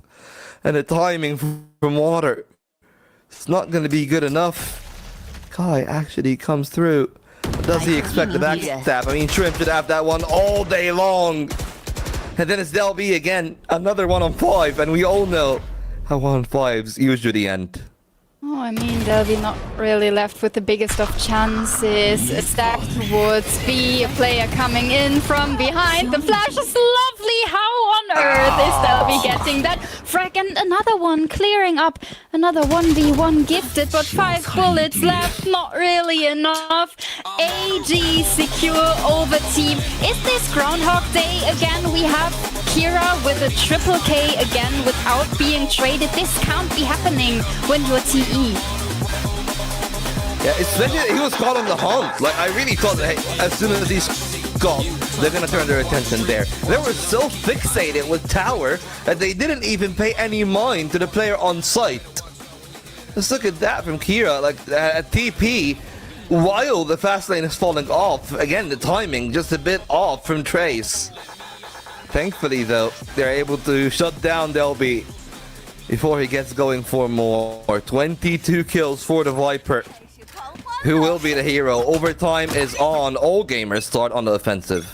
One very interesting thing, both teams decide not to go for the operator in OT. Both teams want to remain flexible. We see all gamers doing what they usually do, setting up Kira somewhere towards mid, having the Sky nearby to give some utility, to give some information, but not really a lot found from the Trailblazer from Costream.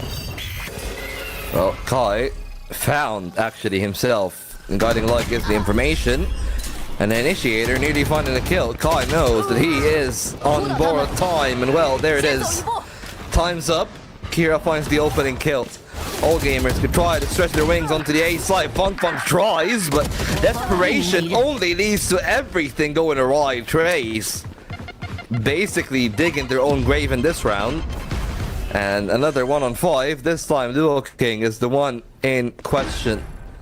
Shorty's out. Good timing then. Fangir down to 50 HP himself, but he knows how to do those shenanigans. Maybe not as good as Duo King, but poor guy, of course, was always going to end up dead. Match point for AG.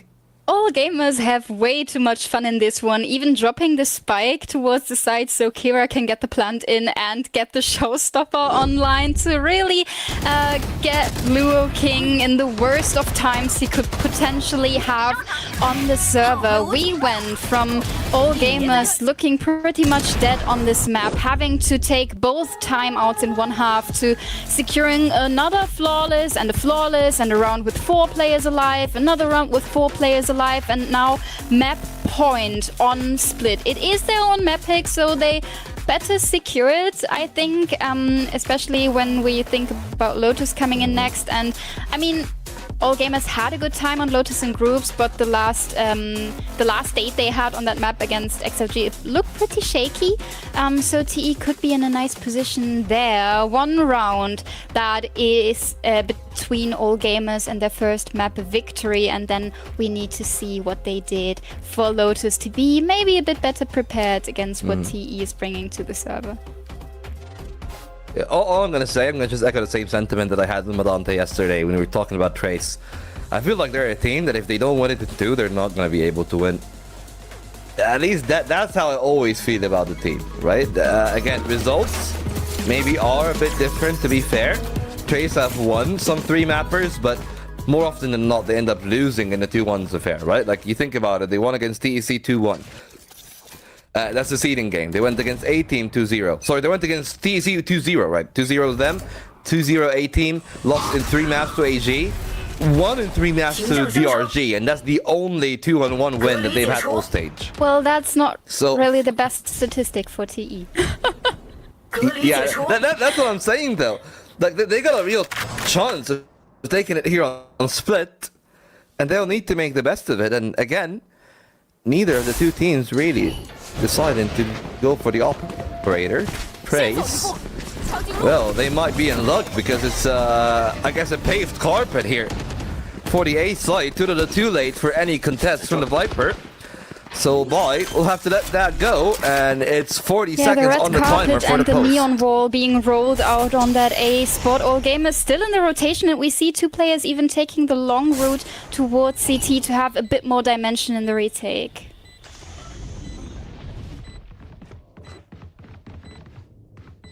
But they're all gonna corral together.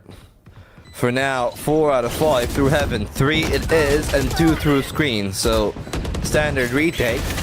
But then a standard flank coming through from the side of Trent. Is going wrong for the start, but FK still traded out. 1 for Luo King. They need more. Holding on for the round. Holding on for yet another OT. They stay alive for OT number 1. Number 2 coming up. And I mean, for all gamers, we've seen a great shift in momentum. Looking at the rounds they played later on Split compared to the ones we've seen at the beginning. And now it is kind of in question if they can keep up with that pace. Because the rounds they won dominant, but the rounds they didn't win, they kind of looked like they were lacking a bigger idea to me. Yeah, I guess the lack of identity is really the thing that catches me off guard sometimes from AG, because I feel like they really play into, hey, we like playing super aggressive. We got superstar players like Kira, like Shrimp, who have had moments of absolute dominance at times in the league. So the firepower department is one of the places that you think that they would actually have a lot of a lead into, but hey, not for now. Tangier not doing too bad, but not being the world beater that he usually can be. And perhaps that could be the one place that somebody as consistently good as they'll be can make a difference for the team. But it seems like AG are lining themselves up towards another A take. But Trace, I really like the rotation they're putting off here. Yeah, already having both duelists towards screens and some support utility available from FK towards Heaven, now even dropped to hold the side even better. So they abandon Heaven, and they're gonna hold on to the side itself. FK starts off super sharp. Fangir only good for 1. Still worried about Heaven. Uncharted territory for either of the two sides. They gotta focus on what's in front of them, and they will. Fung finally gets his own 3K, and now Trace in the lead. Nice work from TE. I like them abandoning Heaven because let's face it, we have 20 seconds left on the clock. All gamers cannot plant in Heaven, so securing the spot is a lot more important for TE, and their placement in the beginning of the round is really avoiding all gamers taking mid space so easily. I've been talking about that. AG likes to take that space, like to fight towards Mail, like to set up Kira towards Vents, and that is completely not working out with the positioning that TE is playing in those defensive rounds. Now they have to win out on attack. And being in the lead once again, being able to close it out is a situation they had for round after round after round in regulation. Now they couldn't make it happen in OT. Yeah, I don't know about the timeout again. Just the same thing that I've said about AG. Taking a timeout on the lead is never really the right choice, I feel. But hey, maybe they need that little bit of direction, right? We've seen them do well on defense. But on attack, though, what do they need to fix? I feel like on attack, their biggest issue has been the timing on their decision making. Often they have a nice read, but then it seems like they're overthinking. Being stuck in main, being stuck in mid, we see the brains developing smoke from all the thinking if this is the right choice they are making. And most of the time it would have been, but it's taking too long, and then all gamers have a better timing on their rotation. Well, timing it will be. Extremities only at the start for Trace. They feigned a bit of presence. I'm not sure if AG even heard any audio cues, but seems like the judge is out right now. And it's gonna be a gambit then by AG. 2 players at male. All 5 B main from Trace. I mean, they set up Del B for kind of a lurk, maybe find kind of a timing towards mid, but now a lovely paranoia against the execute. TE has to fall back completely. Grouping up again. I mean, there's really no space gain. We have 50 seconds off of the clock, and TE is pretty much where they were at the start.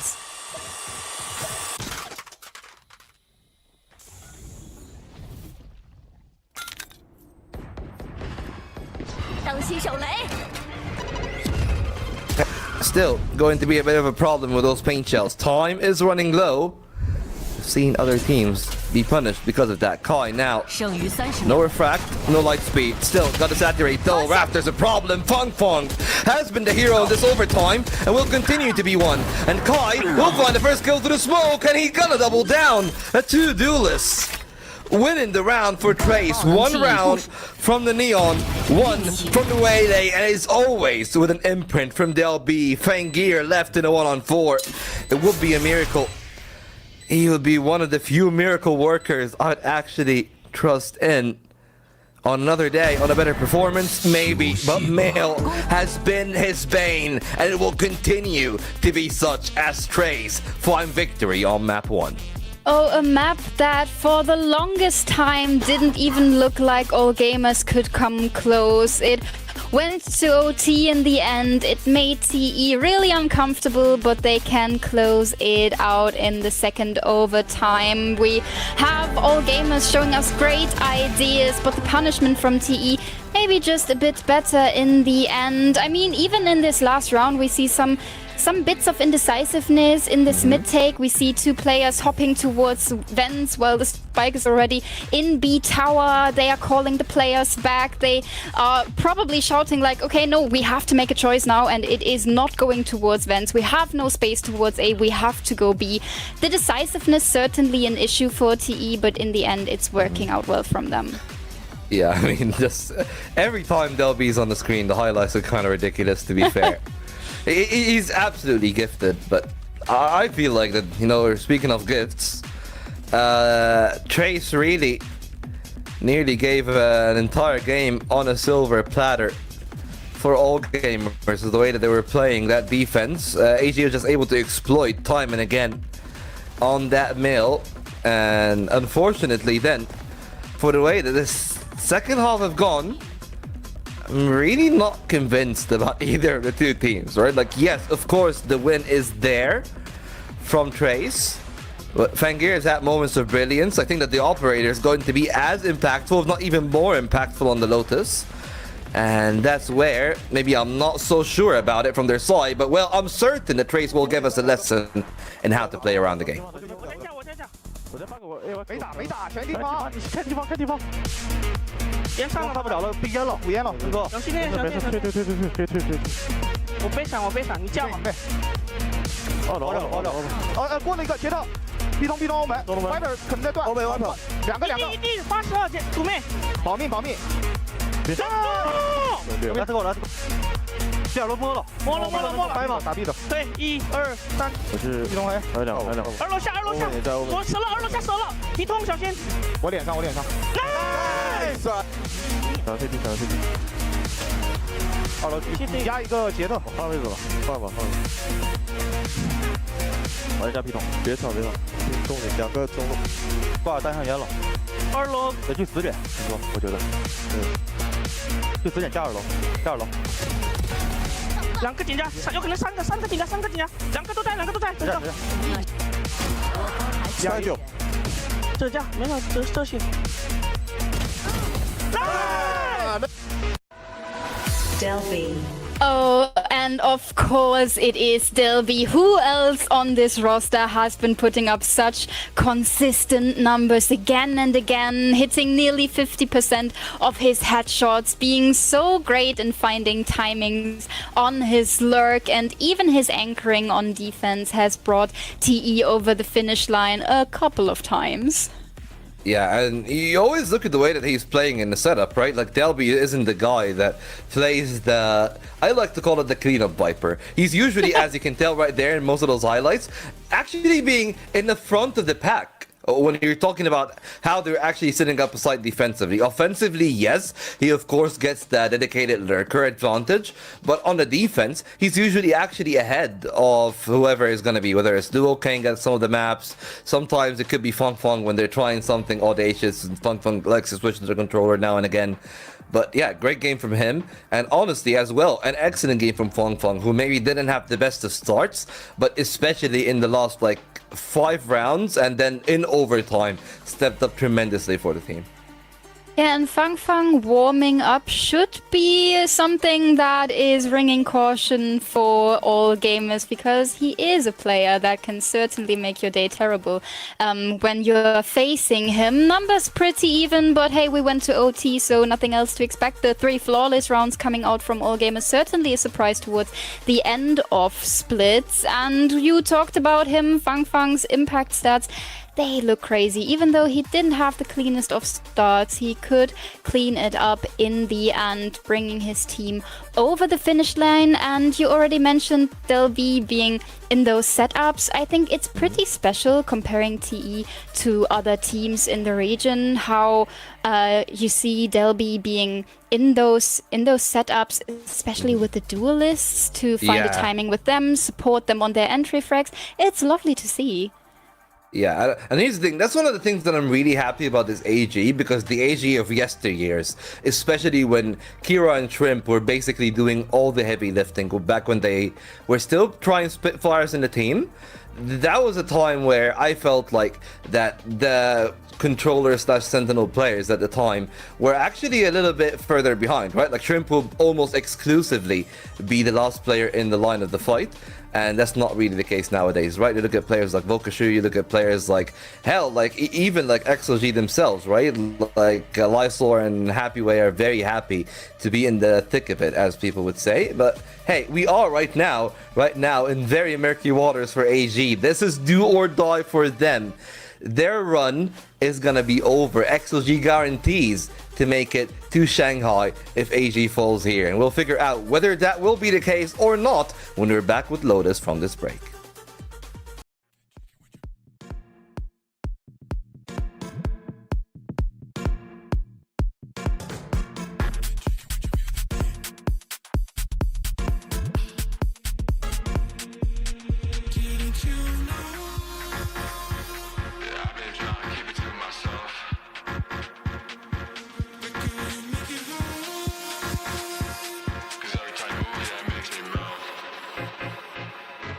If you catch my drift.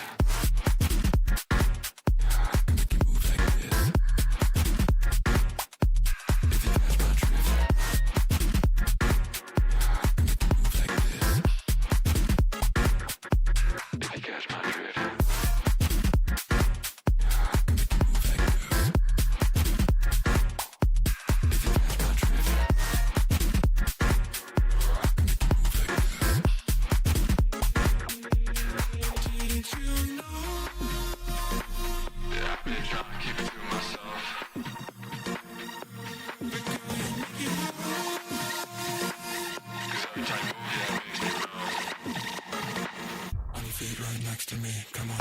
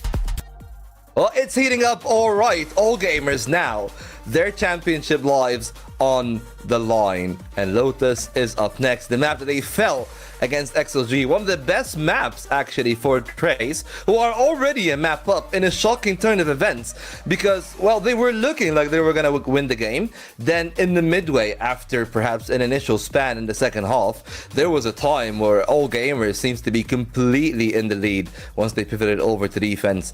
But just like what happened in the first half, the operator got less effective over time. And I guess Trace were just able to stick it out in the end. Delby and Fong Fong really coming up clutch at the very end. Perhaps the same case to be discussed as the game on XLG is Fengir going to go back to being a normal human being. And that is not just Fengir, right? Like, there are 3 players in this AG team that were touted as one of the best in the region. Him, Kira, and Shrimp. All 3 of which, at times, especially Kira and Shrimp, they were the only reason All Gamers was competitive last year. And they're not looking that good in comparison on this year. Yeah, from making it to Masters after a great kick-off, their curve didn't look too nice. I feel like for TE, and I don't mean this in the harsh way, but they are used to being down in the beginning of the map. They used to face enemies who are off to a great start, and their comeback qualities have only grown from that. So we see them fight their way back into the map, maybe into the series. When we are looking at Lotus coming up, All Gamers had a big issue on that map because XLG played that really hyper-aggressive. From having a triple sentinel comp last stage to being a bit more standard in what they play to very aggressive approaches, the A-Rubble fight has been looking terrible for All Gamers, to be honest, in that last series, and I definitely want to see them clean that up to win it out against TE. Yeah, and if there's a real advantage here for Trace, it really has got to be the experience, right? Like Fangir from the VCL last year, now into the VCT stage, especially going to a completely different region where you, like, communication is gonna be a case, like, it's not gonna be as easy as being an EMEA. GRQ and Boy also not being as experienced is another element there in the team. I think, like, Boy has only been in AG, right? He was with the academy team for a while, now promoted to the main team, and GRQ just going from AQ straight into here as well. Meanwhile, look at the other side, like 10 years, perhaps years in advantage from people like Fang Fang and Luo King, even when they didn't look the best. And I feel like that's the great thing about this Trace project, is that it is really redemption for a lot of those people. Someone like Viva, who didn't have the best of times at XLG, hanged up the boots and just decided to say, hey, I'm gonna go to the coaching position and let those guys carry over. And I gotta say, I'm really impressed with what they have, because the ideas weren't really looking that good at the start. But right now, they are looking so much better, just in terms of the team as a whole, especially considering the changes that they've made to the season, right? Getting rid of Albo, Xiaolala leaving the team, and of course Viva at the start of this stage deciding, hey, I'm gonna go to the coaching side of things. We're gonna just let the team, I guess, get the handle of everything. And I've been really impressed with a couple of players, right? Like Kai has been super impressive. Delby has always been Delby for Trace. And right now, they're getting off to not a bad start, but unfortunately, Fangir is the one who's going to find the first blood on that rubble exchange. Oh, of course, we start off with the A rubble fight on a map like Lotus. All gamers taking control. Fang Fang getting himself into a nice position, some sort of an off angle towards theirs. Now seeing all that utility coming in, maybe going for timing, finding Fangir, but being traded out immediately. Yeah, 3 players on that line means it's doom for anyone peeking. That's going to be Delby and FK back to back going down. 1 on 3. Not impossible for Luo King. Got a paranoia and a dark cover. Definitely have been put in worse spots before. But that triple stack in 3. Oh, it feels like it's nearly unwinnable then. Sheriff in the hands of Luo. You can definitely think about it right now. But the smoke is actually not on the spike, and I'm not sure that if he's aware of that. He's gonna have to clear backside initially. But it seems like this round is over. Yeah, King most likely just gonna play for the Axis, right? Time the biggest issue. I mean, 3 players crammed towards tree and a paranoia in his hands. There would have been an opportunity, but he's not really going for it. And then it's not the prettiest of fights. Kira is finding a triple in this round. One thing I've been just realizing is that Fangir is playing a different duelist than we've seen this far. He was pretty stuck on the Neon, and his Neon, to be honest, didn't look too impactful against the XLG. He couldn't really find the usual impact, and having him on the Waylay is maybe what AG needed with that comp to be a bit more flexible and make Fangir a bit more comfortable. They do play a bit of a smaller buy, having buy on the Ghost, having Fangir on the Marshall, nothing we see for the first time, but it is TE being aggressive with those pistols again. Yeah, and it's not the thing that we've also seen for the first time. That is their antics. And good damage on Kira on top of that. 70 HP means that, hey, a decent time to peek from any of those classics on a right click could be a 1 round. But the B side is open right now. The closest player in is Kai. Don't saturate, and not really much of a chance. Shrimp was ready. And right now, it feels like that this is a round over. Damage is just going to be the question. 1 player found already. Luo Kang got a chance, but Kira shutting that one down. Much better played in terms of being together as a unit for all gamers in comparison to anything that we've seen on the split. At least to boot. And poor Delby stuck on the wall right there. And really nowhere out. Even spawn is held. There's going to be a question of whether or not he's going to find another kill before going down.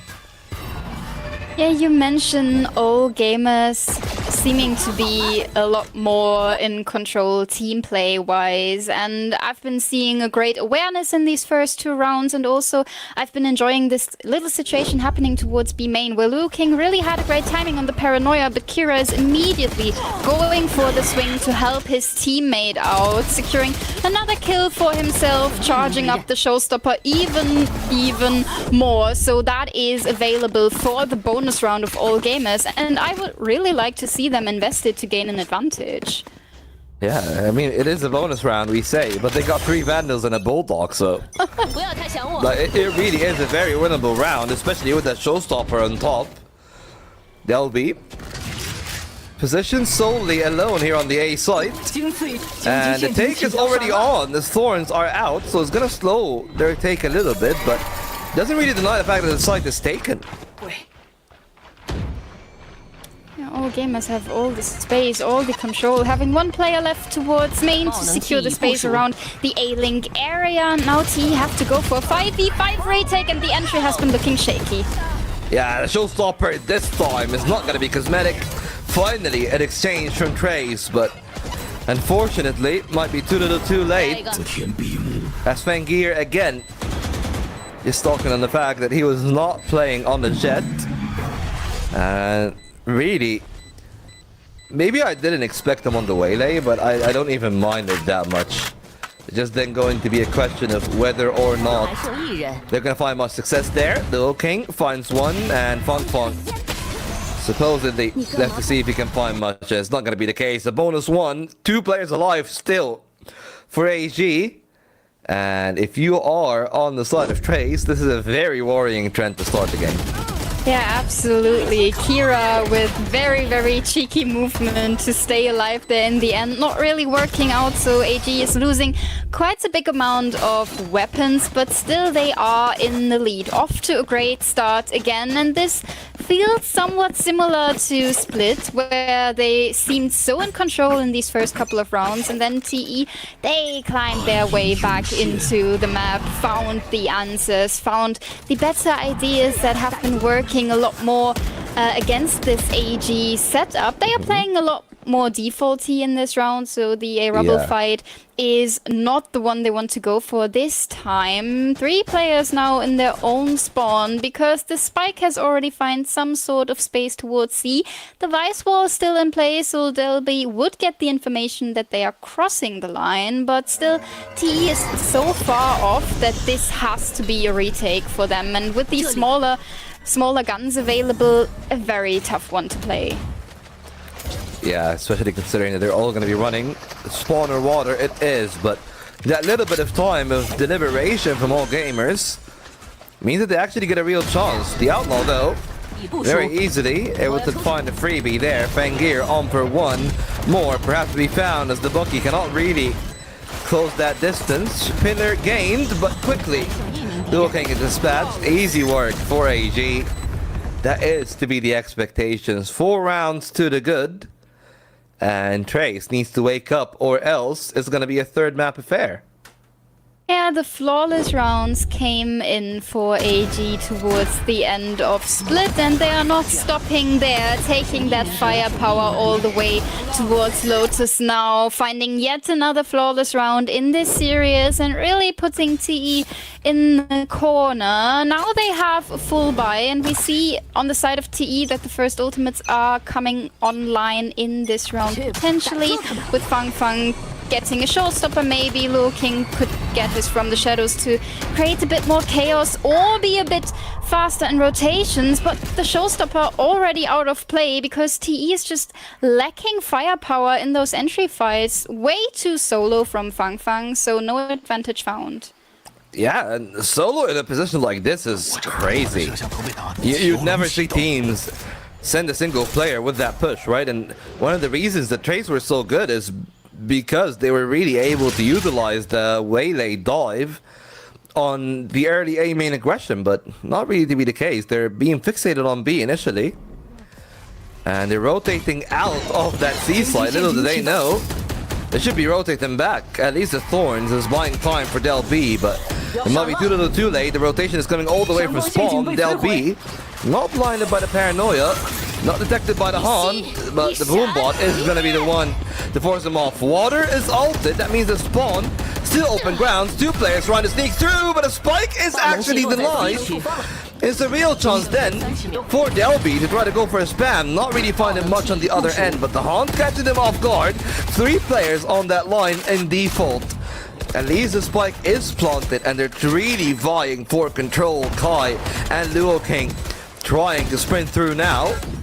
But it's a very difficult line to play. First face in, Shrimp takes the kill. Dre's well played from AG, and Kira doubles down, all in the hands of Delby. He started the round. Now, needs to finish it. Sentinel on Sentinel, Delby emerges victorious and Trace finally on the board. Oh, Delby is so clean in those duels, finds the last shot, and finally TE has a round on the board. When we are looking at this series, it feels crazy to me that TE, the last seed of groups in this stage, is just 1 map win away from eliminating the kick-off champions from the tournament. And in the beginning of Lotus, it didn't seem so likely because they had such a shaky start, but they find an answer right here. Shaky on the retake, even if AG didn't have that much space to work with. But now TE, they have the economy a bit more under control. They have ultimates to work with, and especially the Steel Garden could be an option. But GRQ finding yet another entry. Those A rubble fights, they seem way too forced. Yeah, Trace, unfortunately, maybe Kai is not going to get you hat-tricks every time at A main. And that could be the problem, right? Like, they relied on him very heavily yesterday. And he was so successful. But right now, Duo King is going to be caught. Oh, never mind. Maybe they are caught by him. A kill then to be found that way. The door just opening. C-Site could still be the line of sight that they want to deal with. But I think with that rotation, it's very obvious then that Trace really wants to hold on at least for that B-side crossing. Delby rotates in there. Fung got the showstopper, but they're really expecting a B push. Not going to be the case. All gamers just double back down on the C site. So it's an easy plant. If there is the silver lining, the shear is still there. And they're not really going to be expecting somebody to still be holding on to the A site. Yeah, not really. Shrimp went for a bit of a fake there. The Prowler should send TE over, but now they heard something towards C. It is a bit of a chaotic round, but all gamers are making the decision to now go towards C. 15 seconds left on the clock, enough to get the spike plant down, and TE is still in rotation. Oh, Fangir. Could be getting caught off guard though. Timing is everything. I don't think the Delby has spotted him. He's all the way deep in spawn. They are aware that this could be a possibility, but now Delby is trying to corral on the line of sight. Fangir spotted the Nightfall. Doesn't catch Delby because of how close he is, and he's got the Steel Garden. Now they're off sight. GRQ is off. Fun trying to go in with a showstopper. Doesn't find anyone on the right. Spots the one on the left. The showstopper is good enough, but no one is as good as Delby. Oh, Delby securing a triple kill, even though these rounds get slightly chaotic with where the players are positioned. Fangir shifting all the way towards the enemy spawn to make it uncomfortable for them, but they are staying in control. Delby dodging that Nightfall is really the win condition of the round, then getting the Steel Garden in, securing the 3k for himself, and TE is slowly crawling their way back, securing another retake, and this time even a bit more dominant than in round number 5. Yeah, they'll be really happy then about Delby just bailing them out there for a couple of rounds, but they really need success on the A site, and apparently they decided that success will be found by being defensive. Kai on the operator does find success. Fung now tested, and he just snipes Kira off the sky. So no elevation allowed for one of the two sides, and apparently no Delby allowed either. GRQ took a massive gamble there, but that's a massive payoff. Now no more Delby. 4-on-3, and Trace still shooting back, but I was worried about the crossing back towards B. It seems like it's not going to be an option. The operator just so successful. Started off the round on C. Right rotation, right read, and Trace are back in business. Yeah, TE back in the standard program, facing an enemy that is off to a good start and then fighting their way back. Now 1 round away to get the scoreboard even again. Having the operator online is certainly a factor that AG now has to adapt to, but with the economy that they have, this is pretty much their last force buy. We see 4 rifles, yes, but GRQ just on a stinger to save a bit of money for next round. Well, even then, the round much faster. Delby now on the side itself defensively. Luo King actually the one to hold on the initial line. TPs from either one, and it's gonna be Luo King to spot that. Kira, well, he used the ultimate, and there is a conversion path used by Kai. So the seaside take is put on hold, and nothing allowed from all gamers. Kill straight in, and even Delby snatching another one on Fengir. Oh, Delby is being so aggressive in these situations. The sheer up still, but he's going for the fight. The Waylay ult not really finding the biggest impact, just slowing them down a bit. But the smoke is pretty much helping AG in that situation, but not against those Delby shots. Another triple kill for him. He is the sole savior for this TE roster at the moment. Well, Del 3 seems to be back in form. It is going to be one of those games, like Kai is not alive, not really as live as it gets, but I guess Delby is just taking liberty, so cheeky with that off angle as well.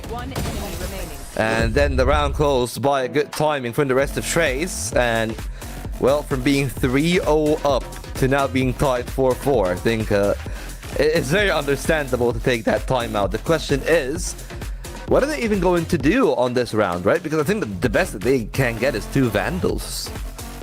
Yeah, the economy should look pretty scuffed for them. I still think the best rounds for all gamers have been those where they were forcing the rubble fight onto TE, because TE didn't look too well in those fights. Maybe AG learned their lesson against XLG, because in that series it's been pretty much the other way around. AG had been really struggling getting these rubble fights online, and now they do find entries pretty much every time they fight for that space, and TE hasn't been looking too confident on those. But now with the economy being that shaky, maybe they need to play the round a bit more slow, try to find an entry, try to find some picks to then decide where to go, because honestly, ever since the operator came online, AG looked shaky in their decision making of where they want to go.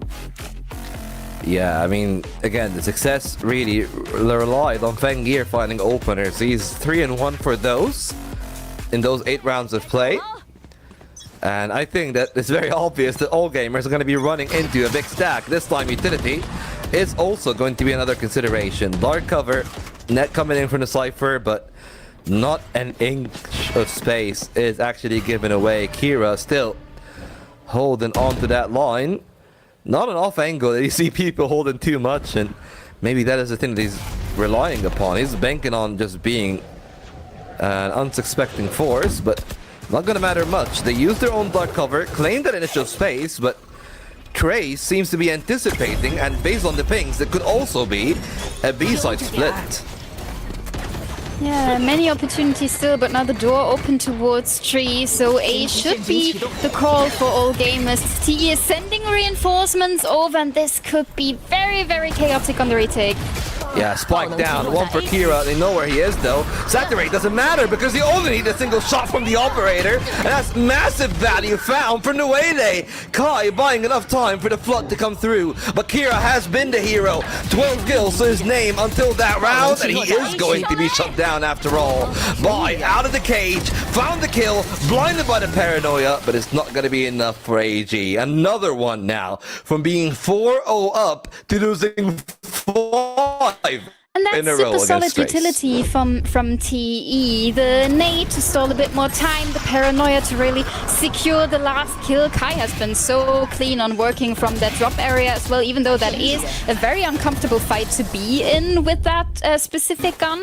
And one thing I especially want to mention is TE's answer after the timeout. Having that bit of a stack towards A, having that sheer towards A, they really anticipated what AG wants to do. Even the deep smoke put them under so much pressure.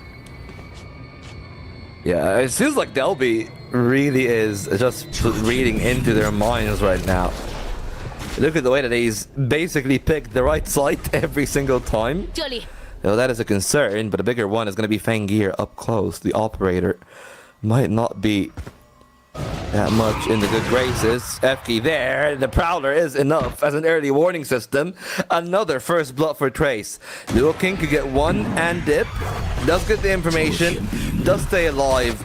Could hold on for the C site, but well, GRQ still on the opposite side. The Spike, though, is making a rotation out of the C site, despite Bai maybe thinking about feigning presence over there. But look at AG's movement. They are so uncertain where they can go. GRQ has some sort of space towards Rubble, but not really a lot, considering they're still the operator and play for Kai. Well, Crowder in this time. Kai forced off, and he's even fully blinded, so they could try definitely to go for the B side. Bai was waiting to see if there's a shear on that line. Not to be the case of Fung and Kai. As ever so crisp. They got in the site itself, but there's a good timing then for the two players at C-Link. Playing the high-low, spotted by the reveal, and they don't even care. Delby's gonna find them both. 6 on the board for Trace. Lotus feels like it is Delby's world and everyone else is just living in it. He is so clean on his work with the haunt coming in, with two players swinging for that angle, and he is still securing two. Crazy work from the Sentinel. And you mentioned it, he is always on the right side. You love your Sentinel being like, oh, I'm gonna set up A. I have a feeling they come A this time, and he's right every single time. And lo and behold, he's here on the A side again. So I guess that kind of tells you a story as good as fingerprints then. He's definitely had his fingerprints all over those 6 rounds that they've won. And a different play then from Trace. I like the fact that they have so much variety in the way that they also approach the defense, right? A couple of rounds that they're aggressive. Even when they're stacking, they're not stacking the same places all the time. They're not always like, hey, we're going to stack Heaven on the A side. It's not always the Luo King over there. The operator is out. Avoids the initial contact, but goodbye. And the kill, he Kai, maybe that is needed overstaying to be his welcome a bit too long there. So much utility facing him. He really wants to go for the entry, and we see that in the last round on Luo King. Sometimes just getting the information and dipping out is the better option, but still, all gamers, they don't take the space towards C. Regrouping towards their own spawn, having two players get some space towards A, it still looks really shaky on where they want to go with just 30 seconds left on the clock.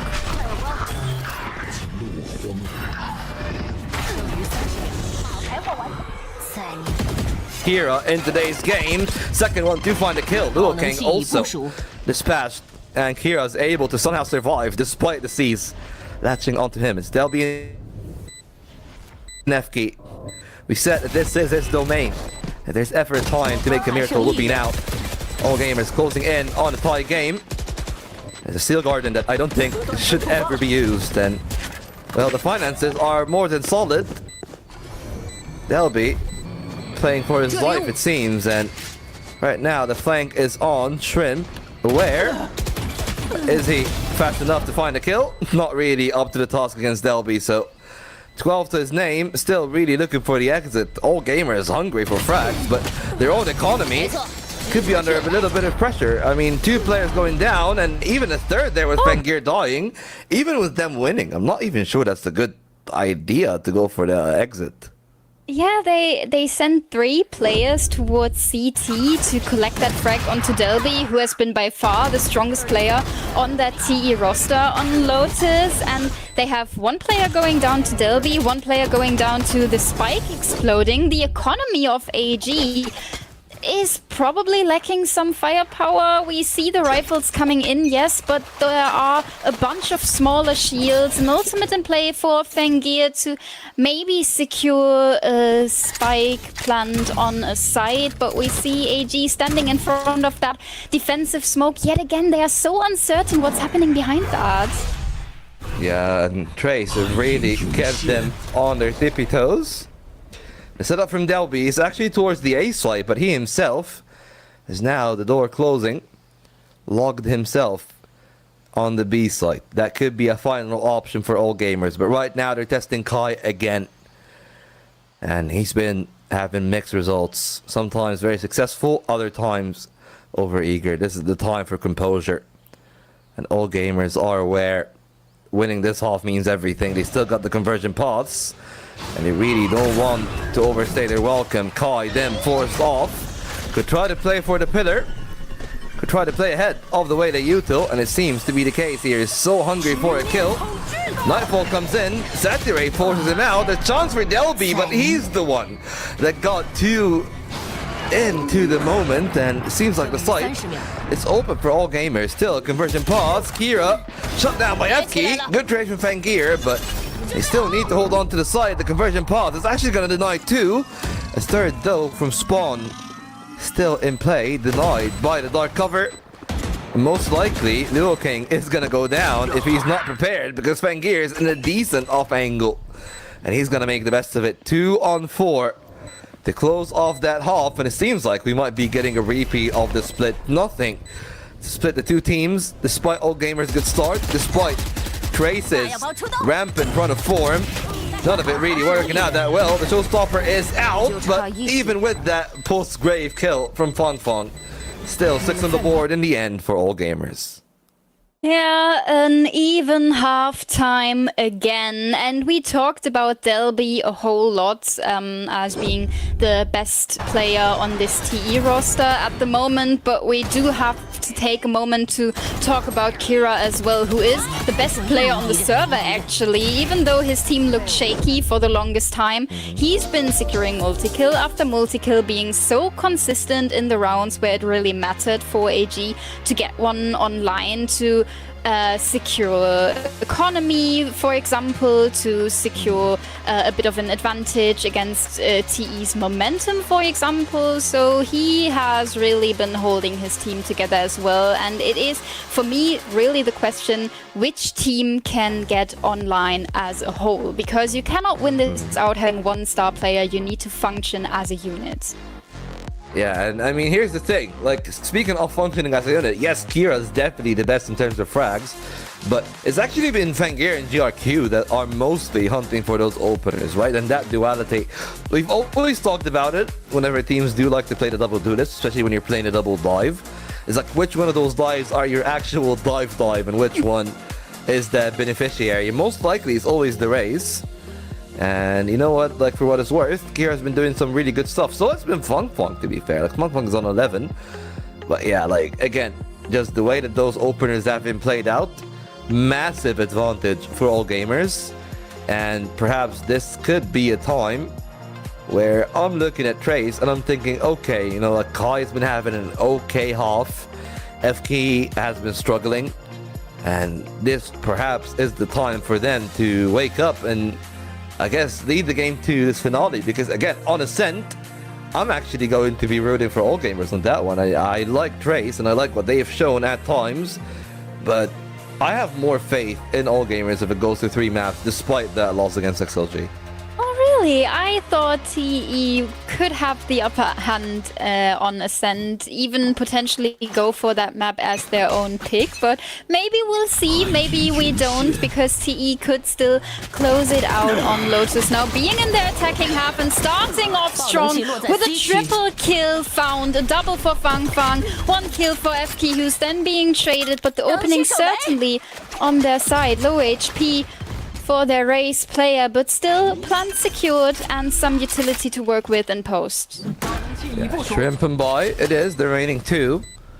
There is 1 Prowler and a long time for the Haunt, so probably not gonna count on it for the round itself. And that's the Prowler gone. An off angle held by the Cypher. 一名敌人。 Denied quickly by Feng Feng, who's going to be able to find his own triple. And that is going to be the round. Most likely done and dusted. Delby and Feng Feng playing a high-low. The Rays not spotted by the lurch. Shrimp now identified, and Delby is going to still find something on this round. And the 7 on the board for Trace. And you know, back to that point about the Ascent, yes, of course, I do understand where the... Here's how I describe it. I understand the confidence, because even when they were losing in the group stage, he definitely looked good, right? Like 13-11 against ADG, 13-7 and 13-8 against Nova and JDG, winning against FPX and winning against DRG in such dominating fashion, mind you. It was a 13-4 win against DRG over there. So I understand where that is coming from. But, you know, I'm looking at the Ascent of all gamers, and I'm thinking, like, you know what? They also have inspired a fair bit of confidence in me.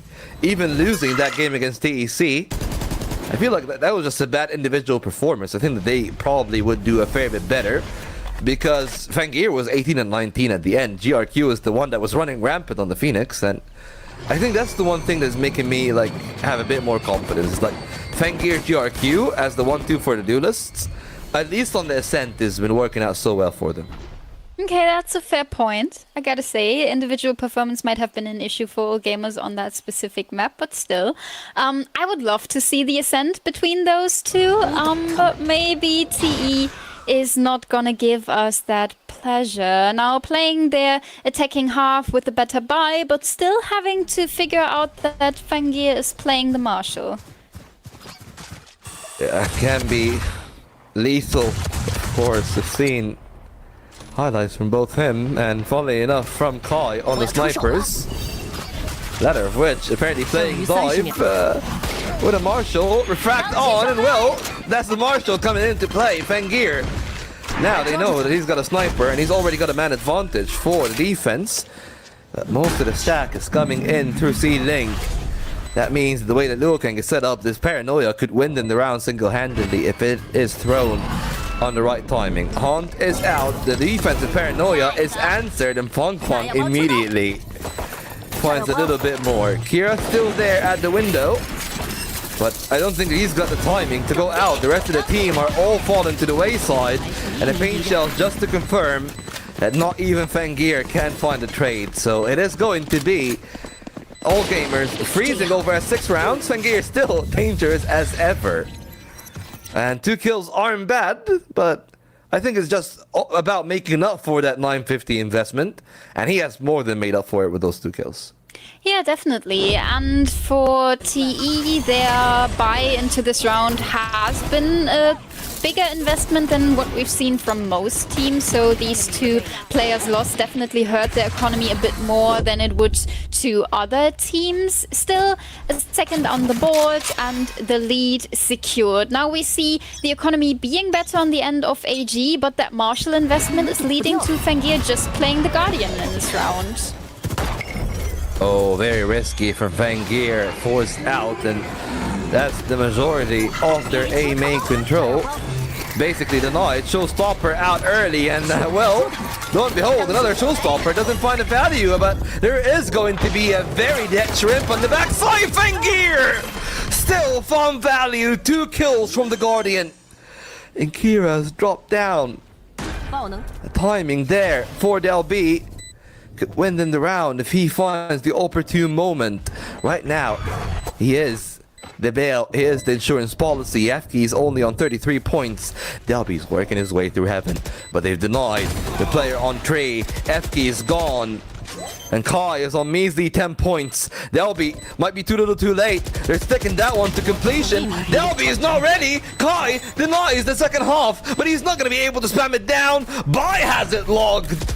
And that was a round that was disjointed from Trey. Some worrying, unsettling signs now. Yeah, the timing has been super off, especially in that retake situation. And for Fangir, it didn't seem to be too annoying that he's just on a Guardian in this round, securing a double kill from yet another Luo King TP that has been a bit over-eager. The showstopper not finding impact. Again, I mean, that's something we got used to within the time we've spent on this series. But still, it is not the cleanest work on that entry from TE. Yeah, the tightrope, I guess, has now been figured out by all gamers. 4 players on the A site. Looking at these trades for something, and he's able to go back. 4-on-4 it is. And a later rotate from Boy, who's still got a trip on the side itself, so he's going to be aware of Delby. Perhaps trying to lead in, but no, it's an elevated trip waiting for something exactly like this from Kai, but does it matter? Not really. They got the side anyways. Can definitely play for the post. Fangir got the conversion pass though. This is where this round could go awry because they're closing in on the retake. Nightfall from one side, conversion pass on the other. Could definitely win them the round, but I think FK would love to play it from the outside. Yeah, Nightfall from the outside. Just much better, but it only catches 2. 2 players are out of spawn. And the spike is not really planted for them to be on the outside. Oh, that is disaster for Trace. Disaster. Yes, that is maybe the right word. I'm not sure. So many players alive, and the spike is just being diffused right under their noses. One Omen smoke is enough to secure the round. I mean, answering the convergent path with the Nightfall was a nice idea. The Thorns just positioned towards Waterfall didn't really slow AG down too much because they were mainly entering towards CT, and now TE has a bit of an issue economy-wise. Just one rifle in this round in the hands of Kai. He has to do all the work, find the entry, and Bai has a setup on just the right side. Well, he's in. He got the rifle, but the paint shells are demoralizing for Trace's entry. Doesn't matter for Kai. Still finds his. Spike goes down. That would be amazing news, and it seems like that is going to be the case. And with the kill on top, he can definitely try to hold on for dear life, but Kai is very wary of any potential A-Link play. Not going to be the case. Stinger up close is good, but the window players are still the bigger danger, and Delby playing a high-low. That's the paranoia coming in. Delby evades, but it might be a problem for the rest of the team. Luo King finds one. Too late from AG. The Sheriff's not finding a thing. Fong waiting for his timing now. He's spotted. Tries to go for a shot. Finds the first headshot. GRQ off after a half. Still, gotta go for the other one. Still sticking it down. The paint shells are gonna be enough. A second paint shells denies the stick, and it's too little too late for GRQ. That somehow, from one failed defuse to one failed plant, everything is going wrong in this game. I have to say, this has been lovely work from Fang with the race utility, going for that peak, dealing with the haunt, dealing with the one player pushing him, and then having both satchels available to get the enemy off the spike. And he's so decisive in when to peek, when not to peek. He's knowing so damn well when GRQ is on that spike and when not. And you see the frustration on the AG coaching staff. You don't want to lose a round like that. Yeah, death counter +1 is all I'm gonna say. Oh man, I swear, like, watching KC at times, that death counter can go up in double digits in a single map, but hey, for now, Trace trading 1 for 1, happy enough again with success on the B side, but they're going to go away. And Kai is in the perfect place. I think that he's been spotted though. He gets one and he's really happy about that foray. Even losing his life as early as he did. Because they can get the spike down. They can play advanced, and that's very clearly the case here. Nightfall comes in from water and they can hold for spawn if they want to. Arc Rose still there on that line of sight. FK now regaining that lost HP. The Nightfall is basically neutered. The flash comes in at the right time. Kira gone. FK deletes Shrimp. And Boy left in a 1-on-3. The newest member to this team is not gonna really have that much impact. And I guess that Trace, well, after what was a disastrous Seaside campaign, they're like, okay, we now know where we can plant, we now know where we can play, and hey, like, it's looking much better, right? Like, you can tell not only the frustration is reaching to the coaching staff, but some of the players are absolutely flustered too. Yeah, absolutely. I was a bit worried seeing that all gamers have an ultimate available for this post plan, because I've seen that going wrong once, but no smokes available for them, so the retake a lot less dangerous than the last time, and TE a lot more decisive in keeping their positions on the spot rather than falling back completely and giving AG room to work with. Now we see another timeout of them coming in, because honestly, what TE is doing at the moment is feeling so overwhelming. I mean, they started off the round with what felt like a rush towards B, just dealing with a lot of utility coming in, baiting that out for some parts, and then rushing over towards that C side, and then again being very decisive on where they want to play and who they want to fight and who not. I feel like for AG, the biggest issue at the moment is that TEC has such a big structure building up towards giving them fights when they want to, but not giving them any when they want to play this more defensive. Yeah, and I gotta say this, that's probably the thing that's actually most impressive for me, right, in their transformation. Trace was lost in groups, like, no two ways about it. They had no idea where they were trying to go with the game at times. They won a single map in the whole of groups. Yeah, but look at how much intent they're playing with right now. Like, they're going for the takes, they got the right idea, getting the information, and setting up behind it. They're trying to isolate those guys. Perfect timing from Kai to swing on Pangear, and because they know that they're weaker in terms of the economy, they are at the leisure of taking some of those duels, and even when they do, there's utility, there's intent, there's conviction behind the plant. Three things that we have not seen from Trace perhaps all year long. And I think that this perhaps is the interesting crossroads of a team that is peaking around champs, is playing versus a team that peaked at kickoff. And unfortunately for all gamers, it's been, I don't want to say a steady decline, but at least a plateau at the very least. Yeah, 100%. The intent behind TE's plays, they can't be unseen at the moment. Again, cancelling noise so well. Kind of caught out with a knife in hand might be a bit of an issue for them. That is a rifle recovered for Bai, but still the numbers advantage for TE, and they are finding more and more space towards that A spot. Yeah, it's completely open too. And if they want to go through Link, they're going to have to break that connector, so they're gonna relay a lot of information here. Luo King doesn't have a dark cover, but he knows that that could be one of their ideas. 3 seconds for the smoke, and it's gonna be keepsake now. A lot of utility present for Kira. He could be the key to win the round for AG.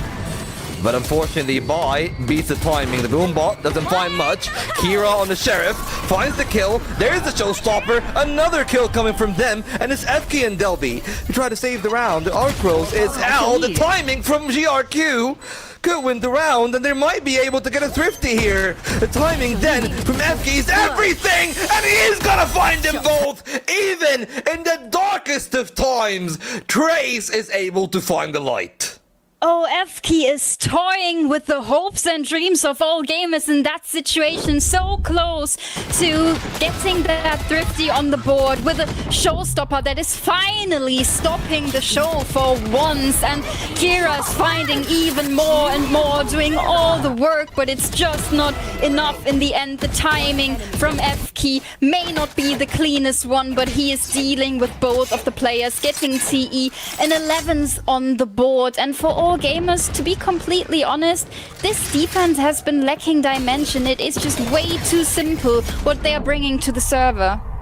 Yeah, every time it's the exact same setup on B as well, right? You dash onto the box, you smoke the player on the window, you paranoia Link. That 1-2-3 setup have really put a lot of troubles on the AG side. And look at how much they're actually keeping just to hold on to the B side. 3 players in total. Right, and they're holding on to that line of sight. Now all gamers know the traits are there, but the pivot towards C could be an option. I feel like that they could be a bit more patient here, but no, they've made up their mind. The trip could be the key. A paranoia from GRQ, That is not going to be used. He's just still going to be in a steel garden after all. Fun out and about. That's a slide taken and an opener from FK. This time dealing with Kira before he somehow evolves into a bigger trouble. Spike is down. A much safer plant this time around. 5 on 4.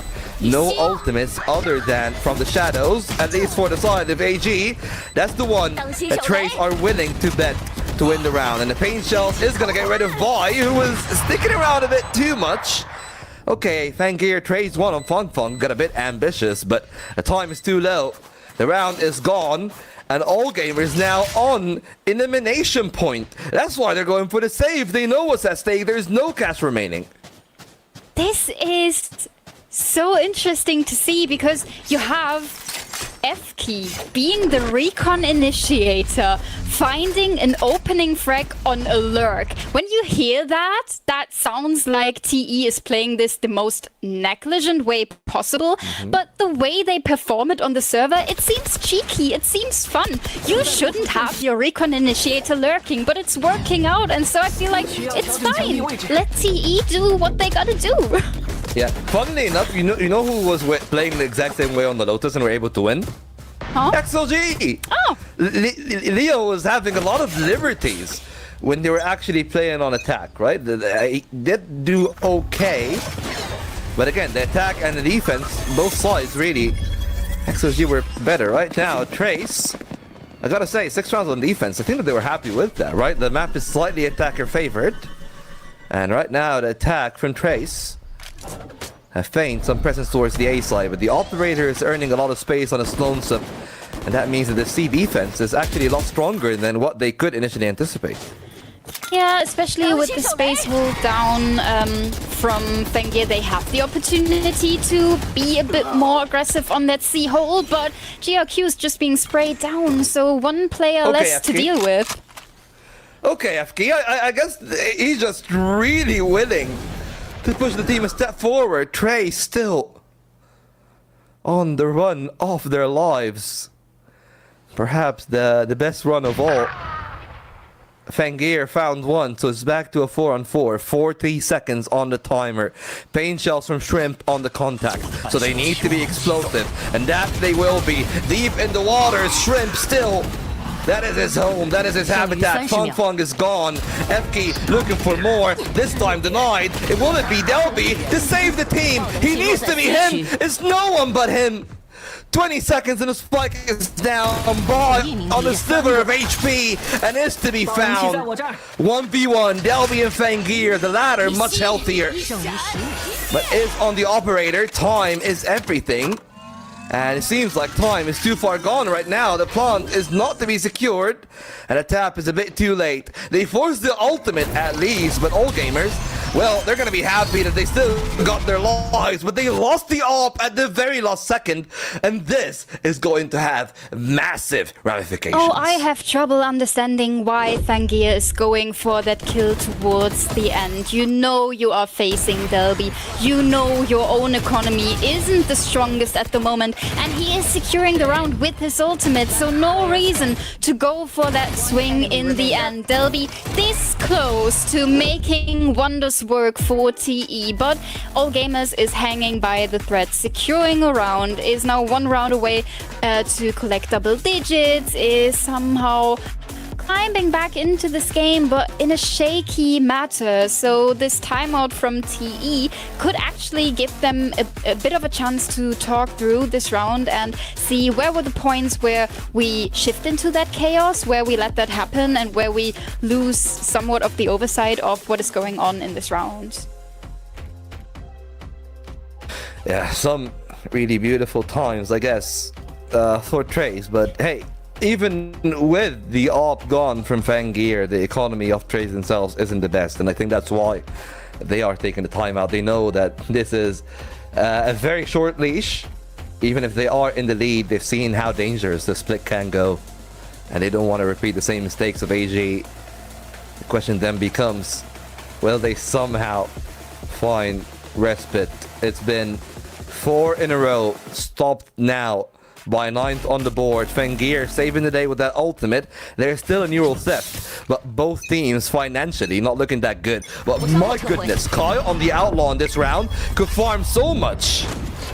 Yeah, so many opportunities, but Kira's the one who's finding an opening, and with Luo King, the smokes are down. This is probably the worst entry frag for TE to lose. It's giving you a lot less opportunities to play this contact-heavy style they have been performing in this last couple of rounds, so maybe an opportunity for all gamers to collect those double digits, to work their way back in. But we see all gamers not being too certain on where TE is wanting to go. Slowly they shift over towards that C side. They have this stack available. Maybe Delby can find an opening towards B, and then TE is there with a bit more of an opportunity. Oh, a lovely stuff. The C's pain shells come through, but I feel like Trace know they cannot really go towards the B side without an omen. And that's the loss that we were talking about, right? Luo King was basically the linchpin of all their B execs. And Fengir right now knows that. So just able to play the off angle. So certainly Delby, though, funnily enough, is going to have the rest of the team going towards the B side. Maybe the least expected thing is going to be the thing to end in the round. They just need a clean entry. Delby shut down. Fengir with another one for the highlight reels. It's a triple kill for all gamers to find double digits. Oh, yet again, it is a hero play to keep them alive. Fengir just collecting shot after shot after shot, making sure that B spot is remaining untouched by TE. I mean, losing your smokes so early on is really a big issue for TE, so the round felt a bit like it was gone in the first place. But now, the economy looks a bit weird for them. We have 2 stingers coming in, a guardian for F key, and not really a lot of money left in the tank. Okay, Fengir again. Seems like the man wants to take the game in his own hand, but that's F key again. Even when the economy is weak, Trace somehow emerged victorious. 2-on-3, everything in the hands of Shrimp. He's got a Vandal in his hand. No ultimate, spotted, and he's gonna find all 3! Oh, no, not again, not like this. This is getting so messy. TE is toying with their lead. They had all the odds in their hands, and now they keep losing to single players on that AEG roster, being just a bit too over-eager in executing towards that C side. Lovely utility from Shrimp, and then collecting 1 kill after the other. The swing, not really the cleanest of all from TE on the one hand, but Shrimp is being so lovely in those situations. Another timeout coming in from TE, and this is their last chance again to close it out in regulation. Is this Groundhog Day? This is the same thing that was happening on Splits. I got nothing to say. Like, this is the most quintessential all gamers kind of game, right? They're like, okay, we're gonna mess up on so many things tactically, but it's okay because we got players that can win us games, right? We got players that can do stuff like this, and unfortunately, that's how teams were able to dominate China, right? That's how EDG were able to win champs. It's because they have players that can do outrageous stuff, and that's really what we're seeing. We're out of the norm right now. Desperate times calling for some really desperate measures from both sides. All gamers have answered the call, but will all of this be for naught? That's what we're gonna find out. Oh, we see Kai on a glass cannon Vandal because economy is the biggest issue for TE at the moment. Not really the biggest ultimates online, but a possibility to get a Steel Garden or maybe even a showstopper for Fang Fang if they get somewhere close to an old orb, maybe finding an opening frag. Some utility from all gamers being sent towards that rubble area to push TE back, but they don't let that happen to themselves. Space re-cleared, retaken immediately. Yeah, the Aaron Rubble could rush into the A side. It's been a success of AG for the longest time. They hit the Omen actually in the site. But Kira so far denies most of the space, forced into the under angle, and Luo King taking an unnecessary peek without any support. Fengir there for the conversion path, and still holding on to for dear life. He's able to go back up. Most of the team up at heaven, and Shrimp again, saving the team, him and Fangir.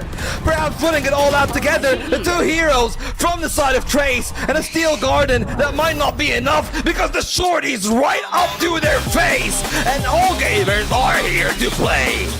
Oh, it's happening again. It's happening again. I really did not expect it to go to OT yet again because TE, they looked like they were in control for the longest time on the second half on Lotus. But all gamers, they have shown us what they are made of. A really big ultimate fest happening towards that A side. Everything invested, everything on the line to close it out. But AG is in the lead. They secure OT and now the chances are pretty much even again. One round to win on each half to secure a map win for TE. It is still on the possibilities to secure a 2-0 victory, but all gamers, they can still bring us to Ascent. Yeah, still so entertaining to watch all gamers when they are on. And that's the thing that we're talking about, right? 26-19 for Fangir. But Trey still trying to hold on for dear life now on the defense. It's a defensive half that they were able to still keep things tied. Kai on the operator, something that we were talking about on Split. They didn't really go for the ops at all. Much more understandable here on the Lotus, and timing could be a problem. The refract is going to run out. So Kai really needs to play passive now, and it seems like that is going to be the timing to be made use of. We're talking about how Delby always gets the right read. Well, Delby got the utility in the right position, but the rest of Trace aren't making much progress otherwise. Yeah, they seem a bit lost in walking around on the map. All gamer, they have been cancelling noise for the longest time, but now they take some space. Now the utility is coming in, and with only 40 seconds on the clock, maybe they should reconsider their A hits. Oh, I mean, they are considering an A hit, but unfortunately for Trace, it's anything but. FK has been so good at the start. Now figured out though at B main, a timing that could be everything. Luo King actually denies the initial angle, and FK could just use the hunt to try to find his own timing. Seized not, but still Kai and Fong Fong find their kills. Red time that remains for AG, and while red is in their blood, it seems like this time the blood has run dry. It's all but over. This round is for Trace. Match point, and still looking to close it off in 2.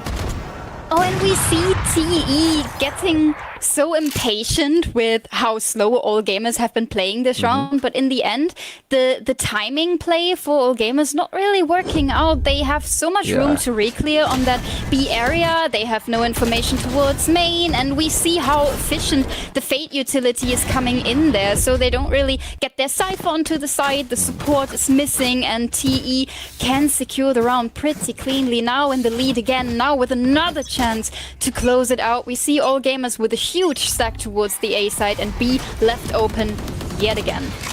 Pressure absorbed though from Trace. Didn't make the mistake of spending so many resources on that, but well, I say that initially, but they still committed 2 and both died. There's a 5-on-3 then, and this saturate is game winning. It allows the spike to go down, and Kai might have a chance at a multi-kill. We've seen so many highlights here at this door, and they're running into death straight on. And the Reaper has come to collect. Luo King for 1, and the King will not miss. It seems like this might be game over, but 3 letters are all that separate AG from tying things up. G, R, Q, found 3. Now the F key. Looking for more. Bai sticking down the first half, trying to go out with a shorty. It's already stuck in. It might not be enough. Bai still saves it. FK nearly fighting that one, but to double OT we go once more.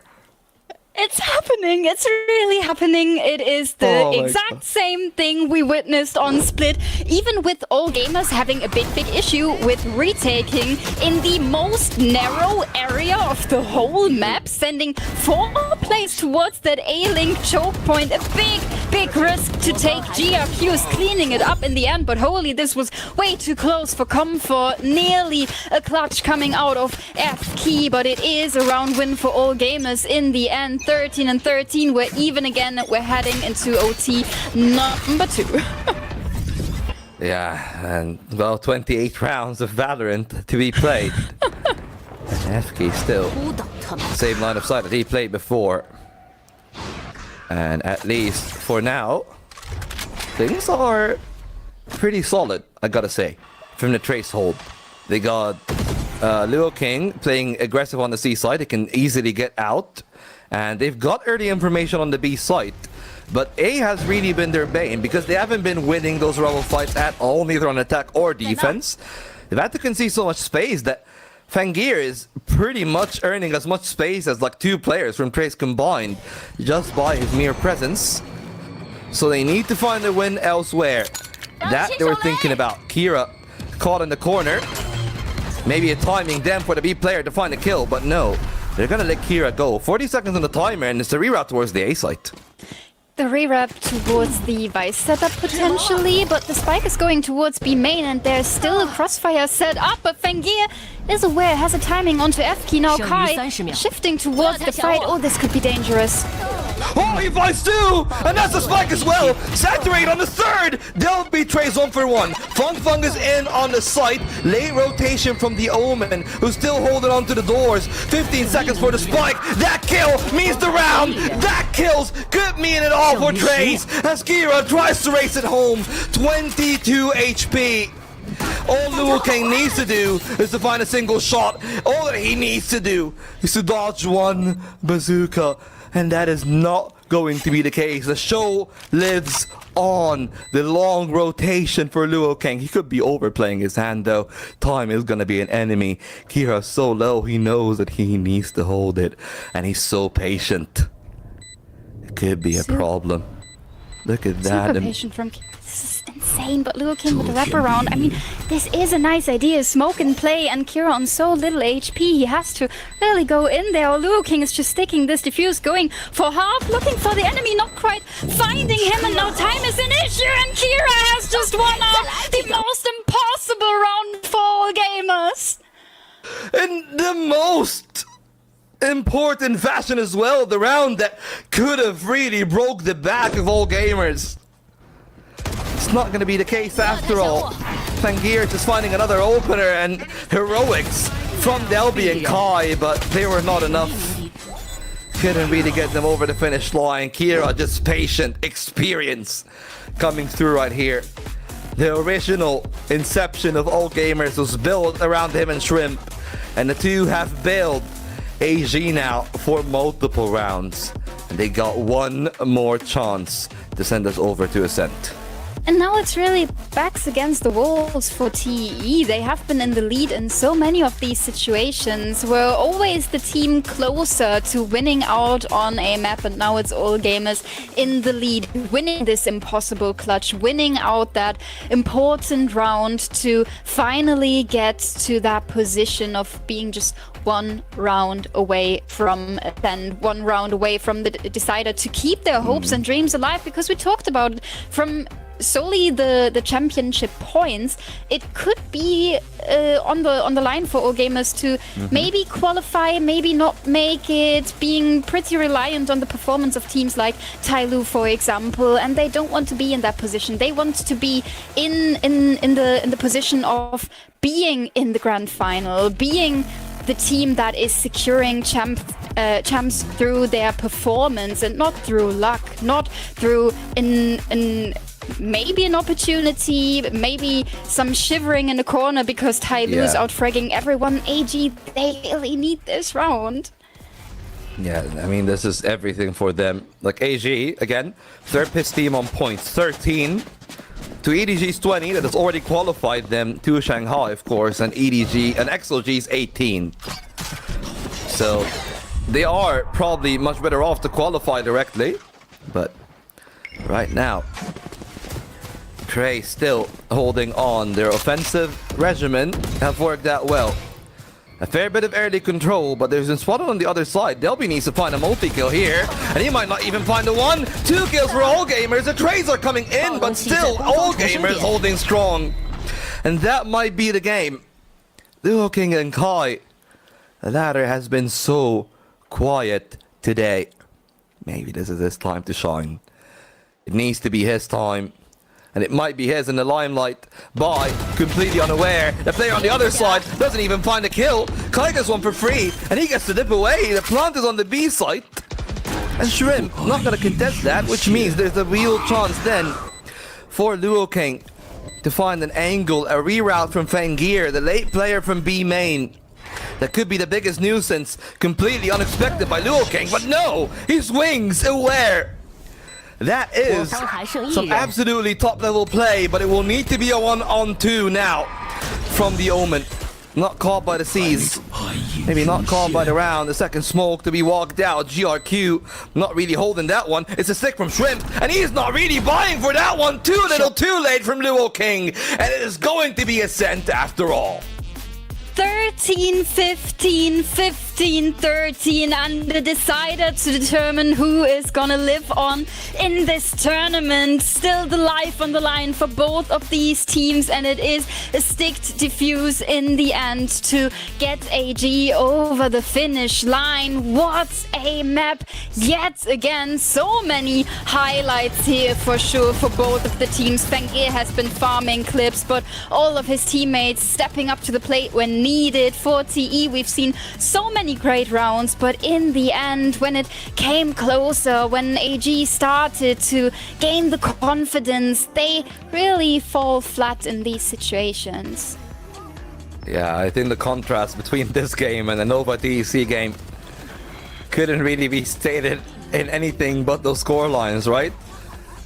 56 rounds of VALORANT played in both maps, and still more to come. It was 45 in 2 for Nova. And, well, this game took everything out of Trace, but right now, this is where I would say I'm worried for them. Because I feel like they've thrown everything in the kitchen sink at this game, but All Gamers just had some massive rounds, especially at the second half, especially at overtime. And I don't know if there's much more to be found by Trace of individual flair, because I still do think that their Ascent is going to be better strategically. It's just a question of, well, if plays like these do happen time and again from AG, can they actually overcome those advantages? Yeah, but before we head to Ascent, I think we do get a nice little listen into the team comms of All Gamers right now. 我就这样哦。来看比总们，语音报告，我看了上信息吧。好，上了，我准备看他回。哎，没有，没有延10秒，10秒，我等不到烟了，我们。你车腿东比总没，我这里。我支架了。No way。A 没有。No way， 开 B。哎，我等会儿。看到。我某。看到。来，顶下。I need。开了。ready。slow， 4个。One more， slow。没事，你可以。看不清。谁来了？小白打谁了？连到爆！我想看门小将，没进是吗？我打 smoke 球员。slow default。Repeat， 好跳去。我可以 pick。这边我跳去。Smoke right。No smoke。80。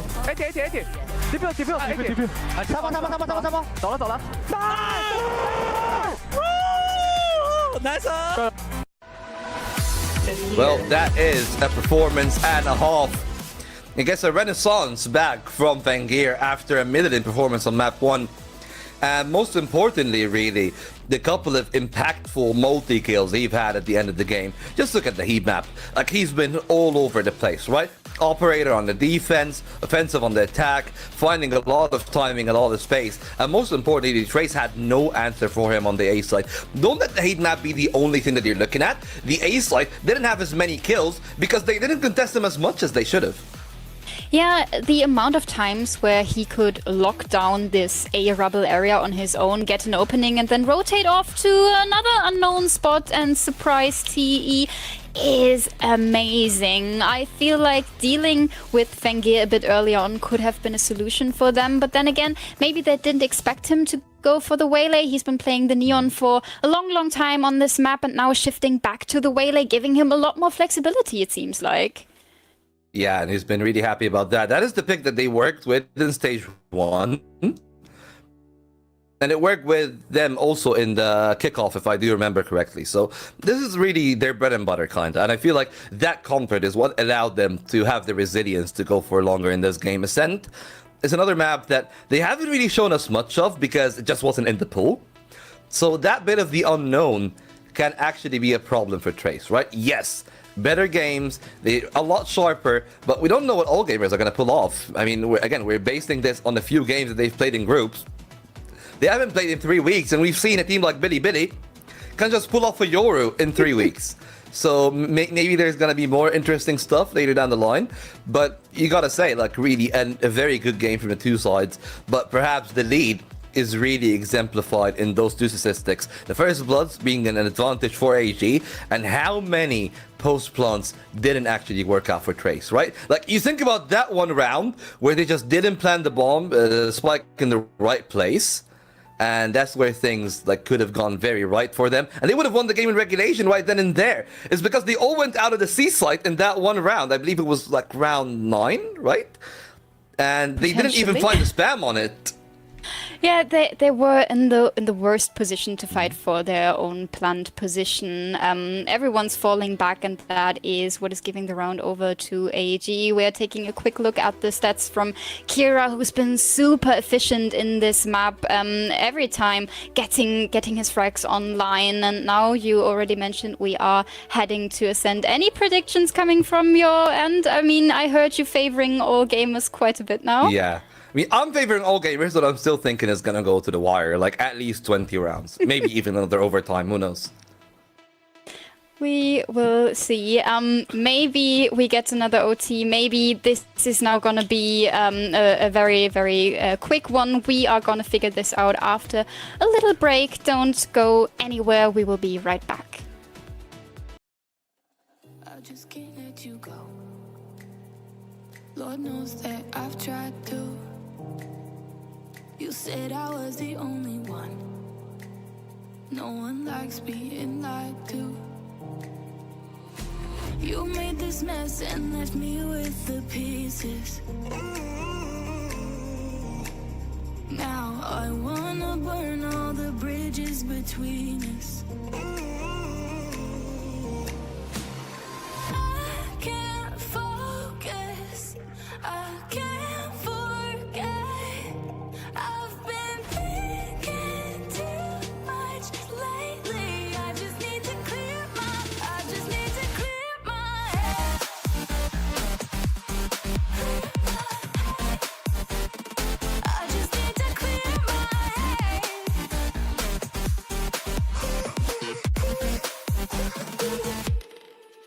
I've been stuck on your memory, but it's not like I need it. And we may have some history, but we don't have to repeat it. You made this mess and left me with the pieces. Now I'm gonna burn all the bridges between us. I can't focus. I can't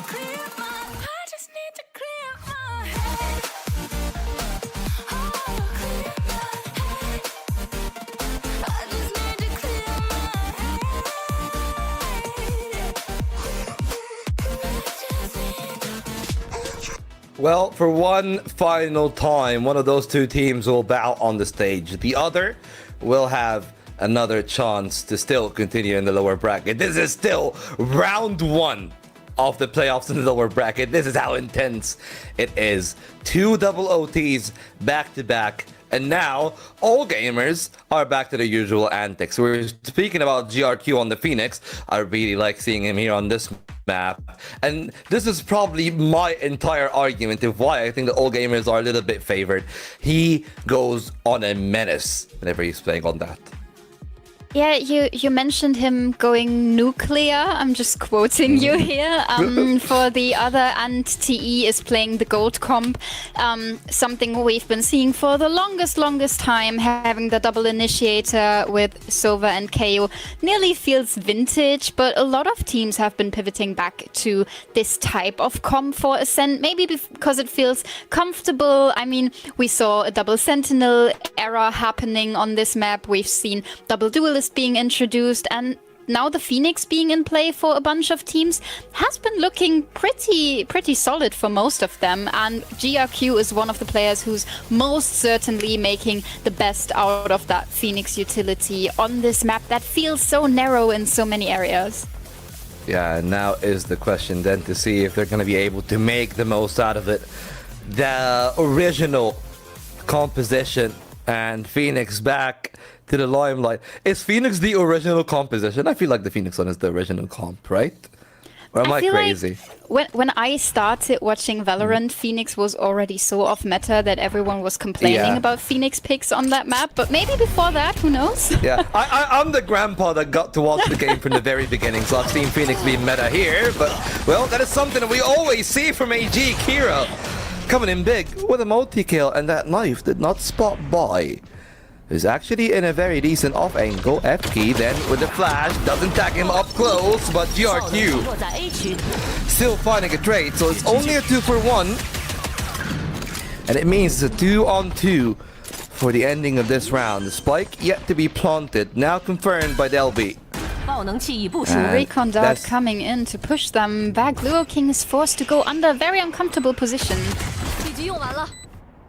Oh, the spam comes through too. Fangir knows where they're coming from. But the drop is the harder part. Shrimp is up top on the generator, and he catches the feet of Delby. And Luo King still in the exact same line of sight. Can't even really go to contest the spike because Fangir is there. Initially messy, eventually recovered. And Fangir finds the round. And all gamers again on another pistol. Oh, it is the nearly same thing. 1v2 for Luo King, the spike being diffused, and he's not really in the best of positions to fight for that space to re-clear that area. I don't really like TE going for that stack under Heaven, because having both of your players down there in post-plant, especially with the plant being in front of Gen, is really making your own space so narrow that you can't really fight comfortable, especially when both of your enemies are coming from that Heaven area. Yeah, I gotta say, still, even with that win for AG, the initial signs of success on the entries is the one main thing that Trace can be happy about. But the question then for me becomes of whether or not that is something that can be maintained, right? It's gonna just be the pistols, maybe not. A bit messy, very messy from Shrimp, and he needs Boy to bail him out. At least Kai is gonna go down, and support is already in. The cavalry has arrived. No harm, no foul. It's a flawless. Yeah, that was one of the most non-dangerous follow-up rounds after a lost pistol that I've seen from TE in the longest time. Flawless for all gamers, keeping all the guns they invested in, and maybe even having the potential to buy another one into the bonus round with having a player on the Sheriff, for example, in this round. Fangir finds his frags on that nonetheless, so definitely understandable to make that choice. I am taking a quick look, and it is the operator online for Fangir in the bonus round. Oh, TE, you have a nice surprise waiting on the other end of the map. Well, Fangir using that money to get an early op out, but that has been figured out. I feel like very luckily Sulfur Trace that they didn't lose a player on the back of that sprint. This is where GRQ can reign supreme all hands denying that initial entry, not really willing to take the close peek, and Trace, I guess, them bailing on that initial plan and reroute towards B. Not the worst of ideas, but well, I'm just waiting to see if all gamers are going to be playing aggressive into that one. They got a big commitment on that pincer from spawn, so stairs is not safe. FK finding the opener. Means that they get a chance on the side itself. They're waiting for a timing. Kai and Dolby each find a kill, and still GRQ is in the heart of all of those smokes. He goes out, could isolate a one-on-one, but Lil King beats him to the punch. And it's all about the operator that remains in this round. Fangir trying tooth and nail to stay alive. The paranoia expires, but just too many players speaking at once. And that is a big investment made on round 3 that is usually a bonus that has just gone wrong. Yeah, so wrong. I feel like this whole fight on these, it felt like 2 or 3 square meters towards CT and stairs and in front of market went so terribly wrong for all gamers because all of the timings were on the side of TE in this one, and then the operator last alive in an attempt to be safe, but Fangir not really falling back too far to make that happen. Now he's just on a Marshall. I see an Odin being introduced as well. AG is trying out the whole arsenal to make a round work for them. An early spam for Shrimp, so this gun is not going to be a surprise much longer. Kai creeping forward. Kai trying to find an opening, going for timing, but not connecting the shots. Yeah, and I mean, if they win this round, AG are back to broke, so I guess big round implications for either side then.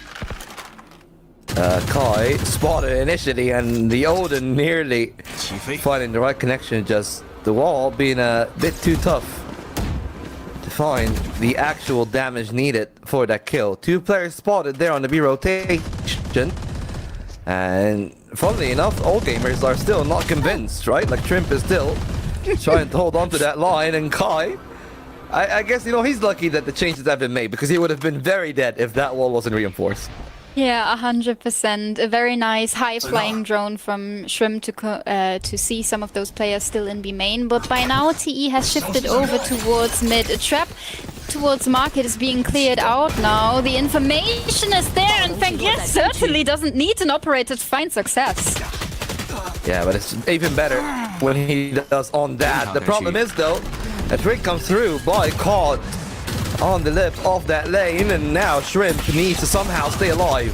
2 players in backside, and they're trying tooth and nail to stay alive, but neither the Marshall nor the Odin does find much, and it's Kira now left up against 3. It's not impossible, but the way that Trace are playing it, they're making it as improbable as it could be. No players straggling around, no mistakes being made, but that kill could definitely make a lot of concern in the round. Right now, a high-low being set up, and Kira, unfortunately, peeks into it in the wrong time. Oh, the casual one-tap through the smoke, but then Kira sending out the paranoia in the middle of nowhere, it feels like, not really getting a swing off of that utility, and I feel like if a piece of utility could have made that round work for him, it would have been the Omen blind. Not really too successful of this one, even though I feel like Kai is a bit devastating that he's been taking down in that manner.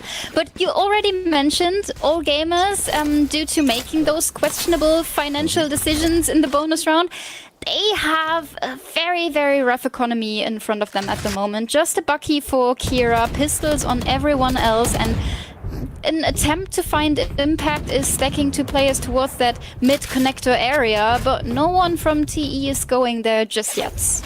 I mean, the one thing that I'm thinking about is, can Fangir actually afford another operator for the foreseeable future? But maybe they're not going to be able to afford Kai on the side of Trace, because the Bucky is that on some shenanigans. That's a rifle that could very easily be picked up. Flash coming in, Kira full blind. Great work from Trace that noticed that audio cue, the footstep being made. And Fangir still there on the line. The Bandit and the CQC can be so effective.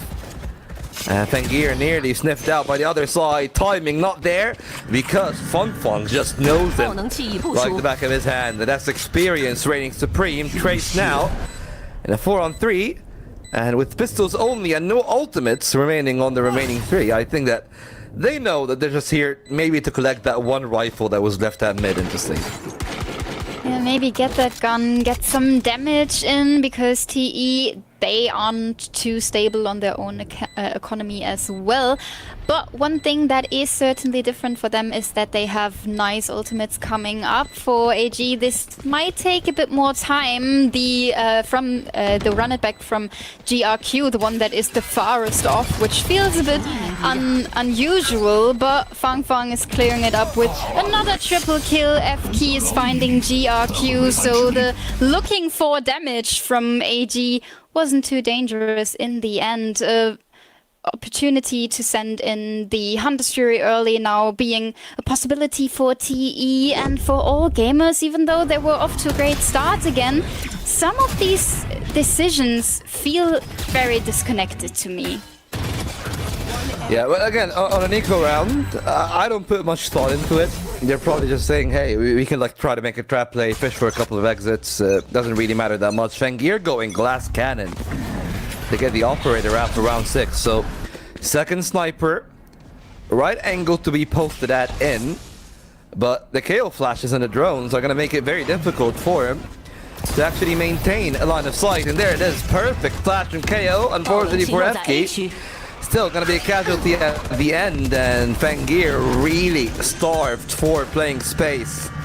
It's played so well by Trace, but they're down a player now, so they'll still need to find some success behind it. Hunter's Fury coming through, and Fong doesn't find a damn thing. Yeah, not really. All of the All Gamers players in one line, not hitting any shots. Kai is trying to go for a peek there, but the cage is gonna deny his vision. Well, the cage also gets a tripwire, more potency, and that's Kai finding a kill behind it. GRQ finally finding one. He's got to run it back, and he's immediately gonna run in. Well, all the kills are funnily enough going the way of Trace. It's only Kira, but he's not gonna be good enough. Oh, he is. There's enough time. He's finding a quad kill, and he saved the day for AG. Oh, just in the right time there to save the day. The investment into the operator, really not the best decision again. I feel like Fengir would have had a nicer time deciding to go for a Blade Storm to be a lot more flexible if he had a shield online, but not having this extra armor, he is kind of stuck on the operator. Kira is doing all the work in the round to clear it up, and the time just barely there in the end, but it is enough for all gamers to get that retake online. The operator in play again for Fengir. The knife's still an option, and now he even has a shield, so we are advancing somehow. Yeah, well, I guess that is what we'll figure out. Again, a lot of good praise you would hear from the entire league of Fengir and what he can do. I guess this time bailed out by a teammate, and there it is. The AWP in action, finally. First kill for a while, but even with that, he's got 6 kills to his name. Tailwind no more. Flashes could come in, nearly a good timing there for him. There's the second flash point, and Fengir really again pressed so well. The fragment also finishes off the kill, but all gamers are there for the trades. Doesn't even matter that much. They could go for a KO revival, and they were thinking about the wallbang. Excellent flash though, and the curveball just really gonna win the round single-handedly for AG. That Phoenix flash decimates the ranks, and that's what I was talking about, right? A Phoenix on an angle like this and a timing like this, he wins the round dead to right. And at this point, that is a round that will matter so much for Trace, because now their own economy is stuck. Yeah, I don't think they can invest a lot into this next round. I like the utility on the entry, but with all gamers being pretty much stacked up towards that heaven area, they can even allow TE to get the KO revive in without having the biggest issue on that retake. Operator Odin in play for all gamers, and TE, you mentioned it already, are gonna play an economy round. Knives in play for Kai, so maybe an opportunity, and he's taking down the operator. Yeah, that's one steal, but no rifles to be recovered. The blades are still out. And well, 2 more then to be found by just buying valuable seconds. And while Fengir is gone, the rest of the team are holding well in his stead. The B side is not really theirs, and it seems like they're going to be backing off. They've really let the B side go, but even the reroute towards A feels very unlikely. GRQ is ahead of the pack, and Kira, again, on 13 kills, mind you. And there's one chance and one chance only for those blades to find a kill. Oh, the paranoia very early to stall a bit for reinforcements to come in. The spray's not really hitting any targets by now. A bunch of players cross, but Kira still able to double up. Yeah, and Little King finds one on the Stinger. Not the worst of damage, but he's trying to bait out a plant. Very patient from AG. Who knows that even the finances aren't really their worries. They need to win with numbers too, because I want you to look at the economy of players like GRQ, of players like Boy. They struggle so much in terms of staying alive for long. So the fact that they get those rounds are everything, and everyone is celebrating their 3Ks after all. Yeah, and for Luo King, I mean, we've seen some great kills coming out of him, but his clutch potential is really lacking in this series. We've seen that on Lotus, and we also see this on Ascent this far. I mean, yes, it is a very much impossible situation, but going for the door close, the fight towards Garden, maybe not the best idea he had in this game so far. Now TE is taking a timeout, but we've seen the economy round right now, so they are taking the timeout right before their next buy round, which is putting a lot more pressure on this round to work out. But maybe it's gonna be just the right timing for them to find themselves again, find their pace again, because at this time I feel like they are pretty much playing the game of all gamers and not their own ideas. They are not really bringing themselves into situations where they can play the executes in the way they want to, and that is really putting them in situations where they have to fight fights that are not on their bingo card, it feels like. Yeah, I mean, and that's the good thing about the comp like the one that AG are playing, right? Is that it just has so many avenues of play, because the Phoenix can be a bit supportive with the flashes through heaven that we've seen, with like flashes also through the top of those two windows at B. And you know, you can do a whole lot really, and I'm always really happy about the way that teams are now, I guess, making the most out of their Phoenix. But well, speaking of making the most out of something, Fangir is going to earn a lot of space here on his lonesome, but instead of starting the round slow, he's gonna pivot into GRQ's line of sight. A flash and Fangir peeks out, but unfortunately all gamers now are a step behind on the entire round, and everything rests on Kira, who has been playing great, but might need to find more. But never mind, the Hunter's Fury, oh, how did it not find a kill on that second tag? Still, success and significant damage, mind you, done in the grand scheme of things.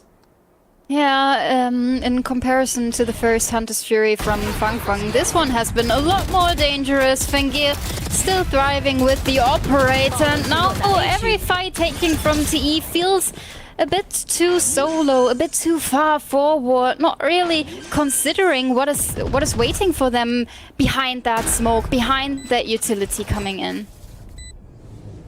Yeah, well, so far nothing solo really from all gamers. They're playing as a unit. Fangir is late from 3, but he's making sure that there are no flanks in the 3 from heaven.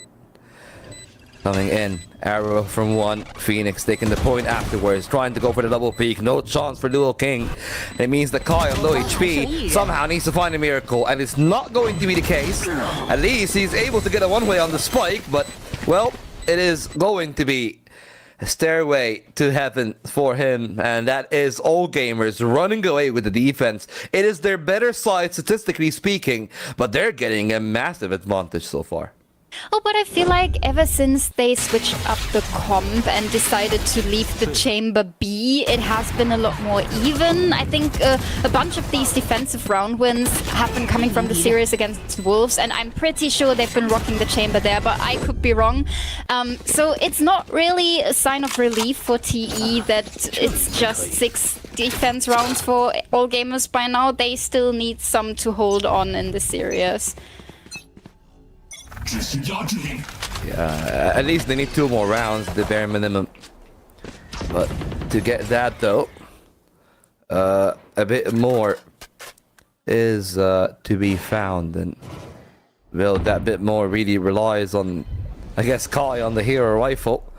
Maybe Fun can find something alongside FK and Delby on those sheriffs, but it seems like the way that they're playing this round is that they're really happy to play standard, and I'm kind of surprised that they're happy to slow down the pace when they're weaker on finances, but hey, it works out for them for this round, because for the most part, all gamers still have to earn the space through the B site. Now they got it, and Fengir has hold a deeper line on mid. Their A take is kind of get telegraphed though.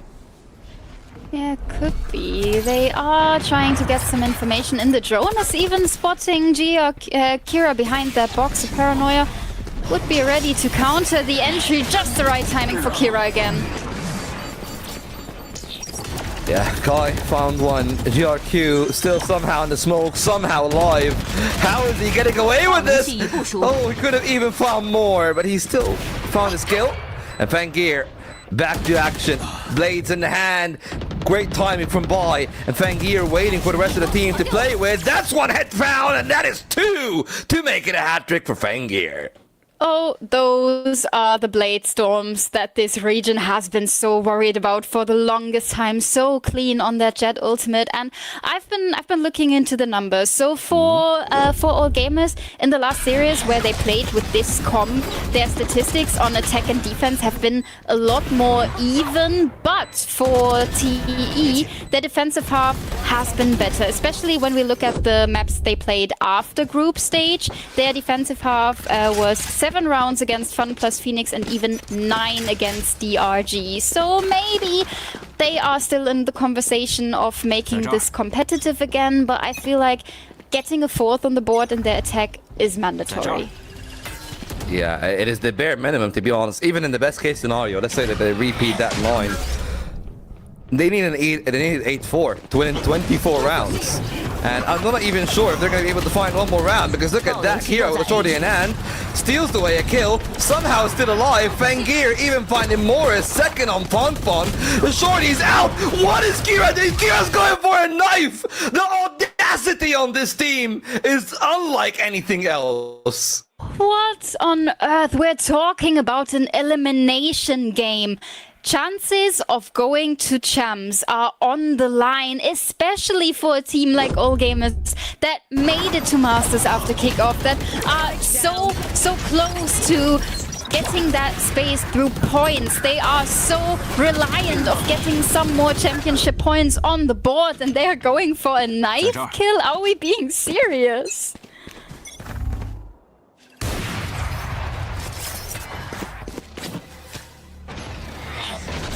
Fortunate stuff then from Trace, that all gamers are performing to the level of all gamers. And there comes the run it back now. Perfect, just in time to break that market take. Even if GRQ dies, mind you, that is enough time for Fengir to rotate, enough time for the KO ult to basically run out. FK down to 13 points of health. And it is going to be a plant, it is going to be a 5-on-5. But the fact that they got the entirety of mid in their hands is basically everything they want and more. Trace trying to buy the time. Hido on logs, maybe a timing then for Kai, but the flash doesn't actually work out for him. It works out against him. And Fengir is happy enough to go for that kill. Shorty shenanigans all over the B side. And these trays are coming in. 2 kills from a 13 HP FK. And somehow, Trace is the one that emerged victorious in round 12. At this point, I'm just at a loss of words what is going on. I mean, all gamers are playing this so cheeky, just entering into that retake with a double kill on the shorty, and then it's somewhat like they're being too caught up in having fun, not really being aware of the angles that TE could potentially be playing in. I mean, yes, it's nice to collect those kills, but being so unaware of Fangfeng's position, even though he's just playing on stairs, that's not so unusual, is a big mistake for all gamers. Yeah, but really, you gotta say, those shots from FK, like, those are great, right? And FK has been struggling for a while, so it is really good to see that they're actually doing well. And for us, we'll take a little intermission here at halftime. 8-4 it is. And I guess then time to think about it, right? 4 rounds for Trace, the team that is better on defense. Like, let's say that the median that they're gonna get is like 8 rounds again. Are we looking at another overtime? Is that what we're expecting? Oh, you said the word. You said the word. I said the curse, huh? I don't know. I feel like for most of these rounds that all gamers have been winning, they have been winning so dominant that it needs a big change for TE to find their way back into this map. But we are looking at the side swap here, and their defensive half, I said it, looked a lot better. When we talk about getting 8 rounds on the board, they are pretty much even out again. So maybe we get another 13 to 15, maybe. I'm not sure. Things are happening in this series, and I can really not wrap my head around who's gonna come out on top in this one. Yeah, I mean, of course, I'm still, though, in a little bit of suspicion for AG, right? Because you think about that first half, Heroics and Kira at the start, and Fangir grabbed the operator. And he was just able to, I guess, route that half home on attack. A very different story. And GRQ, who has been quiet, will really need to step up if all gamers are to have success. Yeah, the impact of Odin Operator is going to be pretty much minimal on your attacking half, so all gamers have to come up with another idea. TE is playing this pretty defensive, but playing the bait setup in B main. Having Kai tucked in the corner, Fang ready with a shock dart to make it seem like no one took some space towards B main, but all gamers, they remain suspicious. They are playing this so patiently. Yeah, but I like the fact that they're still keeping their options open, even if B main is an avenue. With that dart being broken, they know there's these one towards tiles. It's just in terms of numbers, perhaps Trace are a step behind, still anticipating a reroute at B. But lo and behold, it's going to be a big test. Lil King and Delby up against 5. The early flash coming in there, or the arrow rather coming in there. Gonna be a problem. Lil King hiding inside his own smoke, waiting for a good timer. Fangir caught by the camera. The paranoia coming in at the right time. Delby trying to hold one side, and the right clicks coming from Lil King. Delby still alive at backside. If he's able to find something, that could be the round for Trace. The support is here, but they don't find kills on the trade. Stuck at heaven as they are. They got numbers to be even, and Fangir and Kira are a little bit lower. Fang got his own recon bolt, looking to try to find something, but Kira snipes F-Key from the heavens. And now the last two, Tree and main it is. Kai finds the timing, initial dink, but cannot find the conversion. And it's gonna be Fang really to save the round then. Spotting Kira, who has been on a bit of a tear, 22 to his name, and that is gonna be the number that he is frozen at. Trace thankfully gets the pistol, and thankfully for their campaign, because this gives them hope. So both of these teams kind of have a thing for cuddling under heaven in these situations. Falling back to that area is always so dangerous, and so TE is getting the advantage back in this round. The utility coming from heaven from F-Key has been lovely to support the team on the side, and then in the end, in the retake, they're even working for the recon dart to come back online for Fang to really get the information in and be secure on which duels to take. So we have a very important pistol round on the board for TE. Better economy on their end, and this time around it is Kira going for the Marshal. Well, not really that much that we actually see Kira picking up a Marshal, but a lot of confidence, I guess, inspired in this All Gamers team, who are very happily farming orbs left and right. That's GRQ getting the one at the A side. I wouldn't even be surprised if they actually go back to B and just continue that orb farm, and it seems to be that is their mission, right? Because when you contrast it on the defense, they didn't really cast the ultimate way too many times. Well, just twice, I think. Yeah, the change to the numbers on the orbs that Phoenix needs for that has made some sort of an impact there as well. But still, we've seen very little ultimates from GRQ. Might be because he's still stuck on the 5 kills. And when we look at the numbers, 5, 4, and 7, not really a lot found from the teammates of Fangir and Kira. But speaking of Fangir, he's collected an entry, and now Lil King is under a lot of pressure. Oh, You should not swing into that. By the love of God, that was the possible worst idea he could have had. Yeah, and all gamers. Well, it's a real risk. 3 players, and they don't have tree. Could have even been tagged by the drone, but the tag not coming in means the Kai gets at least a life. Oh, very smart curveball. Buys valuable time, and that's a recon bolt coming in. Kill straight in. That's a team kill from all gamers, and somehow Trace just managed to find a way into chaos. Fangir died to the shock dart. I can't. This round was so possible for all gamers to win that they were like, no, this is not fair. This should have been TE's round. We should make this even again, and then the shock dart kill is coming through. Oh, I don't know what to say anymore. This series is really on the brink of giving me gray hair, I feel like. Wait, was that the shock dart up top on heading, killing him below? I think so, yes. What? Okay. I think I've seen it all. And I thought that I had seen it all in 6 years of Valorant. He got his brain fried from that shock dart. Dear God. Yeah. The heat waves are apparently getting even to Fangir, so I guess it is what it is. For Trace though, this bonus is not really the strongest in the world. There's 2 bulldogs and 3 pistols. So perhaps this is where all gamers can draw a silver lining. They just need to win this one clean. And so far, right ideas. But that's what I always say. That's why KO is so valuable on the Ascent, or at least anybody that can help you with any supportive flashes. Fangir is there down on mid. Usually you would see a lot of teams splitting through middle there, just with a KO flash. But Fangir needs to take a timing. And he might be able to get one. Looking at Pizza now, Delby might not be prepared. Fangir is not really paying much mind to Kai, and him and Delby, the 2 bulldogs, actually winning the round for Trace there. 2 for nothing, and now they're aggressing onwards, and Kira is just left for completely dead because there's a pincer coming through from spawn. He wrapped around A main. They let them plant the spike because they trust themselves in a 2-on-5. Oh, we talked about Delby being set up in these situations where he's helping out the duelist players on first engagement, and that's just what's been happening again.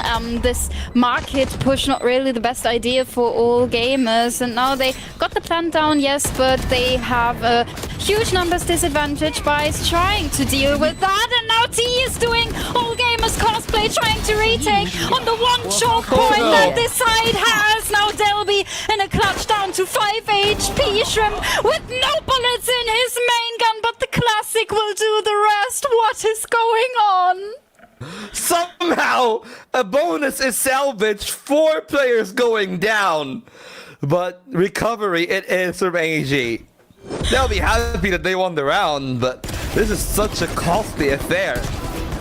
And Delby just getting his timing there, and realistically it was that sequence. All of them running down 4 dry fights is not the way that you play around.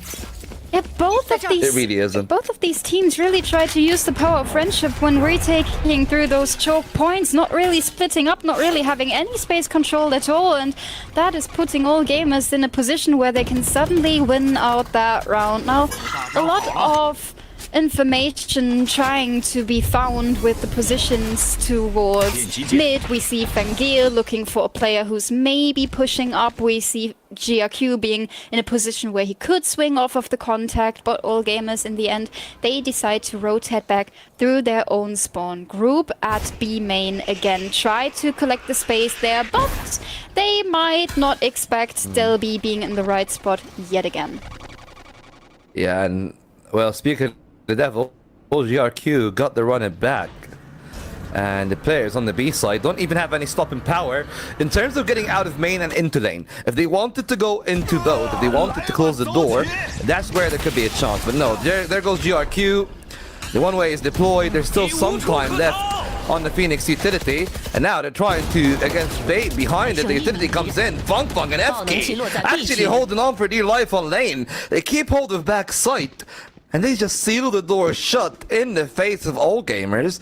And GRQ, sure, he's got a second lease on life, but hey, we've seen a 2-on-5. I don't think that we're going to see a 1-on-4 right after. Yeah, Yeah, not really, especially with GRQ taking a step back, the spike being dropped in the middle of nowhere, not near his destination, so this is gonna be another round for TE. The lead that all gamers have still in play, but it is just 2 rounds between them and Trace Esports. Especially the side hold coming in was lovely from Fang Fang and FK again. The position on stairs is really something that all gamers have an issue to deal with. Yeah, a timeout 10 from AG, who have only managed to find a single round in the second half, and perhaps this is where I'm gonna retract everything that I've said, because I feel like I hyped up GRQ a bit too much.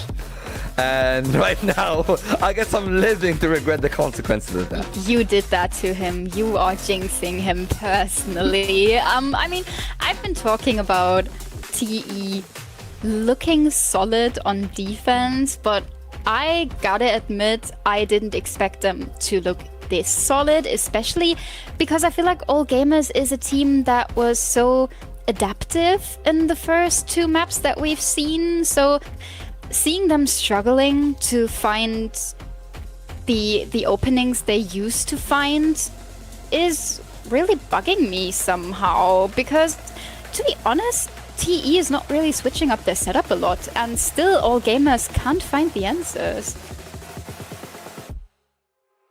Yeah, I mean, the answers really needs to be in the way that they started the last round, right? They broke some of the Cypher util towards the A site. I feel like that's what they need to do. They need to poke and prod a little bit more, but maybe not in this round. Fangir's got the hero rifle, and even he is quite a way away from getting his own Blade Storm, so really relying on individuals' duels. And that's the thing that I was talking about, right? Like, hey, stepping up the pace a little bit enough to the point that they pressure some of the util, but not to the point that things go wrong, and maybe FK might be prepared. Fangir taking the peek, needed to find the kill, but FK is crisp enough. Paranoia does not matter. Bai might trade the 1, and he might be able to get the Phantom, but he's not gonna have a chance because Dual King is just holding inside the cage. And that leaves Shrimp all alone. 1 on 4 again. And it seems like the timeout, well, I'm going to be looking forward to what it means on round 18, because on this round it meant absolutely nothing. Yeah, really nothing. There was a bit of a surprise party waiting in Tree for the players coming from Cubby. They were certainly not invited, and TE are playing this out pretty cleanly. They'll be securing that last frag, having Newell Theft online anyway. And one thing I want to mention as well is that there is the null command in play. We are talking about a round that is going to be pretty essential for all gamers to find their way back into this map, and FK has the probably toughest ultimate to work against ready in this specific round. So getting the right timing for the KO ultimate might as well destroy the execute from all gamers. Yeah, well, that is then going to be a very intriguing part in the way that this game could go, because the operator is out for Kai. All gamers got their own purchase, sure, but the intriguing part is GRQ actually didn't commit to the orb, just, I guess, evading any attempts at an aggressive play from Trace. But that's the one thing that I'm actually surprised by. Like, whenever you have a KO comp, I feel like sometimes you actually want to make some trap plays at Wine, at A main, but that hasn't been the case. It's been a very defensive setup from Trace. I mean, all gamers have been pretty defensive themselves, so those setups would probably not find as much impact as they used to. That's the only thing that I could really think of why they are not considering that. Yeah, great job from GRQ. That's 2 from all gamers. Their duelist duo getting the necessary kills, and that is the site itself cleared. 3 on 5 it is now, and they gotta be very wary not to let any city kills go the other way. That means that most likely Bai is left dead to rights and logs, but if they get the other kill, and they're so confident in what remains of this half, 2 final players, both of which at main, I think that they're just playing for the exit at this point. I don't think that Trace are willing to commit any further than wherever they are right now. It doesn't look like it, especially with the tripwire still being in front of their feet towards B main. All gamers now grouping up towards that area, maybe because the trip hasn't been tripped yet, and that could give them an opportunity to take out some of those guns. Fengir gets one, and then they'll be struggling the tiniest bit. A double kill secured, but the operator still safe for All gamers, so that is still in play for them. And to be fair, I didn't think that I would like the attacking setup from All gamers this much, having those 3 players towards B main pretty much holding for the first couple of seconds. But it has been working pretty well because at some point TE gets impatient and start to use utility that they are then missing when the actual execute is happening, and that is putting All gamers in a big advantage. Yeah, well, the advantage that they found now might not be the case anymore because Fengir is actually on the operator, so it's just a single duelist comp. Fengir is gonna try to take a timing at middle, and that means the Kai is kind of stuck there at pizza. That's a one-on-one duel that will dictate the half, and Fengir reigns supreme. Kill clean.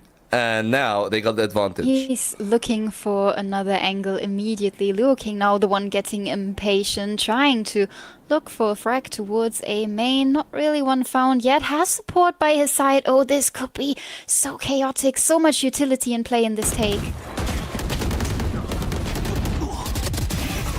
Yeah, Shrimp finding the kill. F key only good for the one, and the timing is gonna matter. There's so much. Fengir late at the other side, and it seems like Trace were thinking about that as a possibility. But, well, they're gonna take their sweet time, apparently. The deal is too sweet for them to commit to a retake, having picked up the operator again, so another save for Trace, I guess, is what we're gonna have. Finances do actually indicate that this is normal, but I'm not so sure about this. They'll eventually need to try a retake, even if it's disadvantage, because the game is really nearly another gone. save could break the backs of the TE players. Saving those 2 guns and having the Blade Storm online is somewhat giving them another round after this one, but I am not sure if they get to save this one with GRQ just running them down. The operator stays in play, but this is the only thing they can hold on to. And one thing that is really a point where TE is struggling is they still have this null command online. The big ultimate that should help them secure a round is not getting into play in this round, in the round before that, and in the round before that. 3 opportunities for them to make use out of that KO ult, and none really used. Yeah, just played, I guess, pretty well then from the All Gamers side. Like, they're not even reinventing the wheel in any way, right? It's just very rudimentary stuff, right? The wall to set up Fengir for the duel. Fengir taking the 1v1, he's just better at that, so he gets that win. And unfortunately then, for Trace, just their lack of aggression, their lack of proactivity is going back to haunt them. They have this kind of, I mean, I understand the thought.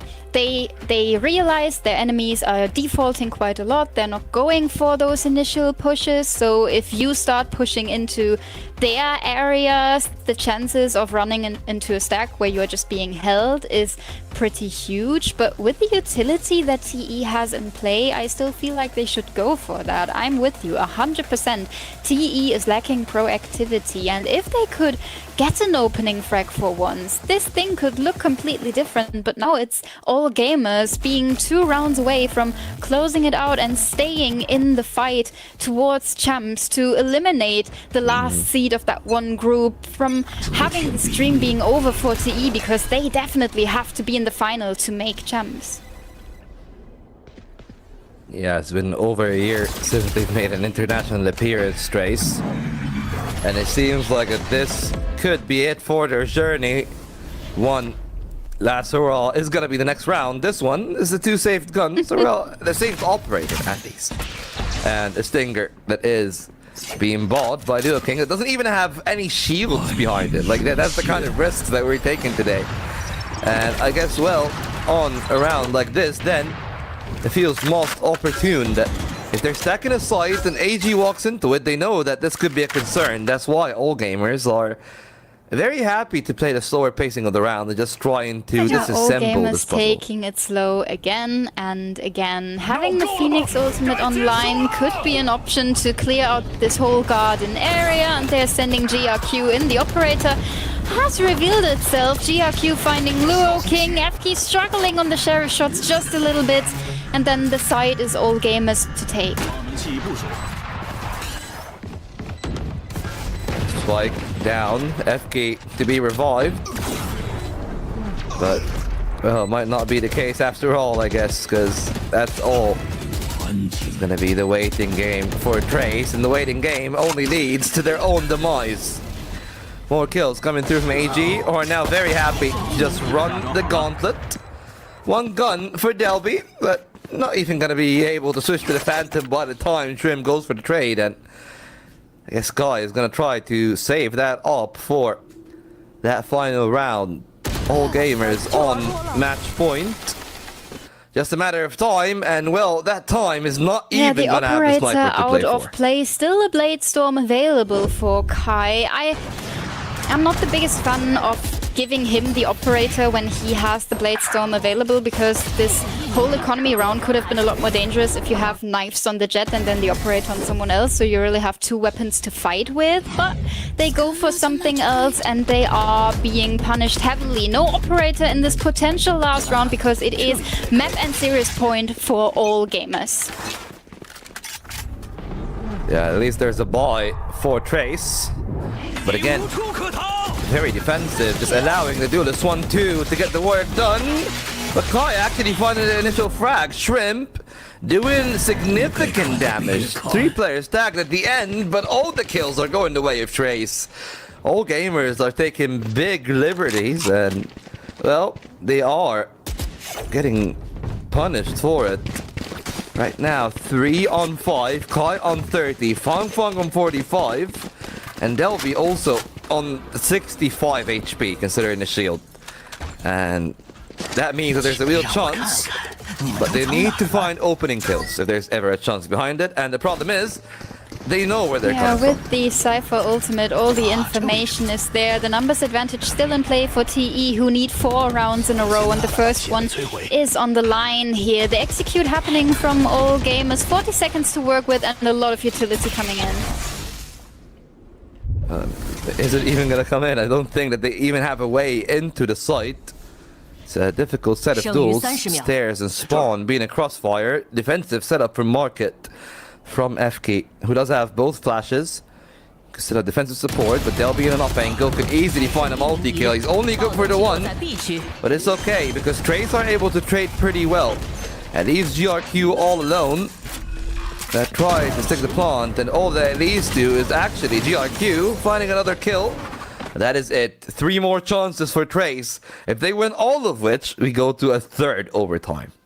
Oh, we are still a couple of rounds away from that happening, but is it potentially on the line? 100%. All gamers are in the lead pretty heavily, but still we see them struggling in these rounds where they need to adapt because TE is bringing something to the table they didn't quite expect. A timeout coming in now to make sure they can close it out in regulation, and this is something that TE did quite a lot on Split and on Lotus when they had the upper hand and were this close to getting a map win over the finish line. They took the time out to really plan out this last round, and did it work out well?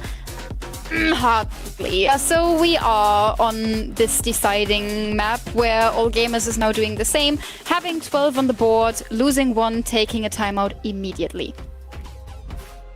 Yeah, and I guess the good thing about this round is that Trace didn't really have to do that much, if I'm gonna be honest. Like, they really walked into the defensive setup, didn't they? And, like, unfortunately, I gotta say, and I really hope that that is not the case, but Boy hasn't been having the best of days today, right? And if there's a chance for AG to go deep into playoffs, Boy will have to step up. Maybe now is the time. Maybe he'll need to show a better display. Because, well, XLG and BLG, whoever is gonna lose and drop to the lower bracket, or even Tyloo JDG, those are two very tough games. Yeah, 100%. The next enemy coming up for either of those wouldn't be the easiest one to fight. All gamers, they do have the operator back in play. Fangear with the flexibility to switch to the Blade Storm if needed. And TE, they are doing what they do best, not taking too much space. Even the room that Kai had held down in B main is now being given up for him to rotate over towards mid, because there is a big gap in the defense of TE. Yeah, but well, that gap, so far, immediately exploited, funnily enough, by all gamers. They not only identified it, they made the best out of it. But it's a tough line for Kai to hold. And at least for the start, that KO knife reveals so much information. Shrimp's drone is denied. To go a bit further, and all gamers still looking to finish, perhaps on this B side. The wall is there. Fangear is going to take that peek. So smart from all gamers. They knew that somebody was holding the market line. They got the kill. And now backdoors, the A side they go. FK doesn't have any more flashes. And the door is going to be sealed momentarily. Luo King spotted players. The rotations on the B side are not coming through. And FK has found a pair, but both are traded on site. And one last hurrah for Fang Fang and Delby. Yeah, we do need heroics from those two players now. No ultimate to play with, but all gamers, they are stacking up towards Under Heaven again. So maybe a bit of a dangerous situation to face with the utility that Fang Fang still has. Yeah, you know, one player at Hell. It's been a very difficult position to play at. One more still to be clear. Delby finds the one. Shrimp trading and Shorty in hand in typical all gamers fashion. They all rise up and they were able to get it across the finish line for once in regulation. This is their life living on. It's a tough journey in the lower bracket, but they got their foot in the door. The foot in the door, most certainly. And we have to say goodbye to Trace Esports that have been surprising us a lot for the matter of play-ins and playoffs. I mean, in playoffs, they were struggling a bit against BLG, but the map they found against All Gamers today, it was certainly entertaining. Their growth individually and as a team has been so fun to witness. And even though we have to say goodbye to them for this year now, I feel like this roster can be pretty proud of their own development within the last couple of weeks. Yeah, it's been a very impressive roster, unfortunately, though, for Viva out there on the stage and everyone else. Not really gonna have to a taste of the international stage. Chengdu is their last stop of the year. Congratulations to AG, though. Still a very long run, and as you can tell, no love lost between the two sides, but one team got their eyes on the prize, and the other will have to bow out for the year. And, you know, for all gamers, this is a very rigorous test. Like, I'm really glad that they had the resilience to pass through, but I'm actually a little bit worried because, like, yes, Trace, of course, has been on a very good run, but I'm just worried about, like, the other better teams that we've seen. You know, teams like Bilibili, teams like Tyloo. Like, how are they going to fare? Yes, they are in the lower bracket, so more likely they're going to be even playing against the JDG. But I think the JDG might actually give them a run for their money, considering the game that JDG played against Nova. I mean, with the interview coming up, I'm sure we get to answer some of the questions about the way that is ahead of them. Maybe some thoughts about the series that has just happened. 13-15, 15-13. This has certainly been a long day at the office for them. I am so excited to hear what they have to say about it.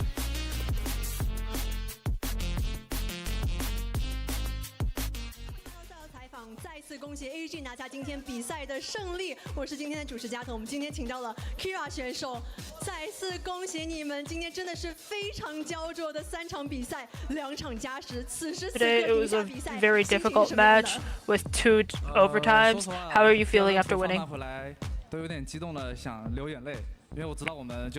He says after the second match, like getting the comeback, he felt like he was emotional enough that he could cry, because after that he felt like he believed in the team and he believed in the win. 那说到图尔，正好想问一下，那是一把非常一波三折的莲花古城，你们从领先，再被追到赛点，然后再打进加时，再进行翻牌。我们 very hard fought. You guys were leading, and then you got caught up on, and then you did a comeback. So what was the emotions and the comms going on during that time? He says every match, like every round, he was encouraging the teammates. He said we can win this, and so he just kept telling them it'll be okay, and we have to believe in each other. If we need to trade, we trade. If we need to hold, we hold. We can win.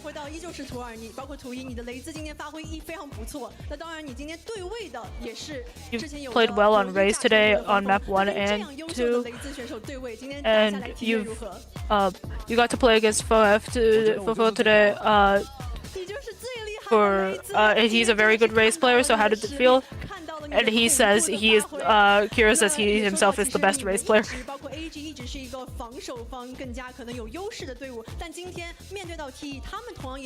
You guys have always been good on defense, but you guys played against TE today, who is also a very good team on defense.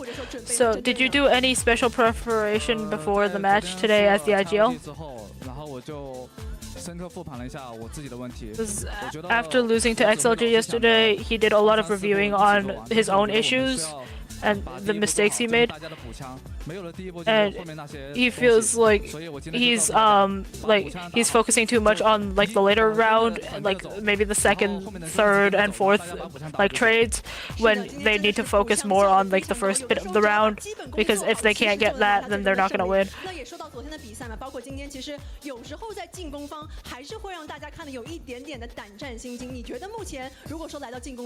Sometimes on attack today, you guys were having some like scary rounds. So what do you think you guys should improve on that side? Says they haven't had much time to adjust recently because of the tight schedule. So right now they just need to focus on their basics.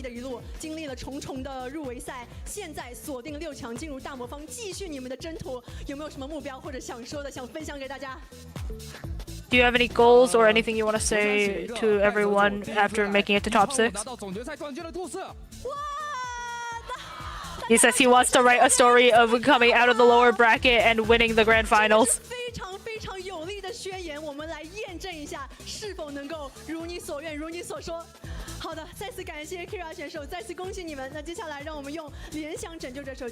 Okay, that's the end of the interview. They're going to take a picture. It'll be time for the prize draw.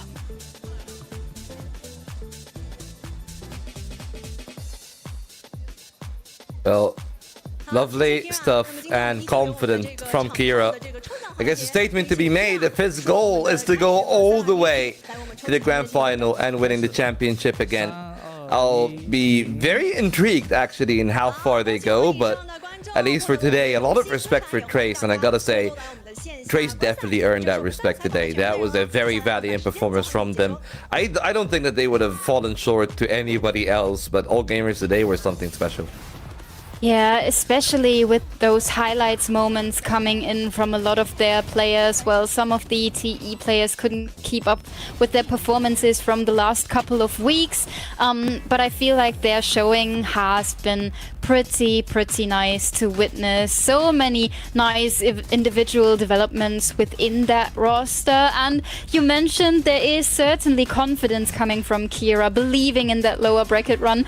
Not especially humble to say he is the best Race player while playing in the same league as a YZ Swexer, but hey, I do enjoy the confident look from all gamers, because after their miracle kick-off run, they haven't been looking the same, and I want them so desperately to find that shape back again. Yeah, I mean, it's the same thing for me, but I feel like they just made the most out of a new meta that was developing in kickoff. That was supposed to be where they are in stage 1, right? A top 4 team, a team that could make a Masters, barely misses a Masters, and right now, you know, definitely betting on themselves, and that's the right way to do things, right? Like, you got a couple of teams that, at least on paper, like, you know, if I'm thinking favorites and underdogs, you're gonna be thinking that teams like JDG are gonna go down to the lower bracket. Teams like Billy could go down, and that could be worrying, but all gamers, they were confident in the interview. Let's see how confident they are in game. OK， 我先跳道具。挨我。不用这题，我推。来一下补下。3、2、1，闪光。给闪，给。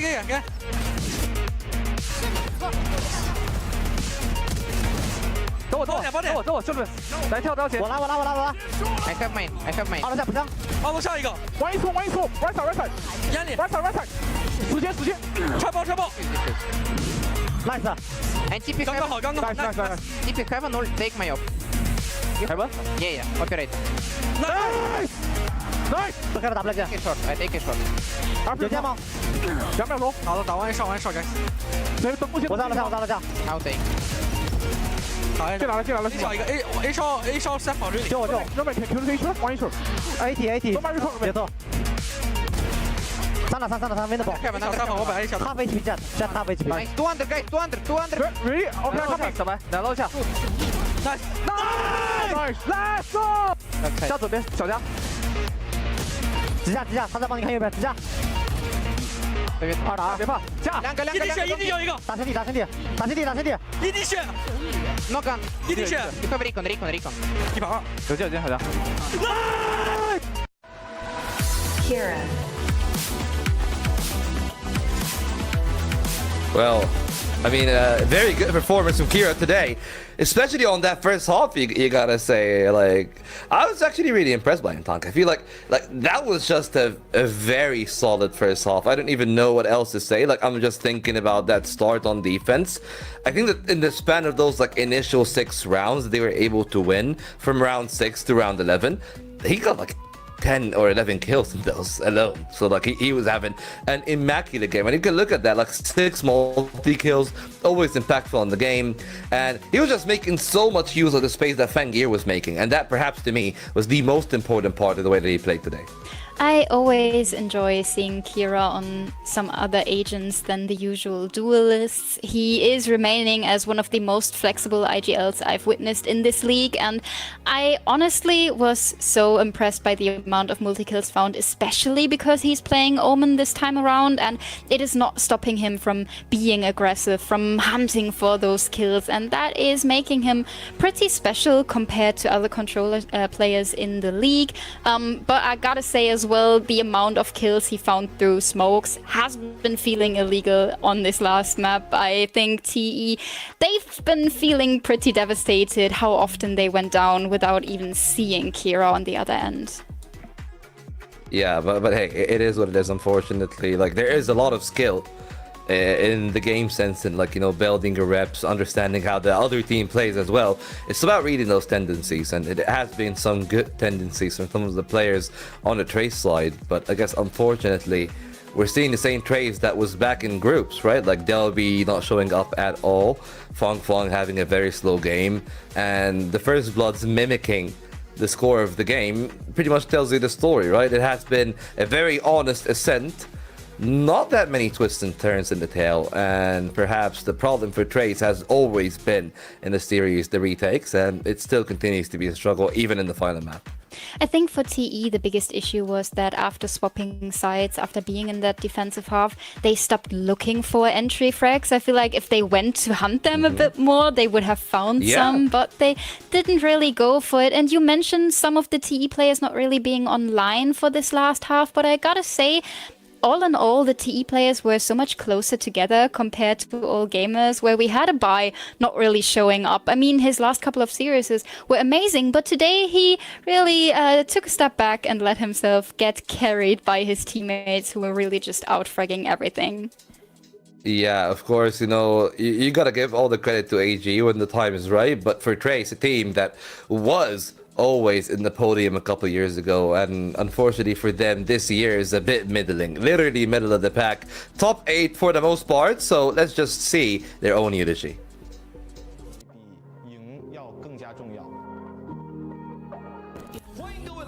无畏竞技场，你们是属于这片场馆的第一批观众。他旁边还有自己的队友，再上去冲位，一颗两个。对于 TE 来说，这是一个非常不错的新赛季的开始。摩吉的位置这边看到了黑妹，拿到一波王牌精锐，到最后甚至是一1v4的残局，时隔了449天 ，TE 终于是是跨过了心魔。好像所有的方向都导向了 EDG。我相信在这一场比赛结束之后 ，TE 将会走上一个更高的高度。有这小丫头推出来，别手两个，恭喜 TE， 他们拿到了国际赛场的首胜。经历了去年1年的低谷，我真正意识到了自己想要的东西以及自己的追求吧。走开起来，小豆豆还能够接掉一个人的滑铲过来，但是滑铲过来的距离并不是非常的理想，可能要把掌声送给 TE 了，这已经是他们最后一场对阵在这一次的舞台上了。先到第一，先到位场第一，会被打提前枪的两个人都被解决了。是小豆 K 中的底线没有子弹，没子弹了。今天我们再一次见证了他们重拾自我的救赎。这么多的困难都没有办法打倒我们，我相信我们以后会变得更加的好。就是速的话，可能就是逆流而上吧。